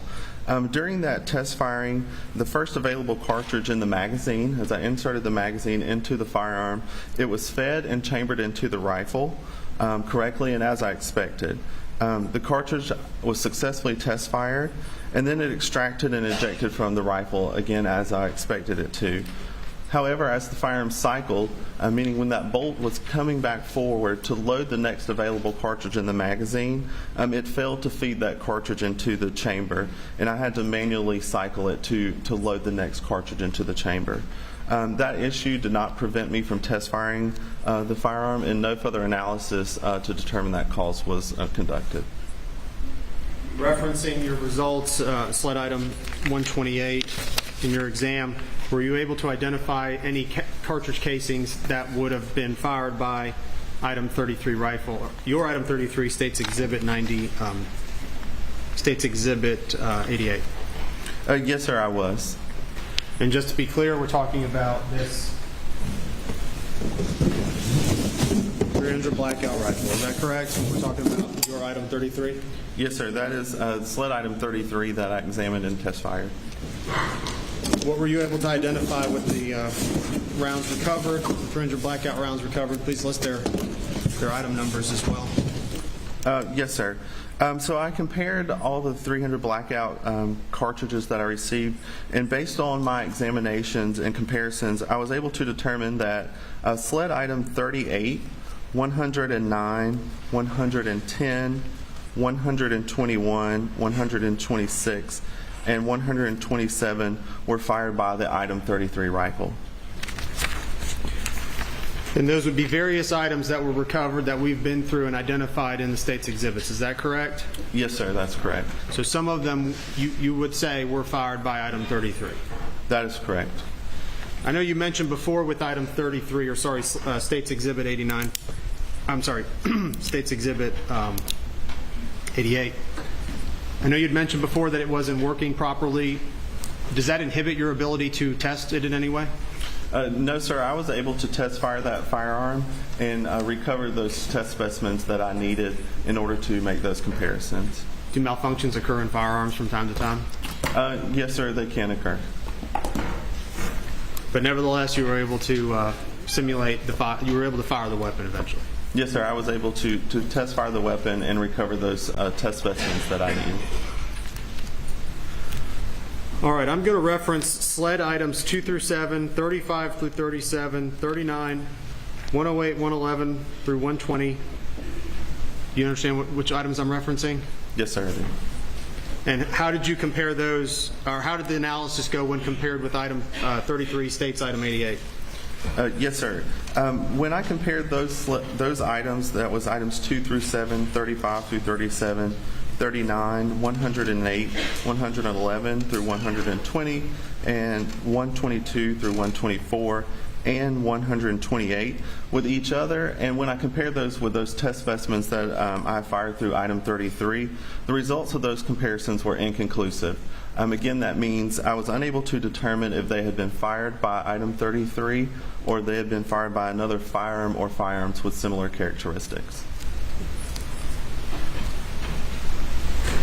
Still on item 33, State's Exhibit 88, the recovered 300 blackout rifle.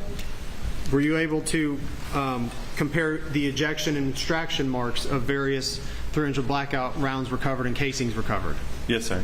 And what was your findings concerning some of those items? And please list the items, and we will go back and identify State's exhibits in a minute. Yes, sir.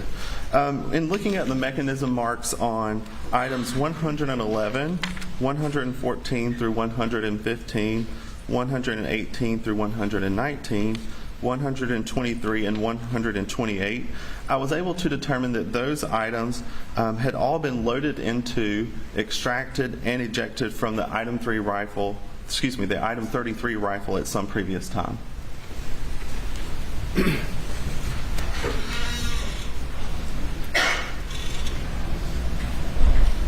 All right. Mr. Greer, I'm going to ask you. I'm going to renew my objection to the next opinion that he's about to offer based on our prior rulings, just for the record. Yes, sir. It's not...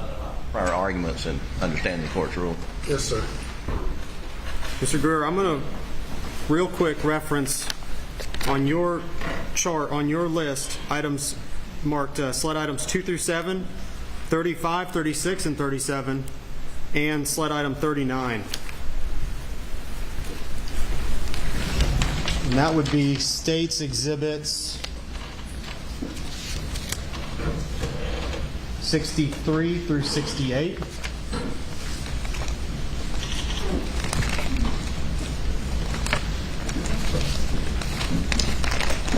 And just please verify that I've handed you State's exhibits 63 through 68 and identify if they correlate to items 2 through 7 on your chart.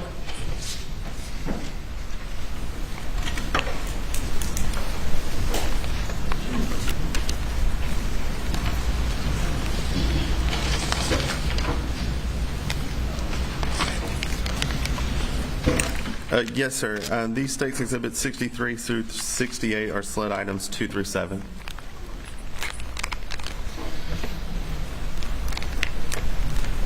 And then I'm going to show you what's been marked as take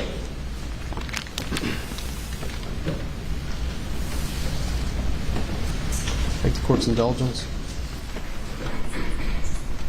State's exhibit 260. I think it's good.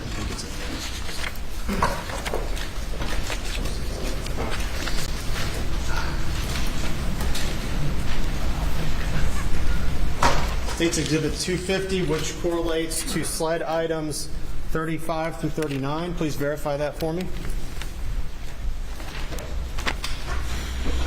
Yes, sir. This is State's Exhibit 260, which is a container that is to contain sled items 35 through 39. Okay. Sled items 2 through 7. State's Exhibit 63 through 68. After review of the crime scene, where were those located? After reviewing the crime scene diagram, it's my understanding that those cartridge cases were at marker numbers that were near or around the body of Margaret Murdaugh. And those would be 300 blackout rounds, is that right? That's correct. They're 300 blackout caliber. Or they were spent casings? Yes, sir. Those are fired cartridge cases. And State's Exhibit 260, items 35 to 39, what are those again? Those were all fired 300 blackout caliber cartridge cases, head stamped with the S&B logo and 300 blackout caliber. And where were those items recovered? Listed on our submission documents, those were from the ground at side entrance door. Have you physically been there to the Moselle property? Yes, sir, I have. Are you familiar with the ground at the side entrance door? Yes, sir, I believe so. Is that the side entrance that leads into the pool table in the gun room? Based on my understanding of the scene, yes, sir. I believe that is where those were collected from, near that door that goes into that room. We have 300 blackout round casings collected from around Maggie's body, and we have 300 casings collected from the house. Is that correct? That's correct. And do you have any notes? Did you take any contemporaneous notes on the condition of your items 35 to 39, those collected at the side of the house? Yes, sir, I do believe so. I'm going to reference my case file here to confirm. Would referencing your file help you refresh your memory on that matter? Yes, sir, it would. During my examination, when I looked at items 35 through 39, which were recovered near that door area, I did note that they were tarnished and weathered in my case file. Mr. Greer, tell us what you found concerning those items. Based on my examination, it was determined that items 2 through 7, 35 through 37, and 39 had matching mechanism marks, and it was concluded that those items had been loaded into, extracted, and ejected from the same firearm at some previous time. So if I understand it correctly, the items collected right by Maggie had been loaded into, extracted to, and ejected by the same firearm that were identified that items were picked up by the side of the house. Yes, sir, that is correct. Reports of indulgence.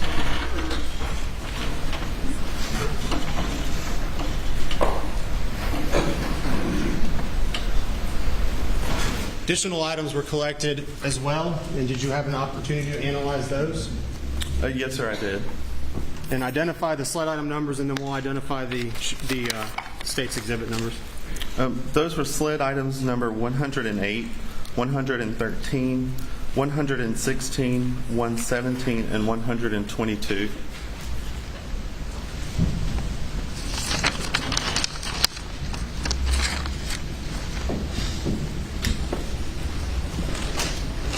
Handing you what's been marked as State's Exhibit 261,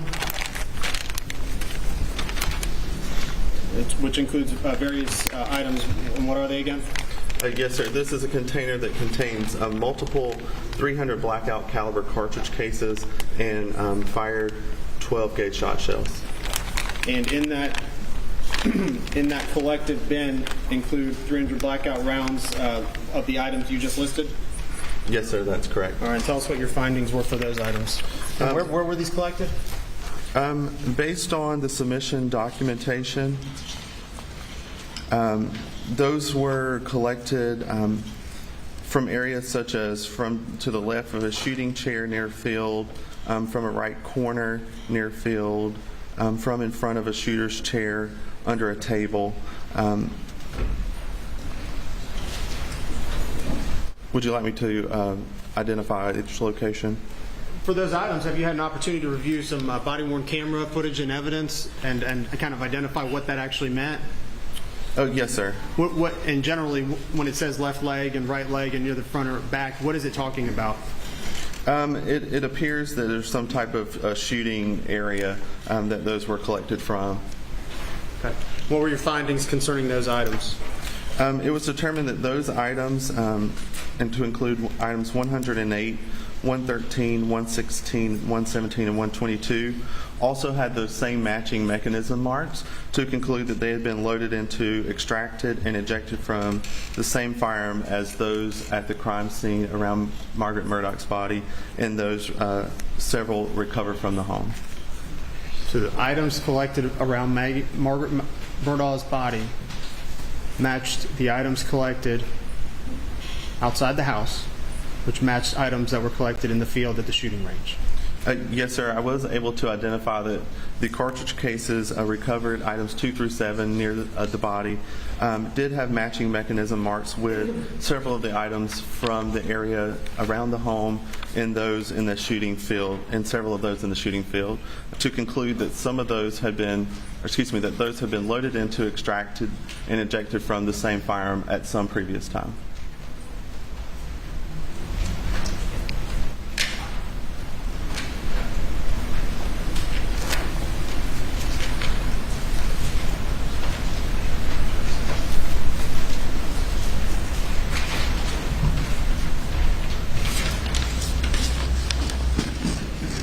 I'm going to reference slide item 8.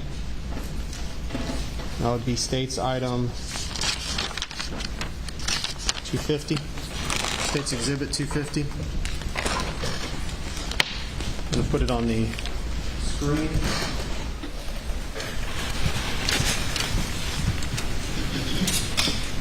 What is that item again? Remind us, please. SLED item 8 was one fired bullet determined to be 300 blackout caliber, listed as near tire impression at marker 8. Recovered from the scene? Yes, sir, at marker 8. Is that a fired projectile? Yes, sir, that is a fired bullet. Is that, how much does that bullet weigh? According to my notes, when I weighed that projectile, it weighed approximately 147.4 grains. I'm handing you what's marked as Exhibit 213. Remind us again what that is.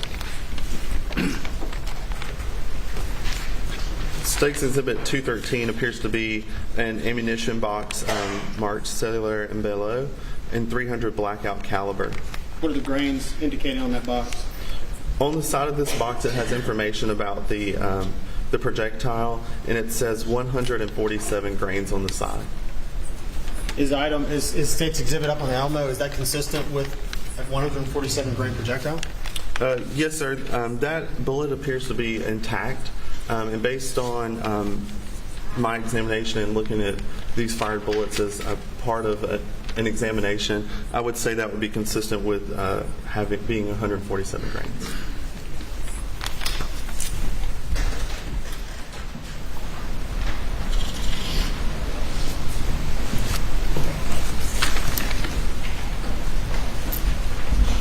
You have an opportunity to inspect sled item 12. Yes, sir, I did. Tell us your results of that. Sled item 12 was one fired bullet, determined to also be 300, most consistent with being 300 blackout caliber, and it was listed as from bedding inside doghouse. And did you have an opportunity to weigh that projectile? Yes, sir, I did. And what was the results of that? When I weighed that projectile, it was approximately 146.8 grains. Is that consistent with the 147 grain unfired ammunition? Yes, sir, I would say that would be consistent with 147 grains.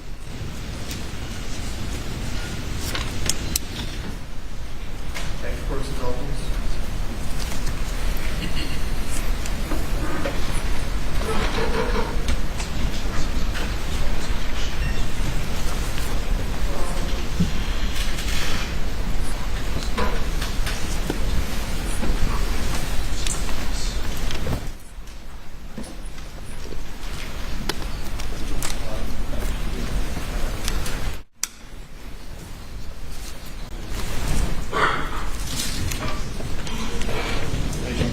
I'm going to show you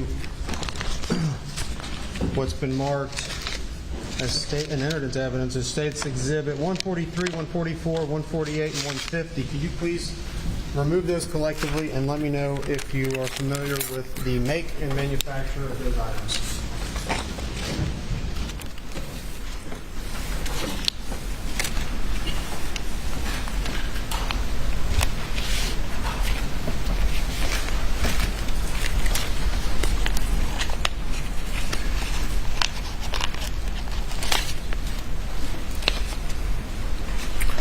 States Exhibit 143 is a 12-gauge Federal shot shell.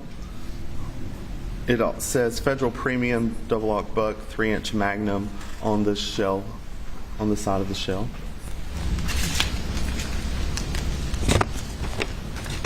States Exhibit 144 is also a 12-gauge Federal shot shell. On the side of it, it says Federal Premium Double-Aught Buck 3-inch Magnum.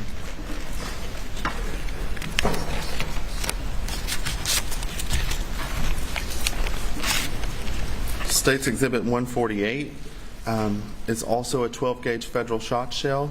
On the side of it, it says Federal Premium Double-Aught Buck 3-inch Magnum.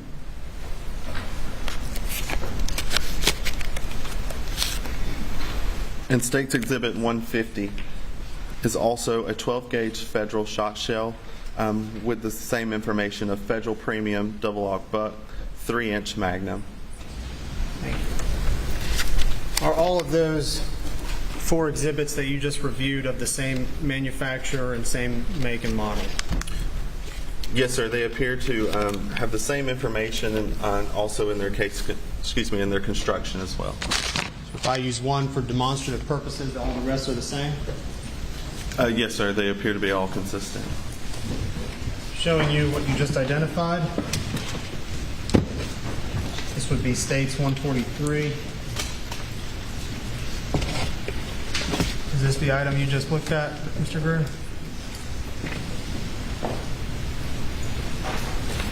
Yes, sir. Showing you what's been marked as States Exhibit 34. Remind me again which item that is. Sled item 9? State's Exhibit 34 was sled item 9. That's correct.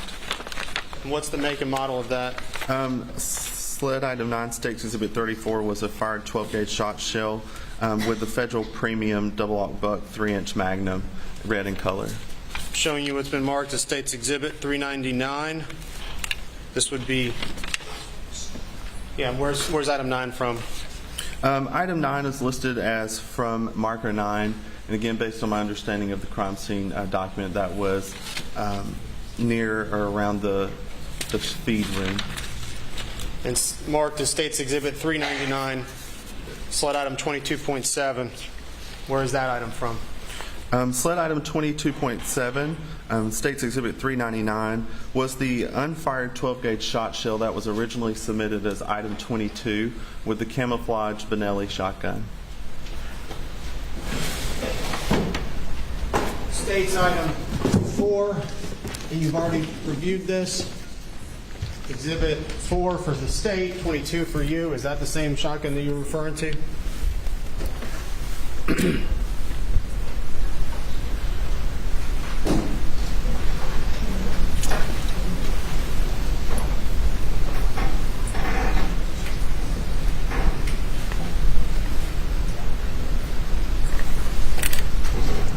Yes, sir. This is my item 22 shotgun. Camouflage Benelli Super Black Eagle 3. Is that right? Yes, sir. That's correct. And all those items are of the same model and manufacturer. Is that correct? Yes, sir. They all appear to have the same head stamp information and information on the side of the shell, and their case construction all appears to be consistent.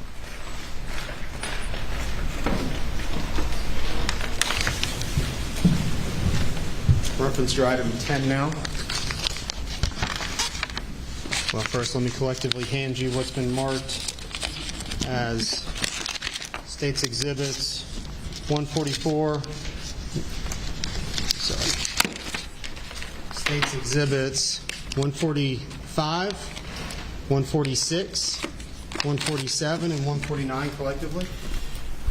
Please take them out individually, review them. Let me know if you recall what they are. Make and manufacturer is what I'm interested in.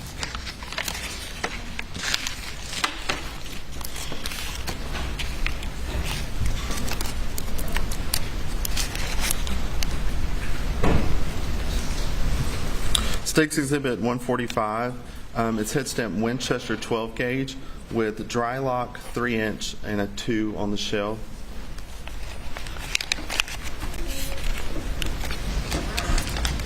State's Exhibit 146 is head stamp Winchester 12 gauge. On the shell it says dry lock 3-inch number 2.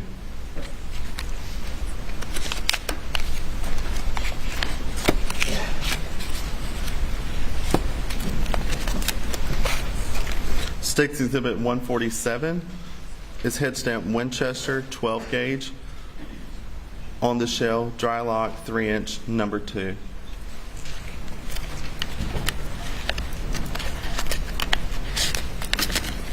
And State's Exhibit 149,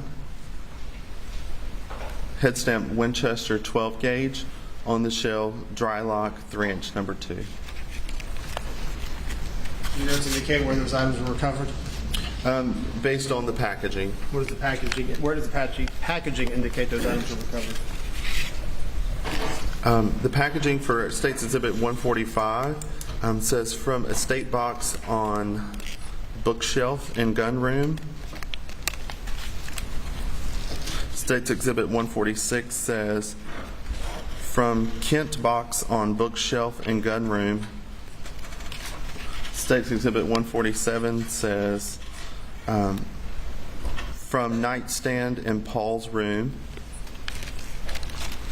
And States Exhibit 149 says from a state box on bookshelf in gun room.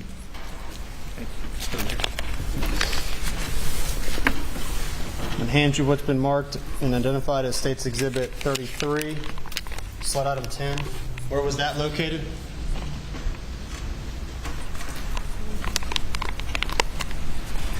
Sled item 10, again, was a fired 12-gauge shot shell, head stamp Winchester 12-gauge on the side, dry lock 3-inch number 2, and that was located at marker 10, which again, based on my understanding, was near that feed room. Identify, please, the make and manufacturer of that item. Yes, sir. It was head stamp Winchester 12-gauge, and on the shell it says dry lock 3-inch 2. Is that consistent with the make and manufacture of all the other items you just reviewed? Yes, sir, it is.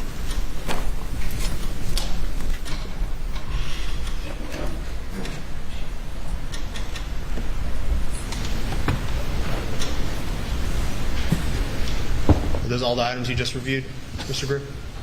Yes, sir. All right, no further questions from the state.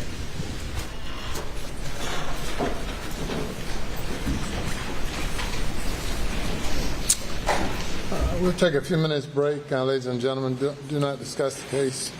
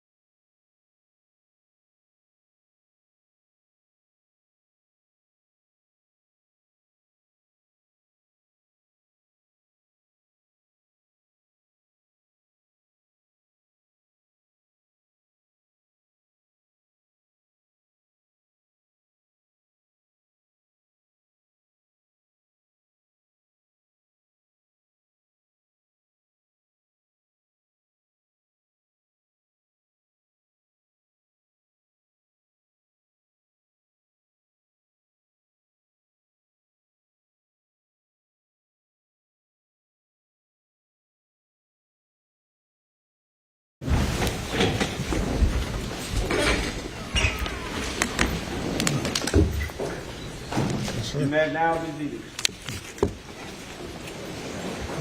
Bring the jury.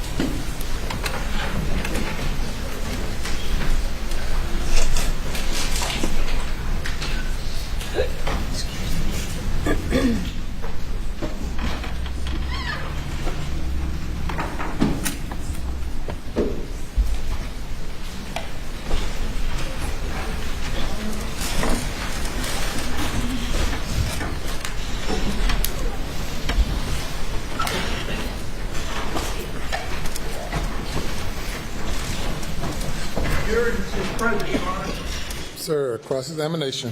Thank you, Your Honor.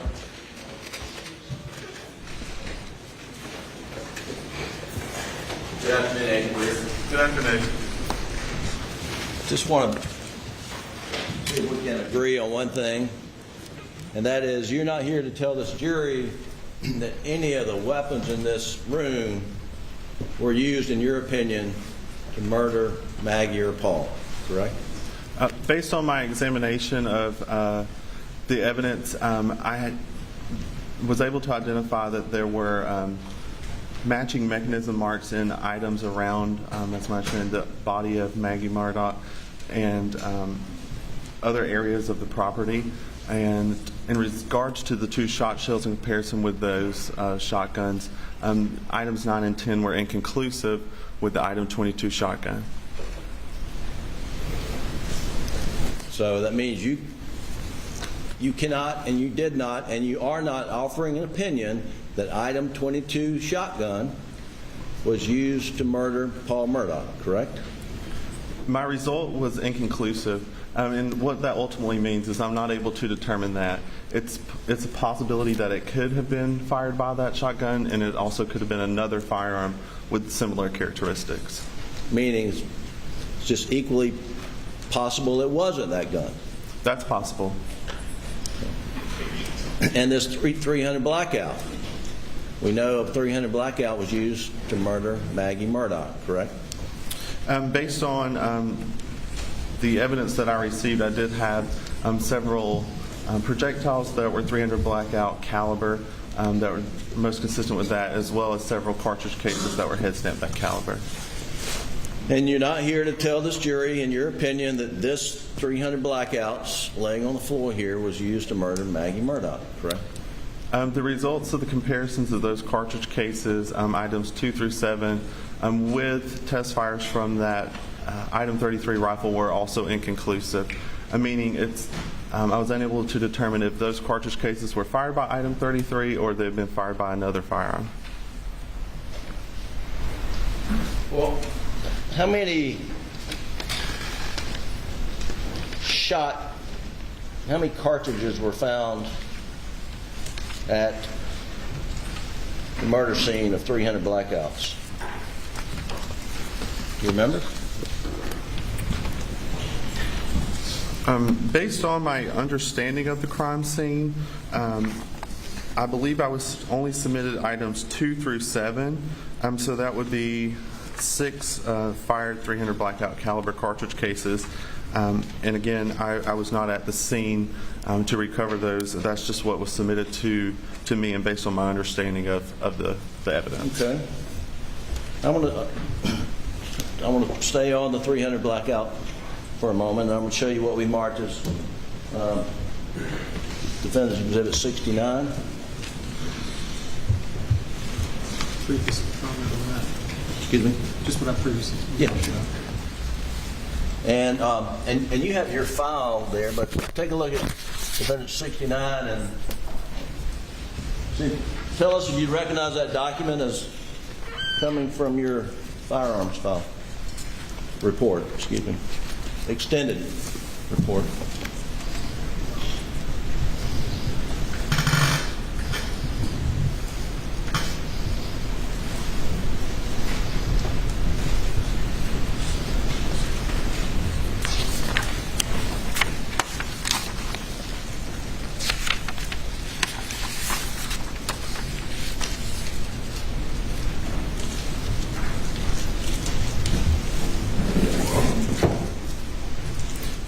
Yes, sir. This State's Exhibit. Defendant's Exhibit. Excuse me. Yes, sir. Defendant's Exhibit 69 does appear to be a copy of 2 pages from my case file. Thank you. Your Honor, we would move Defendant's Exhibit 69 into evidence, I believe, without objection. Without objection. Submit it. Yeah. This is page number 67 and 68. We're going to pull it up on the screen. And while we're doing that, Agent Greer, is this your worksheet for the 300 blackout that's here in the courtroom and sled item 33, which bears State's Exhibit number 88? Yes, sir. That would be a copy of my worksheet for sled item 33. Okay. And this is the item that you're not prepared to tell the jury here that, in your opinion, was not used to murder Maggie Murdaugh. Based on my examination of the cartridge cases, or several of those cartridge cases that were recovered from all the locations, the results of those comparisons were inconclusive. I'm unable to determine if they were fired by that firearm or by another firearm or firearms with those similar characteristics. But you did test fire this item 33, correct? Yes, sir, I did. And on the second page of Exhibit 69, Doug, if you'll pull up the description of what happened, and if you'll tell the jury what problems you encountered when you test fired item 33, which is State's Exhibit 88. Yes, sir. During the test firing, I loaded the magazine with cartridges. That was sled item 34. And I inserted that into the magazine well of the sled item 33, the rifle. I chambered the first available cartridge into the firearm and fired it. That went as expected. The cartridge was fired. It extracted and ejected from that firearm properly. However, as that bolt was going back forward, I would have expected it to pick up the next available cartridge from the magazine. However, it didn't. And I had to manually cycle that bolt again to load the next available cartridge from the magazine. That issue did not prevent me from test firing it, and I was able to collect those test specimens that I needed. And no further analysis to determine the cause of that was conducted. So when you say you had to manually, it says as a firearm cycle, the next available cartridge in the magazine failed to feed in the chamber. So then you had to manually do it. How do you manually do it? Yes, sir. On the top of the firearm, there's a charging handle. I had to pull back on that charging handle, which in turn pulls that bolt backwards. And when I did that and released it, it was able to then go forward on its own and pick up the next cartridge from that magazine that was inserted into the firearm. Okay. And you had to do that every time you fired Exhibit 88, is that correct? Yes, sir, I believe so. During my test firing, I did have that phenomenon occur. So is it fair to say Exhibit 88, item 33, was malfunctioning when you tested it? It did not work as I expected it to. I would have expected it to fire and load that next cartridge as it should. However, when we're test firing these firearms, we're holding them in different ways because we're test firing them in a bullet recovery tank, which at the time was a vertical tank filled with water. So I had to hold it in kind of a strange position. But through all my test firing, I did have this situation occur. But again, no other testing to determine why that was happening was conducted. and I was able to test fire that gun and collect those test specimens. And is it fair to say you were not able to rapid fire, pull the trigger, pull the trigger, pull the trigger, and shoot bullets in immediate succession? During my testing, I had to manually load that next cartridge in, so it just took the amount of time that it would take me to do that step, if you will. Instead of the firearm performing that function for me, I had to do it, and that's what I did in this case. Okay, and then, all right, were you able to get the projectile out of the water tank and compare it to the two projectiles found at the murder scene, I believe? I don't know if it's item 8 or as part of your analysis. Did you compare projectiles from item 33 to the projectiles found at the scene? Yes, sir, that is correct. I did collect those test-fired bullets from our water tank, and I did compare that where appropriate with the fired projectiles that were submitted. And did you reach any conclusions based upon that projectile comparison? Yes, sir, I did. And what were those conclusions? Based on the observable physical characteristics of items 8 and 12, those are sled items 8 and 12, I determined those to be most consistent with .300 blackout caliber. Item 8 may be suitable for identification with other evidence, and item 12 sustained damage, and it was unsuitable for identification with other evidence. That means that due to the damage that it had sustained, there were no identifying features that I saw under the microscope that I would use for identification purposes. I also received several other projectiles and fragments that I compared to the item 33 rifle. Due to damage in their size, the calibers of items 11, 66, and 137 could not be determined. They were just too small for me to make any determination about their caliber. Due to damage and the limited marks of value that I saw on item 11, specifically the fired bullet jacket fragment and the item 66 fired bullet jacket fragments, I was concluded that those may or may not be suitable for identification, and compared those later on to the rifle. Based on no marks of value that were displayed on the item 11 bullet jacket fragments, the item 11 piece of lead, and item 66 pieces of lead, I determined those were unsuitable. So again, due to there being no marks of value for me to compare, I was unable to compare those with those test bullets. Item 137 bore some type of strided marking. However, I was unable to determine the origin of those marks and use those for an identification purpose. And it was determined that it was also unsuitable. Lastly, the 3 items that I did compare with those test specimens that fired from those rifle, which were item 8, the item 11 fired bullet jacket fragment, and the item 66 fired bullet jacket fragments, the results of those comparisons were also inconclusive with each other and with those test specimens, and that was due to damage and just insufficient markings for us to base our opinion on. It could not be determined whether those items were fired by item 33 or by another firearm or firearms with similar characteristics. So Exhibit 250 is the projectile that was found by marker 8, I believe. Just confirm that for me, please.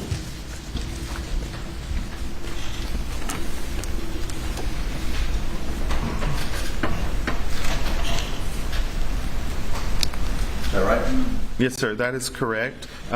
State's Exhibit 250 was sled item 8 near tire impression at marker 8. That's correct. And I believe you just, as you're reading from your report, told the jury that you couldn't make any conclusions about the projectile seized of the scene from the projectiles fired in a water tank from this .300 blackout laying on the floor here. Is that right? That's correct. The results of those comparisons were inconclusive, so I'm unable to determine if item 8 was fired by the rifle or by another firearm with similar rifling characteristics. Well, aren't the rifling marks on a projectile as it goes through the barrel more reliable when making firearm identifications than most any other tool marks that you rely upon? I wouldn't say they're more reliable. We do rely on the rifling in that barrel to mark those projectiles, and that's what gives those markings on puts those markings on those bullets. So we're able to look at them and do a firearms identification examination on them. Tools, firearms, all mark evidence. Again, I was unable to do that in this case, and my results were inconclusive.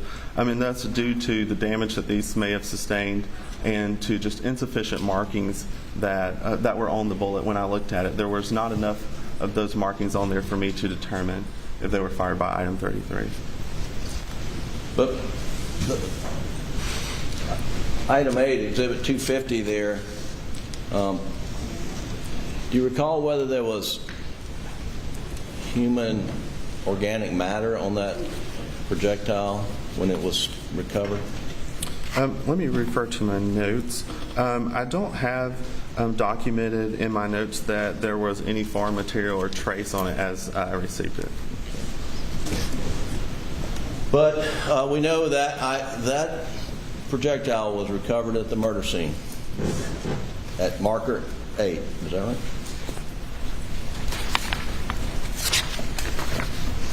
Near the tire. Yes, sir. Near the tire impression at marker 8. That's correct.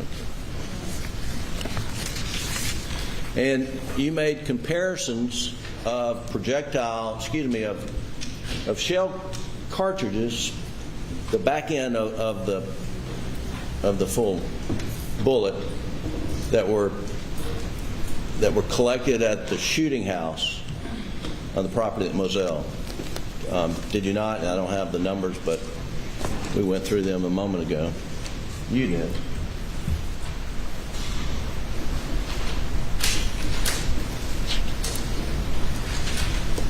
You remember? Let me ask you to take a look at the projectiles that were found. I believe they're items, well, nope. They are items 108 through 125. I'm not sure what their state exhibit numbers are, but if you look at 108 through 125 in your report, those are spent .300 blackout caliber cartridge cases. Sled items 108 through 125 was determined all to be fired .300 blackout caliber cartridge cases. And in your report, it references left of shooting chair near field, right front corner, etc. Maybe you don't know, but or are you aware those were collected at a gun house at a firing range on the property? Yes, sir. And I'm going to back up. I misspoke earlier. It's 108 through 124 are the .300 blackout caliber cartridge cases. But based on my understanding of everything, yeah, there was some type of shooting field or stand that I believe those were collected from, and that kind of seems to coincide with the item descriptions, which is what I'm familiar with. Okay. And were you aware that when you're sitting in the shooting house and you're on target practicing, that there was a earthen berm that the shots were fired into? No, sir. I've never seen this area. Okay. Would it have been helpful to your analysis if investigators had dug out items from that earthen berm of the projectiles, such as what's sitting in front of you as State's Exhibit 250? We're able to look at bullets that are submitted. We don't have any type of restraint. It may have been helpful. Bullets, as we've seen here, come to us in all shapes and sizes due to their damage that they may have sustained. So I'm unable to really answer that question without seeing the evidence and determining if it would be helpful.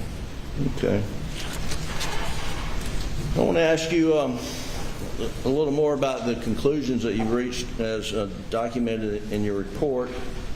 and I'm particularly focused on item 128. And I'm still talking about the Buster's 300 blackout that's laying on the floor here in the courtroom. And just so we're clear, there were items, the cartridges that we talked about, the back end of the bullet, that you were able to conclude that they were fired by this gun, right? Yes, sir. I was able to determine in looking at the totality of the marks on those cartridge cases that there were items submitted to me have been fired by that firearm. And your conclusion that they've been fired by this gun, and we're talking about the cartridges. One is cartridge 38, which is up by the residence, correct? Yes, sir. Sled item 38, that's my understanding, and it was submitted as being recovered from near a door. Well, and that's the door that you testified that you saw when you went on the property. Yes, sir. I believe so. That's my understanding. And so it's been a long week, 2 weeks, but there was a sled agent early in the case who had body cams going around picking up spent shell cartridges adjacent to that door, and you believe this is one of those, correct? That's my understanding, that those items came from the area outside that gunroom door. And you concluded that item 38, along with some other items found at the shooting house, which would be,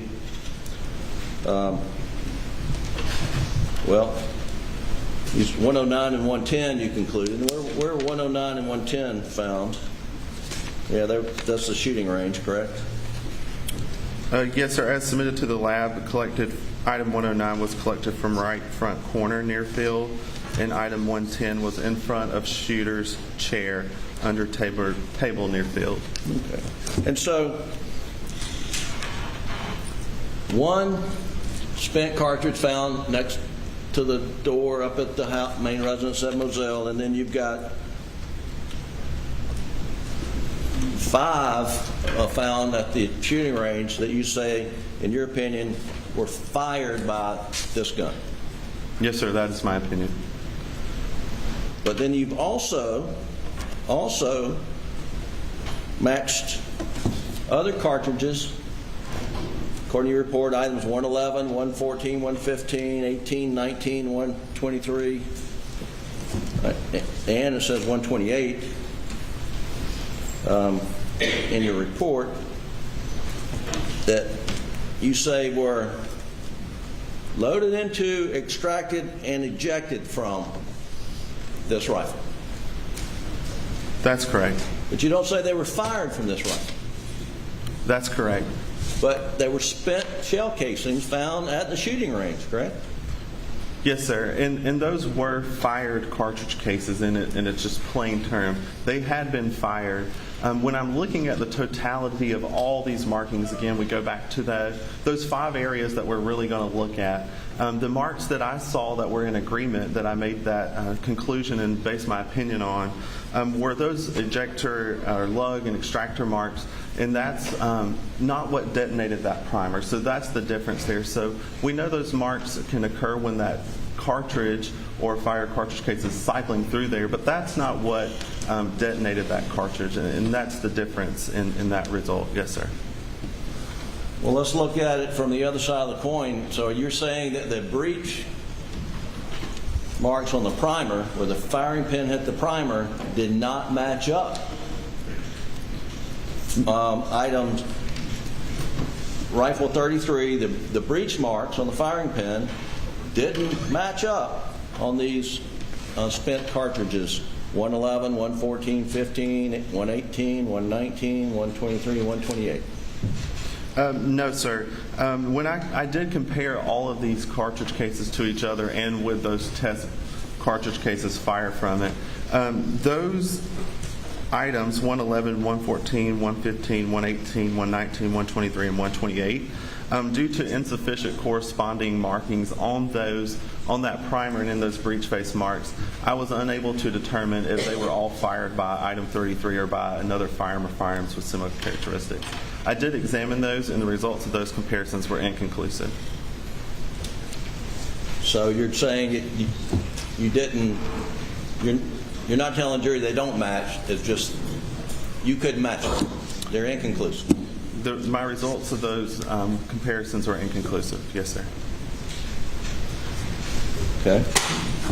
And then you also, in your report, reached the same.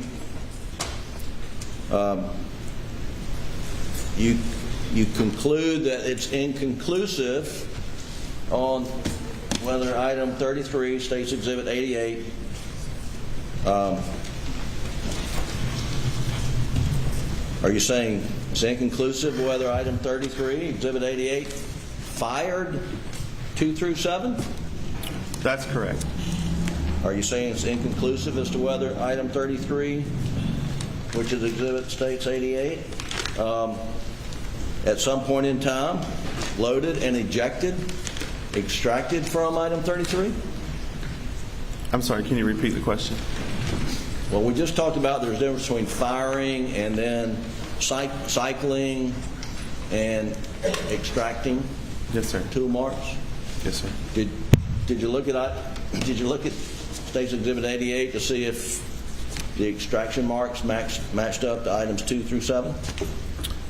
Based on the evidence that I received, I was able to determine that items 2 through 7 had those matching mechanism marks with items 35 through 37, 39, 108, 113, 116 through 117, and 122, to conclude that those items have been loaded into, extracted, and ejected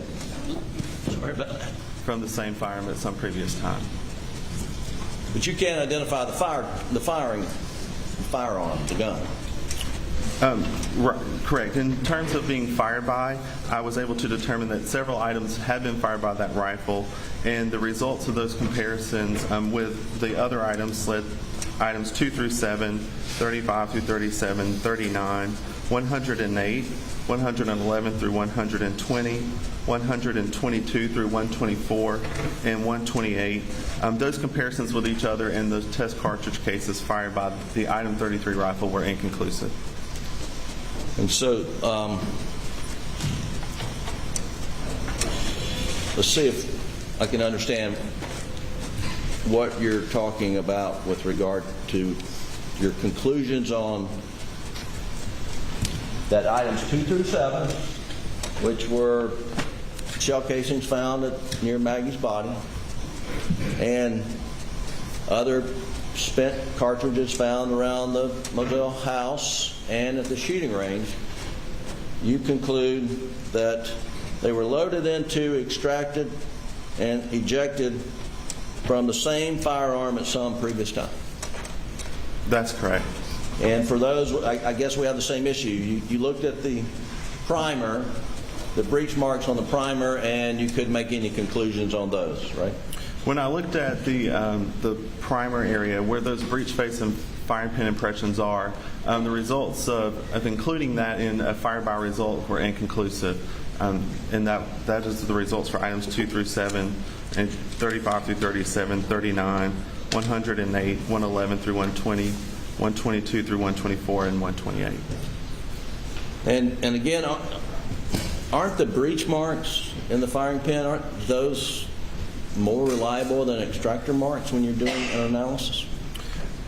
During the marking of these specimens, if you will, through firing, the machining process to create those firearms, we see tool marks on fire cartridge cases and fire bullets from multiple different processes. I can't say that one's more reliable to mark than the other.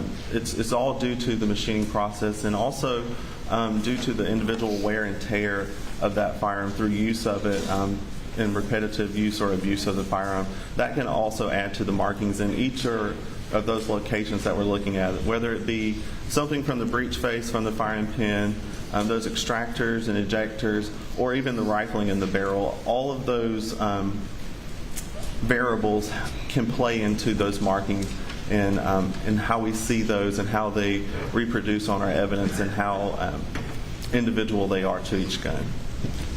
Well, that does bring me to another point. Isn't your opinion based upon conclusion that every 300 blackout manufactured in the world, whether it's put together by John Bedingfield or mass assembled at Palmetto State Armory or anywhere in the world, that each one, when they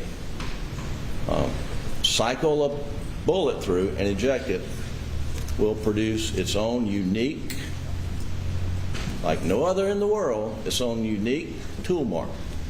Isn't that what your opinion is based on? Again, during the manufacturing of these components... Is that a yes or no? I would like to explain it a little more. Your Honor, can I get a yes or no and then an explanation?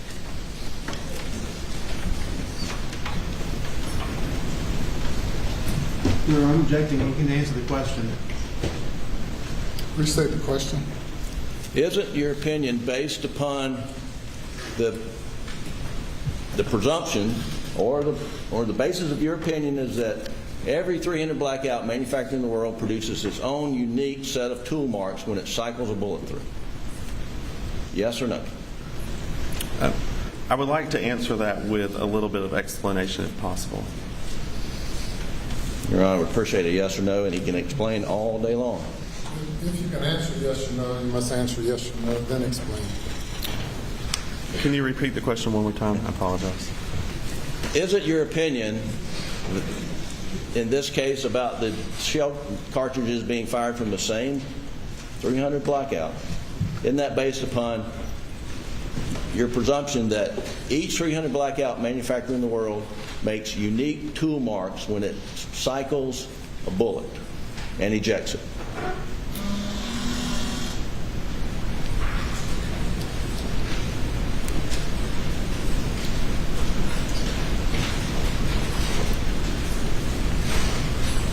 It's hard to say. I have not looked at every 300 blackout that's in the world, so it's hard to answer that question. But again, based on my knowledge of that process and how they're made, I'm able to support my answer without answering it in a yes or no manner, I suppose. But you're saying you found shells here, cartridges here, cartridges there, cartridges at the murder scene, and they all have not all the marks are identical, but enough marks are close enough to being identical. In your opinion, they were fired by one weapon in the world. It's my opinion that those had all been cycled through the same firearm at one point in time. Yes, sir. But not fired by the same firearm. No, sir. That's not what my conclusions say. As far as being fired by that firearm or by the same gun, those results are inconclusive. So that means that the markings on the breech, because they were all fired, they all have a fire pin hitting the primer, and you call that breech markings, correct? Yes, sir. Those are breech face markings that we would see on the primer. And there were dissimilarities between those where you couldn't reach a conclusion. That's correct. Those shared, again, those same class characteristics. So we compared those to each other. Based on our comparisons, that's correct. There were not enough. There's not enough agreement. There was insufficient agreement there for me to reach a conclusion based on my training and experience and looking at all of these cartridge cases that I could say that they were fired by the same firearm, and that's how we arrived at that conclusion. And can you say when those tool markings were made on the, or when the, scratch that.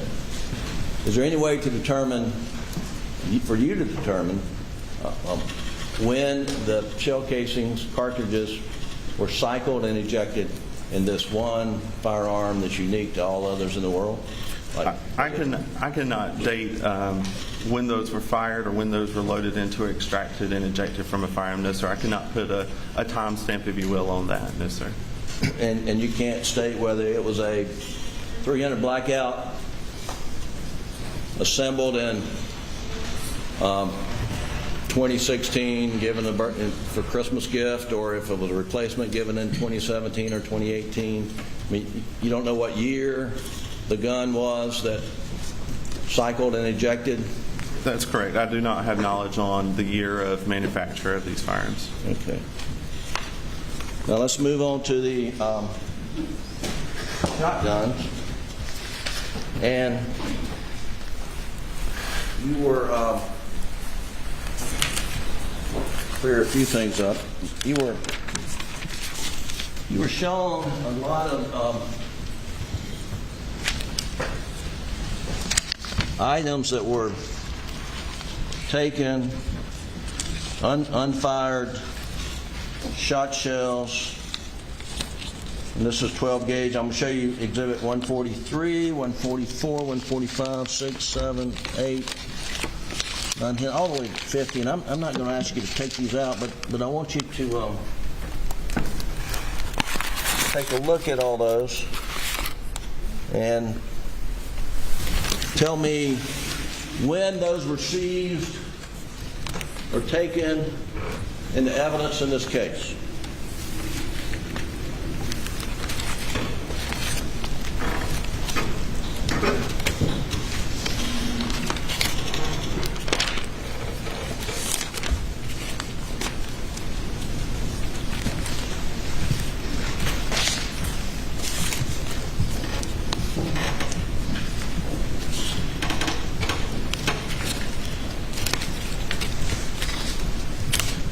I do see a date on the packaging.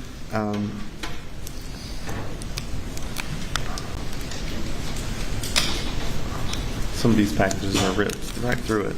That states 9/13/21. Okay. And so you understand that is June, July, 3 months after these murders, correct? Yes, sir. That September 13th would be several months after the murders, yes, sir. And that those were seized at different places around the property? Yes, sir. According to the information here, it appears they were from different locations and where they were collected from. Yes, sir. Okay. And I guess you don't know whether, I mean, the property of Moselle was open to Alex Murdaugh, I mean, from June till September, as far as you know, right? I have no knowledge of that, no, sir. And if he had the mind to, he could go out and remove every shotgun shell on the whole property, right? I have no knowledge of how the scene was maintained. Well, it would appear that no one removed any shotgun shells since you have them there in your lap, right? It does appear that these were collected from these areas listed on the package on September 3rd, or I assume September 13 as it's dated and labeled by the person who collected these. Okay. Let me show you.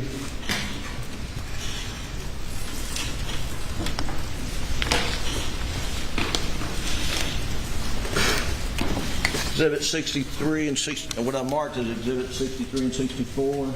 And these are pages 51 and 55 from your report.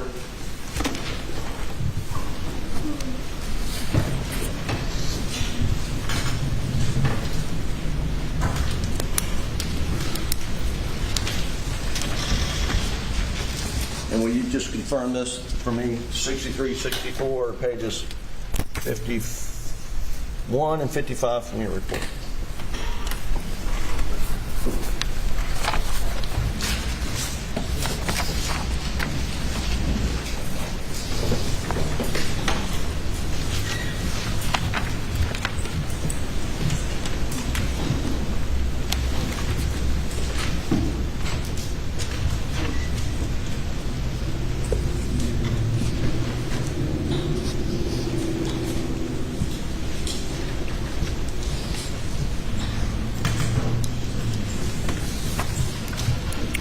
Yes, sir. I do recognize Defendant's Exhibit 63 appears to be a copy of an Item 10 worksheet for the fired shot shell.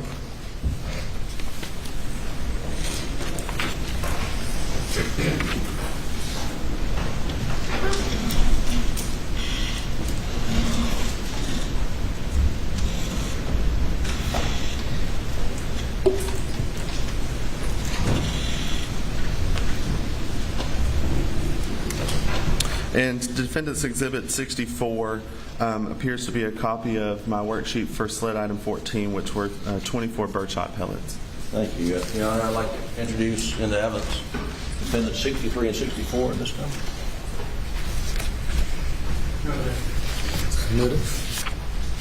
And just, Doug, if you pull up 63, which is page 51 of the report, and Agent Greer, will you tell the jury what this is?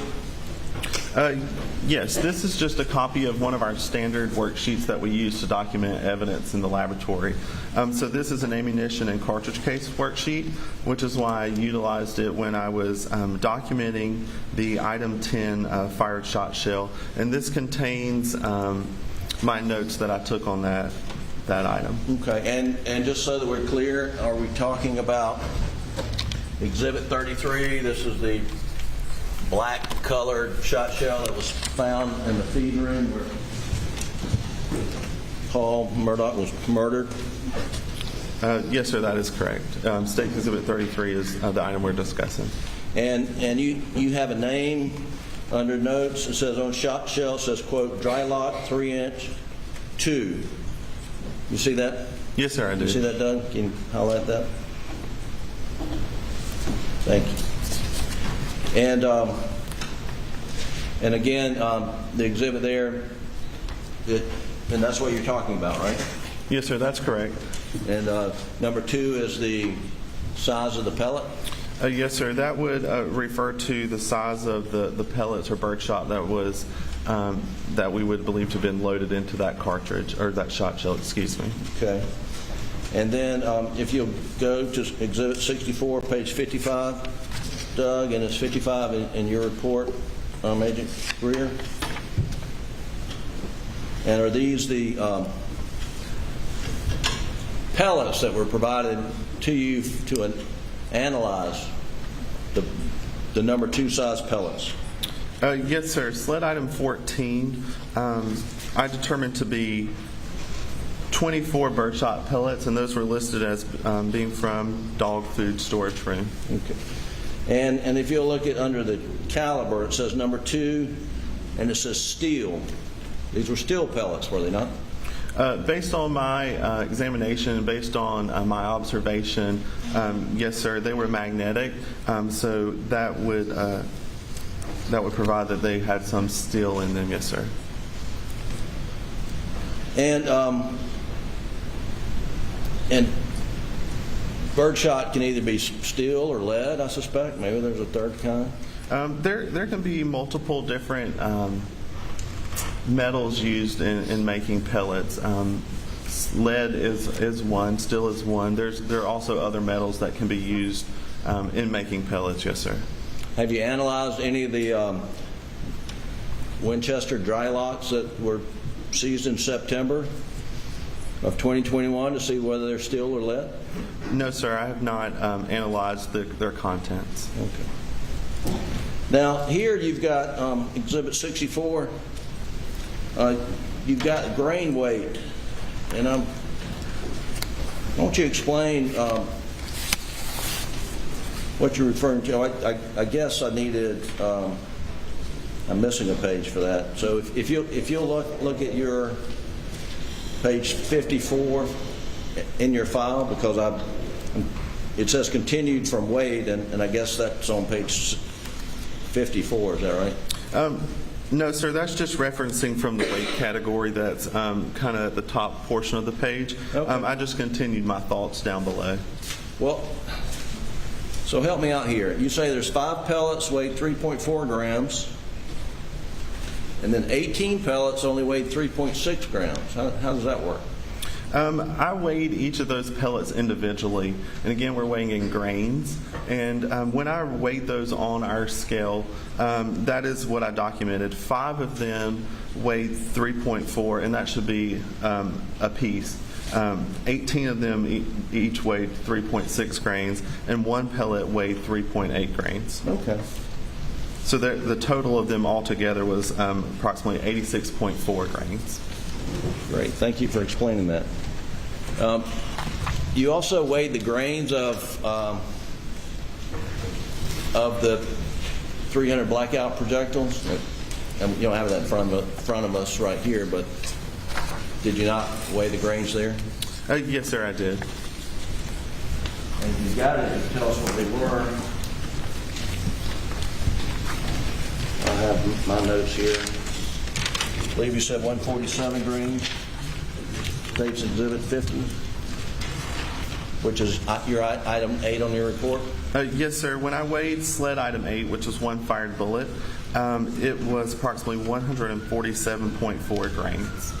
And are you familiar with how 300 blackout ammunition is sold? What weight classes there are?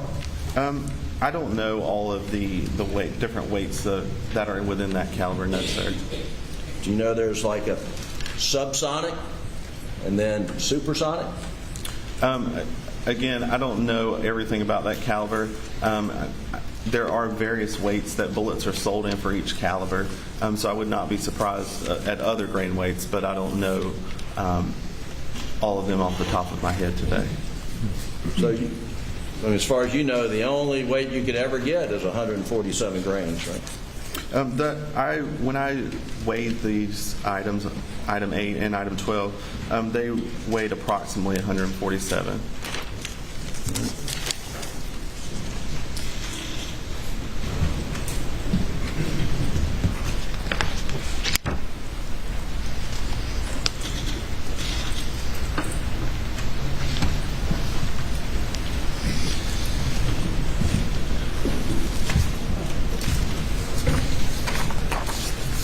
You mentioned in your testimony that item 32, which is Exhibit 91, had a Winchester and a Federal 12-gauge shotgun shells in here. Do you remember that? Yes, sir. They did have 2 unfired 12-gauge shot shells submitted with it. That's correct. But you did more than that when you testified shortly ago. You said one was a Winchester and one was a Federal, I believe. Yes, sir. One is a Federal premium heavyweight TSS, and one is a 12-gauge Winchester Longbeard XR, I believe. Oh. The Winchester is not a dry lock, correct? No, sir. The markings on that shell said a Longbeard XR. Okay.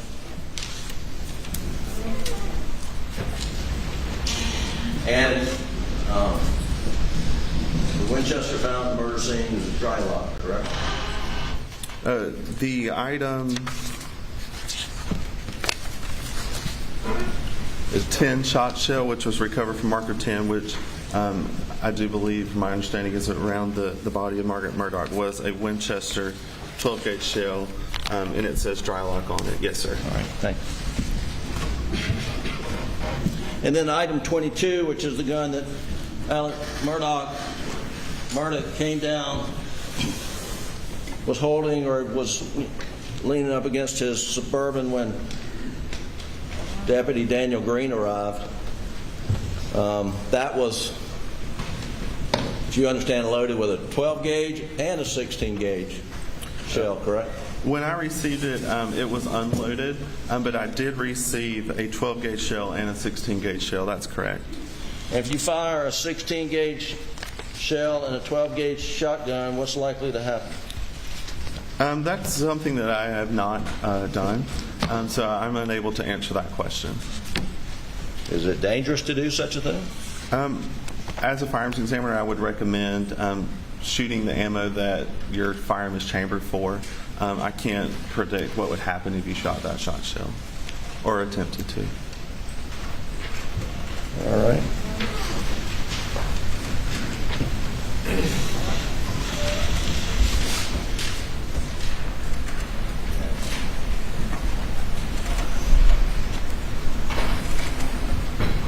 You spoke of this review process at SLED with regard to your tool mark analysis, and you said you do your analysis, you look at things under a microscope, and you type up a report? Yes, sir. I look at the evidence, reach a conclusion, and write or type those conclusions. Yes, sir. And then a reviewer, someone, and in this case, what was the name? Initial CW? The reviewer was Chad Smith, another examiner within our department. Is he on the same level with you at SLED? He is also an examiner. I don't know his classification, but he has been employed in the department longer than I have, completing firearms examination. Okay. And then he looks at it, but does he prepare an independent report and then flips the two over and see if they match, or does he just take a look at it, come up with his thoughts, and then look at your document to see if he agrees with it? He does not prepare an independent report. No, he does look at the evidence and arrive at those conclusions, and he would read my results. If he agrees with them, then he will sign off on those conclusions. If he disagrees with them, then there's also a procedure for that to happen. Now, you mentioned that in order to make an identification or a match, or you have to have a certain number of similar, or is it similar or identical characteristics? In order to make an identification, we want to see sufficient agreement between the individual characteristics. There's not a certain number that I use, as we use a method called pattern matching, and we're looking at under the microscope all these tiny striations and impressions, and looking at the surface contours of those two tool marks with each other. And we're looking at those individual peaks and ridges and comparing those under high magnification in order to make an identification. And based on that, through our training and experience at doing this job, we look at thousands of comparisons, conduct thousands of comparisons. During that time, we look at things that match each other that we know have been fired from the same gun or made by the same tool, and we look at things that have been fired by separate guns and see if there's any agreement or disagreement. And we look at thousands of these cartridge cases and bullets and tool marks in order to learn what that sufficient agreement is to make our identification. Okay, and you gave this jury an analogy like a ladder, and that you have to get up so many steps as you reach. The first step, I guess, would be rifle or shotgun, right? And then the second step would be caliber of rifle, if we're talking about a rifle, and then you keep going up the ladder. Yes, sir. Yes, sir. We're going to look at those class characteristics. So we're going to determine if they're the same caliber. Do they share the same rifling specifications if they're a fired bullet? If they are, then we can compare those. If, for instance, if a bullet has 5 lance and groove and it's going to the right, and we compare that to another bullet that has 6 lance and grooves and it's going to the left, then we know those did not come out the same barrel, so there's no need to do any type of comparison there. However, if we look at 2 that have those same lance and grooves, those 5 lance and grooves, and they're all going to the right, they're the same caliber, then we'll go up that ladder, if you will, and compare those individual characteristics to see if they were fired by the same firearm or not. Tell this jury how many steps of that ladder you have to go up before you can make an identification. As far as making an identification, it's based on the marks that what we see under the microscope. When we're looking at all of these marks, we want to see that sufficient agreement. Again, we want to see enough agreement so that what is there is better than any agreement that we've seen in tool marks that have been created by different tools. And that's learned on the job, doing this, doing practicals that I did in training, looking at thousands of comparisons of things that I've test fired, that I know were fired from the same gun, looking at things that I've test fired from different guns and looking at that. It's also done through studies that I participated in training. I'm looking at things that help us know what that sufficient agreement is within all of those features and looking at the totality of those markings. So we're not going to base our opinion just on one little mark. We're going to look at the entire surface area of that bullet, the entire surface area of that cartridge case in order to make our conclusion. We're not looking at one little mark and making an identification. So we have to think of the totality of all the markings that we see under the microscope. So the short answer to my question, there is no set number of steps on the ladder you have to reach before you can make your decision. We use a method of pattern matching again, and that's how we do it. And that's a widely accepted method throughout all firearms examiners in the United States and the world, really. That's what we've been using for years to complete firearms identification, and that's what's been widely accepted, looking at these patterns and comparing them in order to make our identification and reach our conclusion.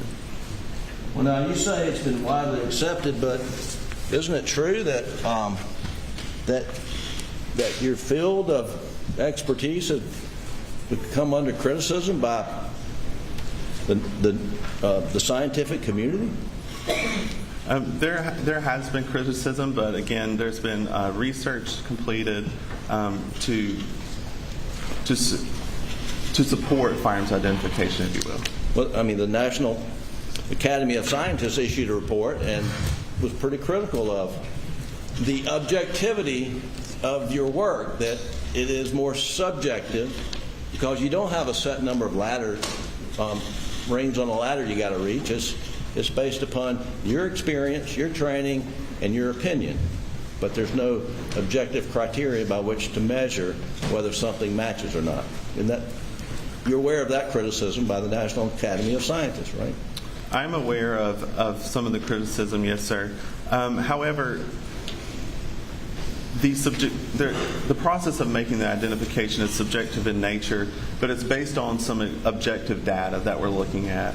There's, again, lots of information that we're looking at, the contours of those tool marks, the individual peaks and ridges of those tool marks, and looking at it, it's not just looking to see is this a match and it looks good. We're really looking under high magnification at all of these features to see what agreement or disagreement that we can determine. And again, that's based on some objectivity, of how we arrived to that situation. But you agree that your chosen field is part art as much as science, right? Our field is an applied science, really. We do use lighting and angles to look at these features under the microscope, and it's important to know how to move those items around and move those lighting and those different stages on our microscope in order to see some of these markings. It can be difficult to do, and there is a special technique that you have to learn in looking at this and doing it and using that microscope to really become familiar and efficient. Do you agree with me previously in this courtroom under oath that this profession you're in is part art? There is some art to it, and that's just the lighting thing. For example, we have to look at that, and we have to use that oblique lighting in order to make some of those striations show up. Again, these are tiny little marks that we're looking at under magnification. But the field itself is not art; it's an applied science. We're using scientific processes to reach these conclusions. With years of research to support it. You first examined item 22 back in June of 2021, correct? Which is the rifle, the shotgun that Alex Murdaugh had that was taken by Deputy Green, right? Yes, sir. Item 22 was a Benelli Model Super Black Eagle, and I did receive that item in June. Yes, sir. And when did you receive? I'm not going to pick it up again because I dropped it, and it's almost past 5 o'clock on a Friday. I don't want to create more of a delay, but when did you receive the 300 Blackout? Is that the item 33 rifle? Yes, sir. You're referring to?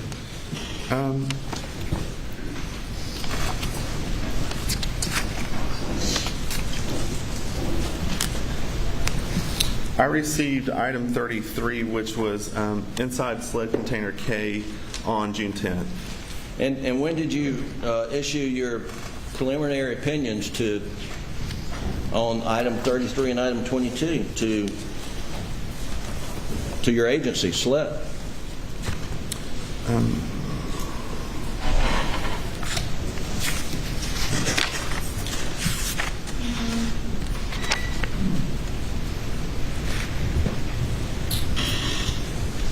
I released some results to our agents and investigators on June 10th. Yes, sir. Are you aware after June 10th that SLED dive teams have been going out in Colleton County, diving the waters, trying to find murder weapons? I'm not aware of what all our dive teams were doing. No, sir. Well, you certainly didn't report to the folks who were relying on your work that we found the murder weapons, did you? I'm sorry, can you repeat that? You didn't report to the folks at SLED who rely upon your analysis that, hey, Eureka, we got the murder weapons. No, sir. That's not what I reported. Okay. And you've never received any projectiles from the shooting range at Moselle to compare. Objection, Your Honor. Ask and answer. I haven't asked my question yet. Here's the question. Have you ever received any projectiles from the shooting range at Moselle to compare to the projectile item number 8? Object. It's been asked and answered. Possibly, but you can answer it again. Yes, sir. If you've answered it before. Based on my understanding of the scene, I do not believe I received any projectiles from that shooting area. But that's based on my understanding of where I believe the other projectiles were recovered from. When you got item 22, the shotgun, do you know whether it had been swabbed on the inside of the barrel? I believe it had been processed by other departments. However, I do not know what those swabs entailed. If a shotgun has been recently fired, does it leave evidence in the barrel, that soot stuff? Yes, sir. It's possible that we would see some type of residue from firing in that barrel. And are you aware that Agent Worley swabbed the top before she removed the 16-gauge shell from it? No, sir. I do not know what Agent Worley did in this investigation. Can you see residue with the naked eye of a shotgun that has just recently been fired? Sometimes, yes, sir. And that is something that we also document as part of our examination of the firearm. And when I looked into the barrel and looked down the bore of the item 22 shotgun, I do have in my case file circled that I noticed some fouling or residue in the barrel. Was it recent fouling or residue, or was it just a dirty gun? I can't date when that fouling was placed there. That residue was placed there. No, sir, I can't put a time on that. What about the 300 Blackout? Was it? I think you have a note there's some fouling there, but maybe I'm confusing it.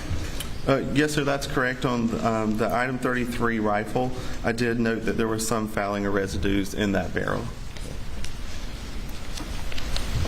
The opinion that you have provided this court as to the shell casings from the murder scene, which are SLED items 2 through 7, and that your opinion is that they were loaded into, extracted and ejected from the same firearm at some previous time with items 35 through 37, 39, 108, 113, 116, 17, and 122, and those are shell casings that were found around the house and at the shooting range. Your opinion that they were loaded into, extracted, and ejected from the same firearm. Do you hold that opinion with 100% certainty? Yes, sir. That is my opinion. That is the conclusion that I reached. Did you ever tell Agent Owen that you could not forensically state with 100% certainty? No, sir. When I arrived at that conclusion, that was my conclusion, and it was also agreed upon by the reviewing examiner. So if there's a note in Agent Owen's report that you couldn't reach it with 100% certainty, then someone has made a mistake? I don't know the contents of Agent Owen's report. Okay.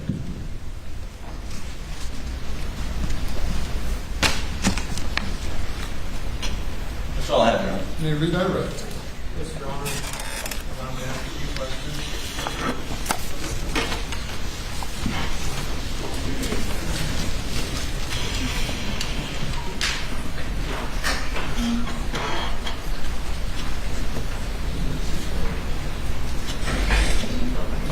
So I'll stand for a moment.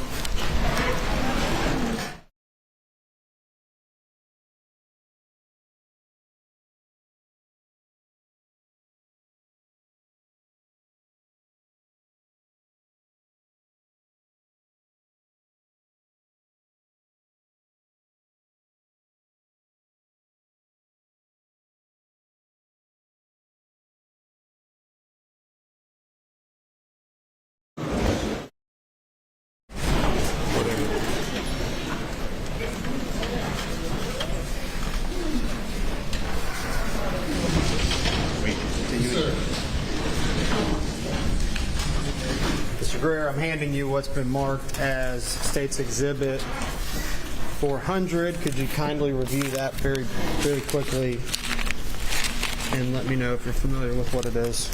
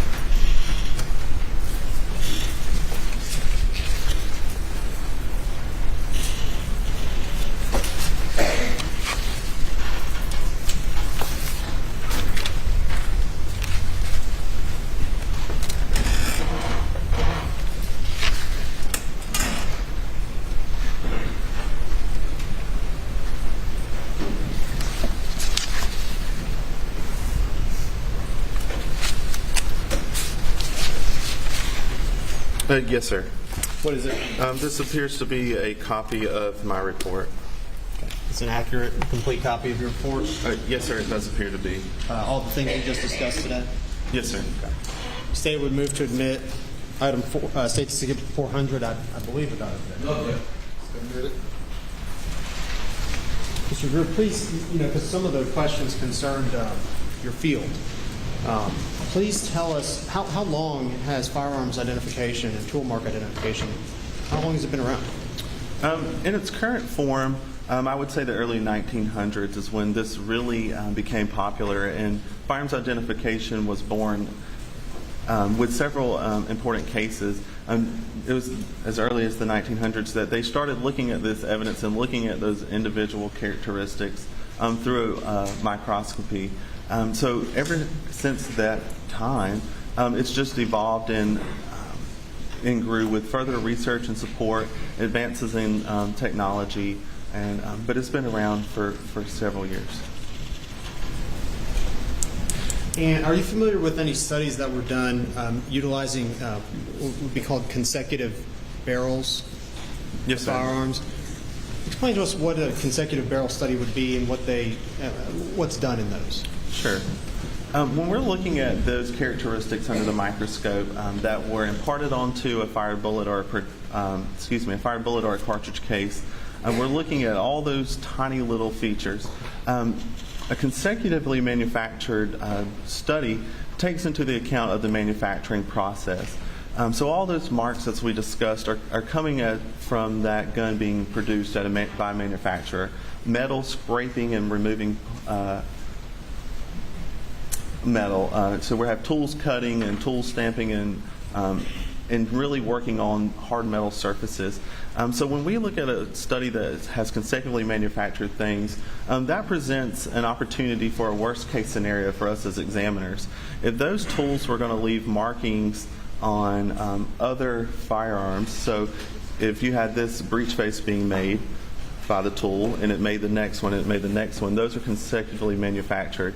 If there's any carryover of those characteristics from one to another, that's what that study does. It highlights that and it puts that as an emphasis as part of that study. And we as examiners, in looking at that, that's our worst case scenario. If we're going to see any carryover of that tool making that item or that breech face, we would expect to see marks. There's several studies that are out there, and I've participated in several of those as part of my training, where we're given samples that have been fired by consecutively manufactured barrels. So if we see any agreement between each of those barrels, we should see it there. Or studies where we have consecutively manufactured breech faces.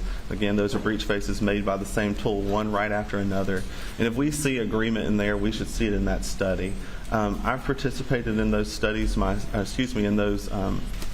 those research projects. Some of them have been studies prior to me becoming an examiner, and I was able to clearly distinguish and accurately distinguish between those projectiles. So I was able to determine those projectiles were fired by this barrel, this barrel, this barrel, and this barrel, or that cartridge case was fired by this gun with that breech face, this gun with that breech face, and this gun with that breech face. So we are aware of that in our community, and we do things to be proactive on that. And that's just an example. And that's something I participated in and was able to successfully pass as part of my competency in determining what was fired by what in those consecutively manufactured studies. And you were able to compare firearms that you know were consecutively manufactured, one after the other, right after the other. That is correct. And just for clarity, we're talking about, I'm referring to items 33 and 22 on your report. That would be the item 33 being the blackout rifle, and then item 22 on the camouflage Super Black Eagle 3. Yes, sir.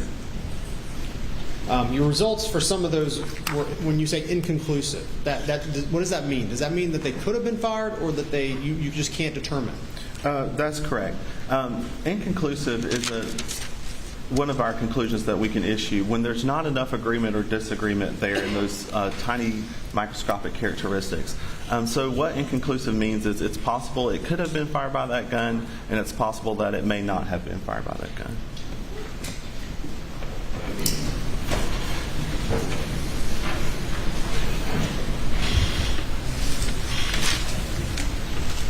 You refer your attention to states to your item number 165, States Exhibit 147. Remind us again what that item is.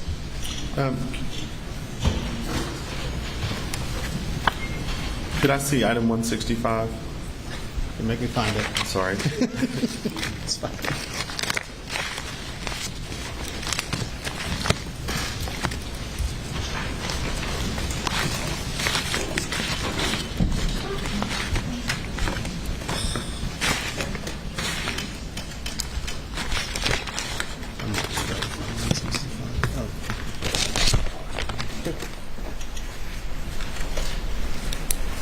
Would you be able to find it in your report if you have it? No, sir. I'm not sure that I would be able to find it.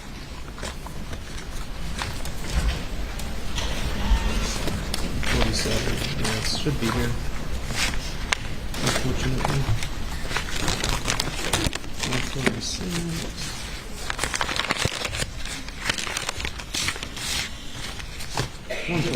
There. All right, I'm handing you what's been entered into evidence in States 147. That would be sled item 165. Yes, sir. Did you identify what it is again and where it was located when it was found, more importantly? Yes, sir. This was a Winchester 12-gauge shot shell. And on the side of the shot shell, it's stamped dry lock 3-inch 2. On the packaging for States Exhibit 147, it says from nightstand in Paul's room. Now, I know counsel asked you a question about, your field being in applied science. Just so we understand what an applied science is, are there any other examples of fields that are applied in that general realm of applied sciences? Yes, sir. A lot of what we do as firearms examiner is learned through our process of training and looking at samples and learning the job. It's kind of like, if you will, a physician. They go to school. They learn a lot in their medical school, but they still do a residency program, if you will. So they're on the job, doing on-the-job training. Your Honor, comparing what he does to... Overruled. May continue. Please continue. Yes, sir. So they learn things in school. Firearms identification is not something that you can necessarily go to a school and learn to do. You can't get a 4-year degree and become a firearms examiner the next day. There are universities across the nation that have firearms identification as part of their firearms program, and they're teaching that component. But in order to achieve your competency at this, you need on-the-job training. You need the experience. And looking at these samples and knowing how to evaluate the markings that we're looking at on these ammunition components. Lastly, Agent Greer, Mr. Greer, I'm going to refer you to States Exhibit 400. I'm going to put that on the screen.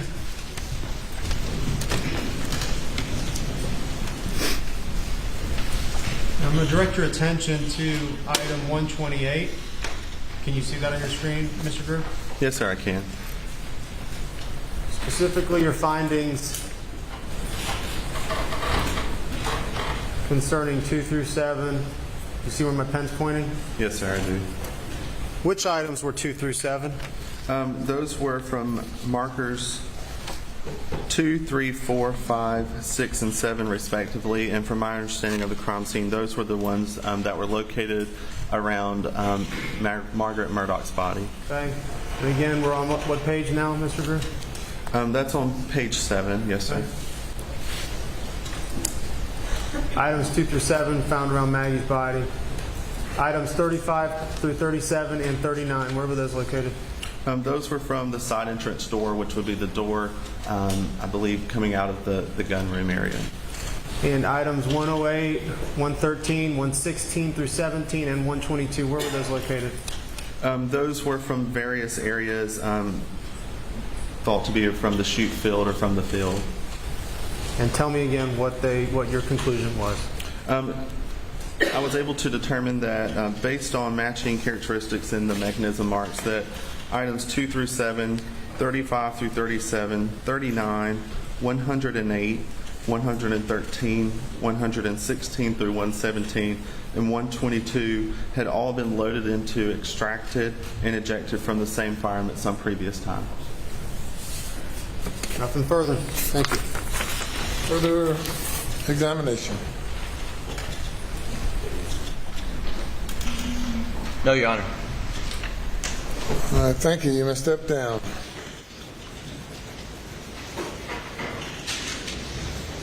And while he's preparing to step down, ladies and gentlemen, we will recess for the remainder of the day and the weekend, and we'll need you back at 11:30 on Monday morning, 11:30. Please do not discuss the case.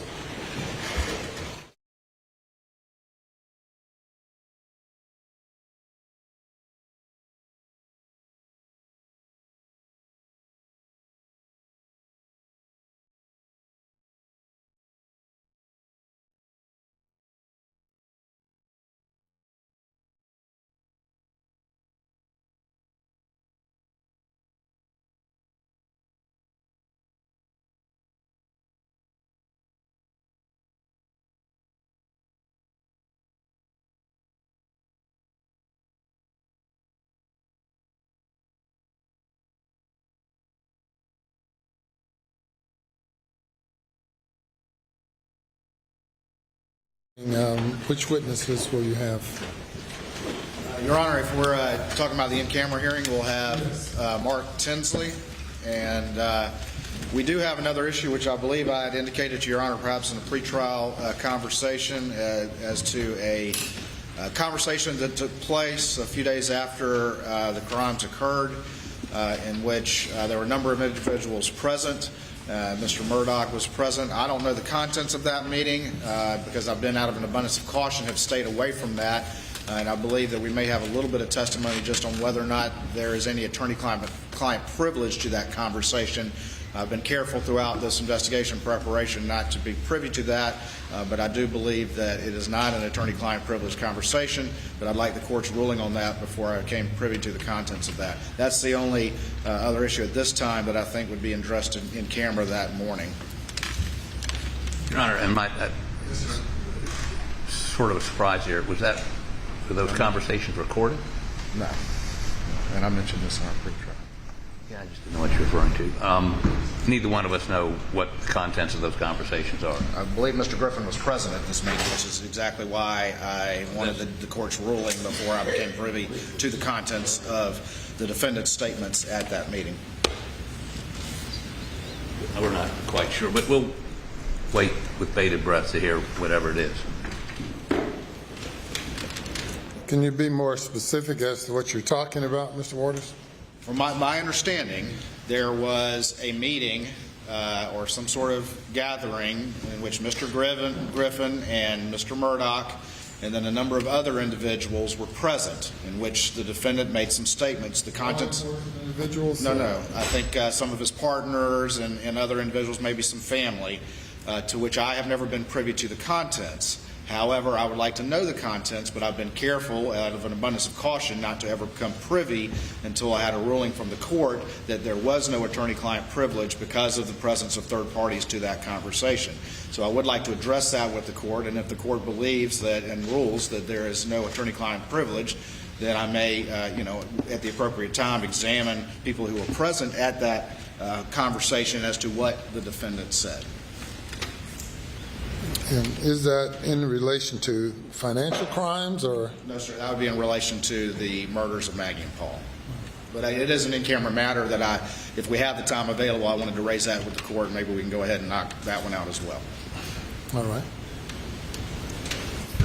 Any thoughts by the defense? Your Honor, what he's referring to is, it was on Thursday, June the 10th, when SLED came to John Marvin Murdaugh's hunting property to interview Alec, to interview John Marvin Murdaugh, Randy Murdaugh, Buster Murdaugh, and I was there to represent Alec for purposes of that. Before SLED got there, we were all in the house.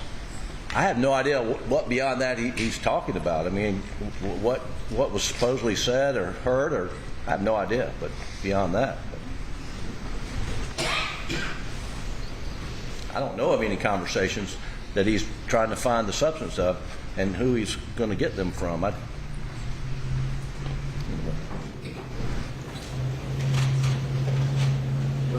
Your Honor, I think that's just it. We would have a witness as to the circumstances of who was present, and in the event that Your Honor rules that because of the presence of third parties, it was not a protected conversation, then I would become privy or asked to become privy to the content of that. And again, that isn't by inquiring of who? Well, the witness who were present, and so I'm going to call one of those, which could be partners. Exactly. And again, I wouldn't even have to do that on the stand. I would just want Your Honor's blessing before I did that because of an abundance of caution and protection of the attorney-client privilege. At that point, I could, offline become privy to the content of it. It may be nothing. I've just been told that there was that meeting and the circumstances of it, and I don't believe it's protected, and so I'd like to know what the defendant said at that meeting. Yes, sir. sounds like he's asking for a deposition, Your Honor. And he's got no right to an evidentiary hearing about what happened at a meeting in the course of a trial. He's got no right to compel people to come testify so we can find out what was said. That's discovery. I mean, state grand jury allows him to do that, but there's no rule that permits him to conduct a deposition, whether in court or out of court, and that's what he's trying to do. Not asking to conduct a deposition, Your Honor. I've actually been doing this out of abundance of caution and protection of the defendant's rights and making sure that we didn't cross a line without the court's input. And again, the content may be something that's useful or not. Well, if you'd like to brief or send a memo or cases to the court regarding statements made in the presence of counsel and third parties, whether that's protected by attorney-client privilege or not, then the court can address the issue. Yes, sir, Your Honor, and I'll be happy to address that Monday morning. I will.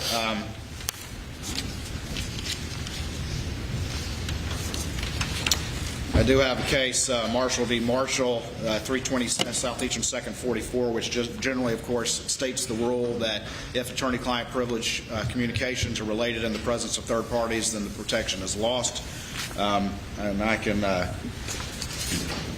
ahead and hand that one up to Your Honor, and I certainly be prepared to address that in greater detail Monday morning. And obviously, if we prepare additional ones over the week, I'll provide those to Your Honor and counsel. Anything further? Nothing from the state, Your Honor. Nothing in defense, Your Honor. All right, we'll be in recess till 9:30. All right.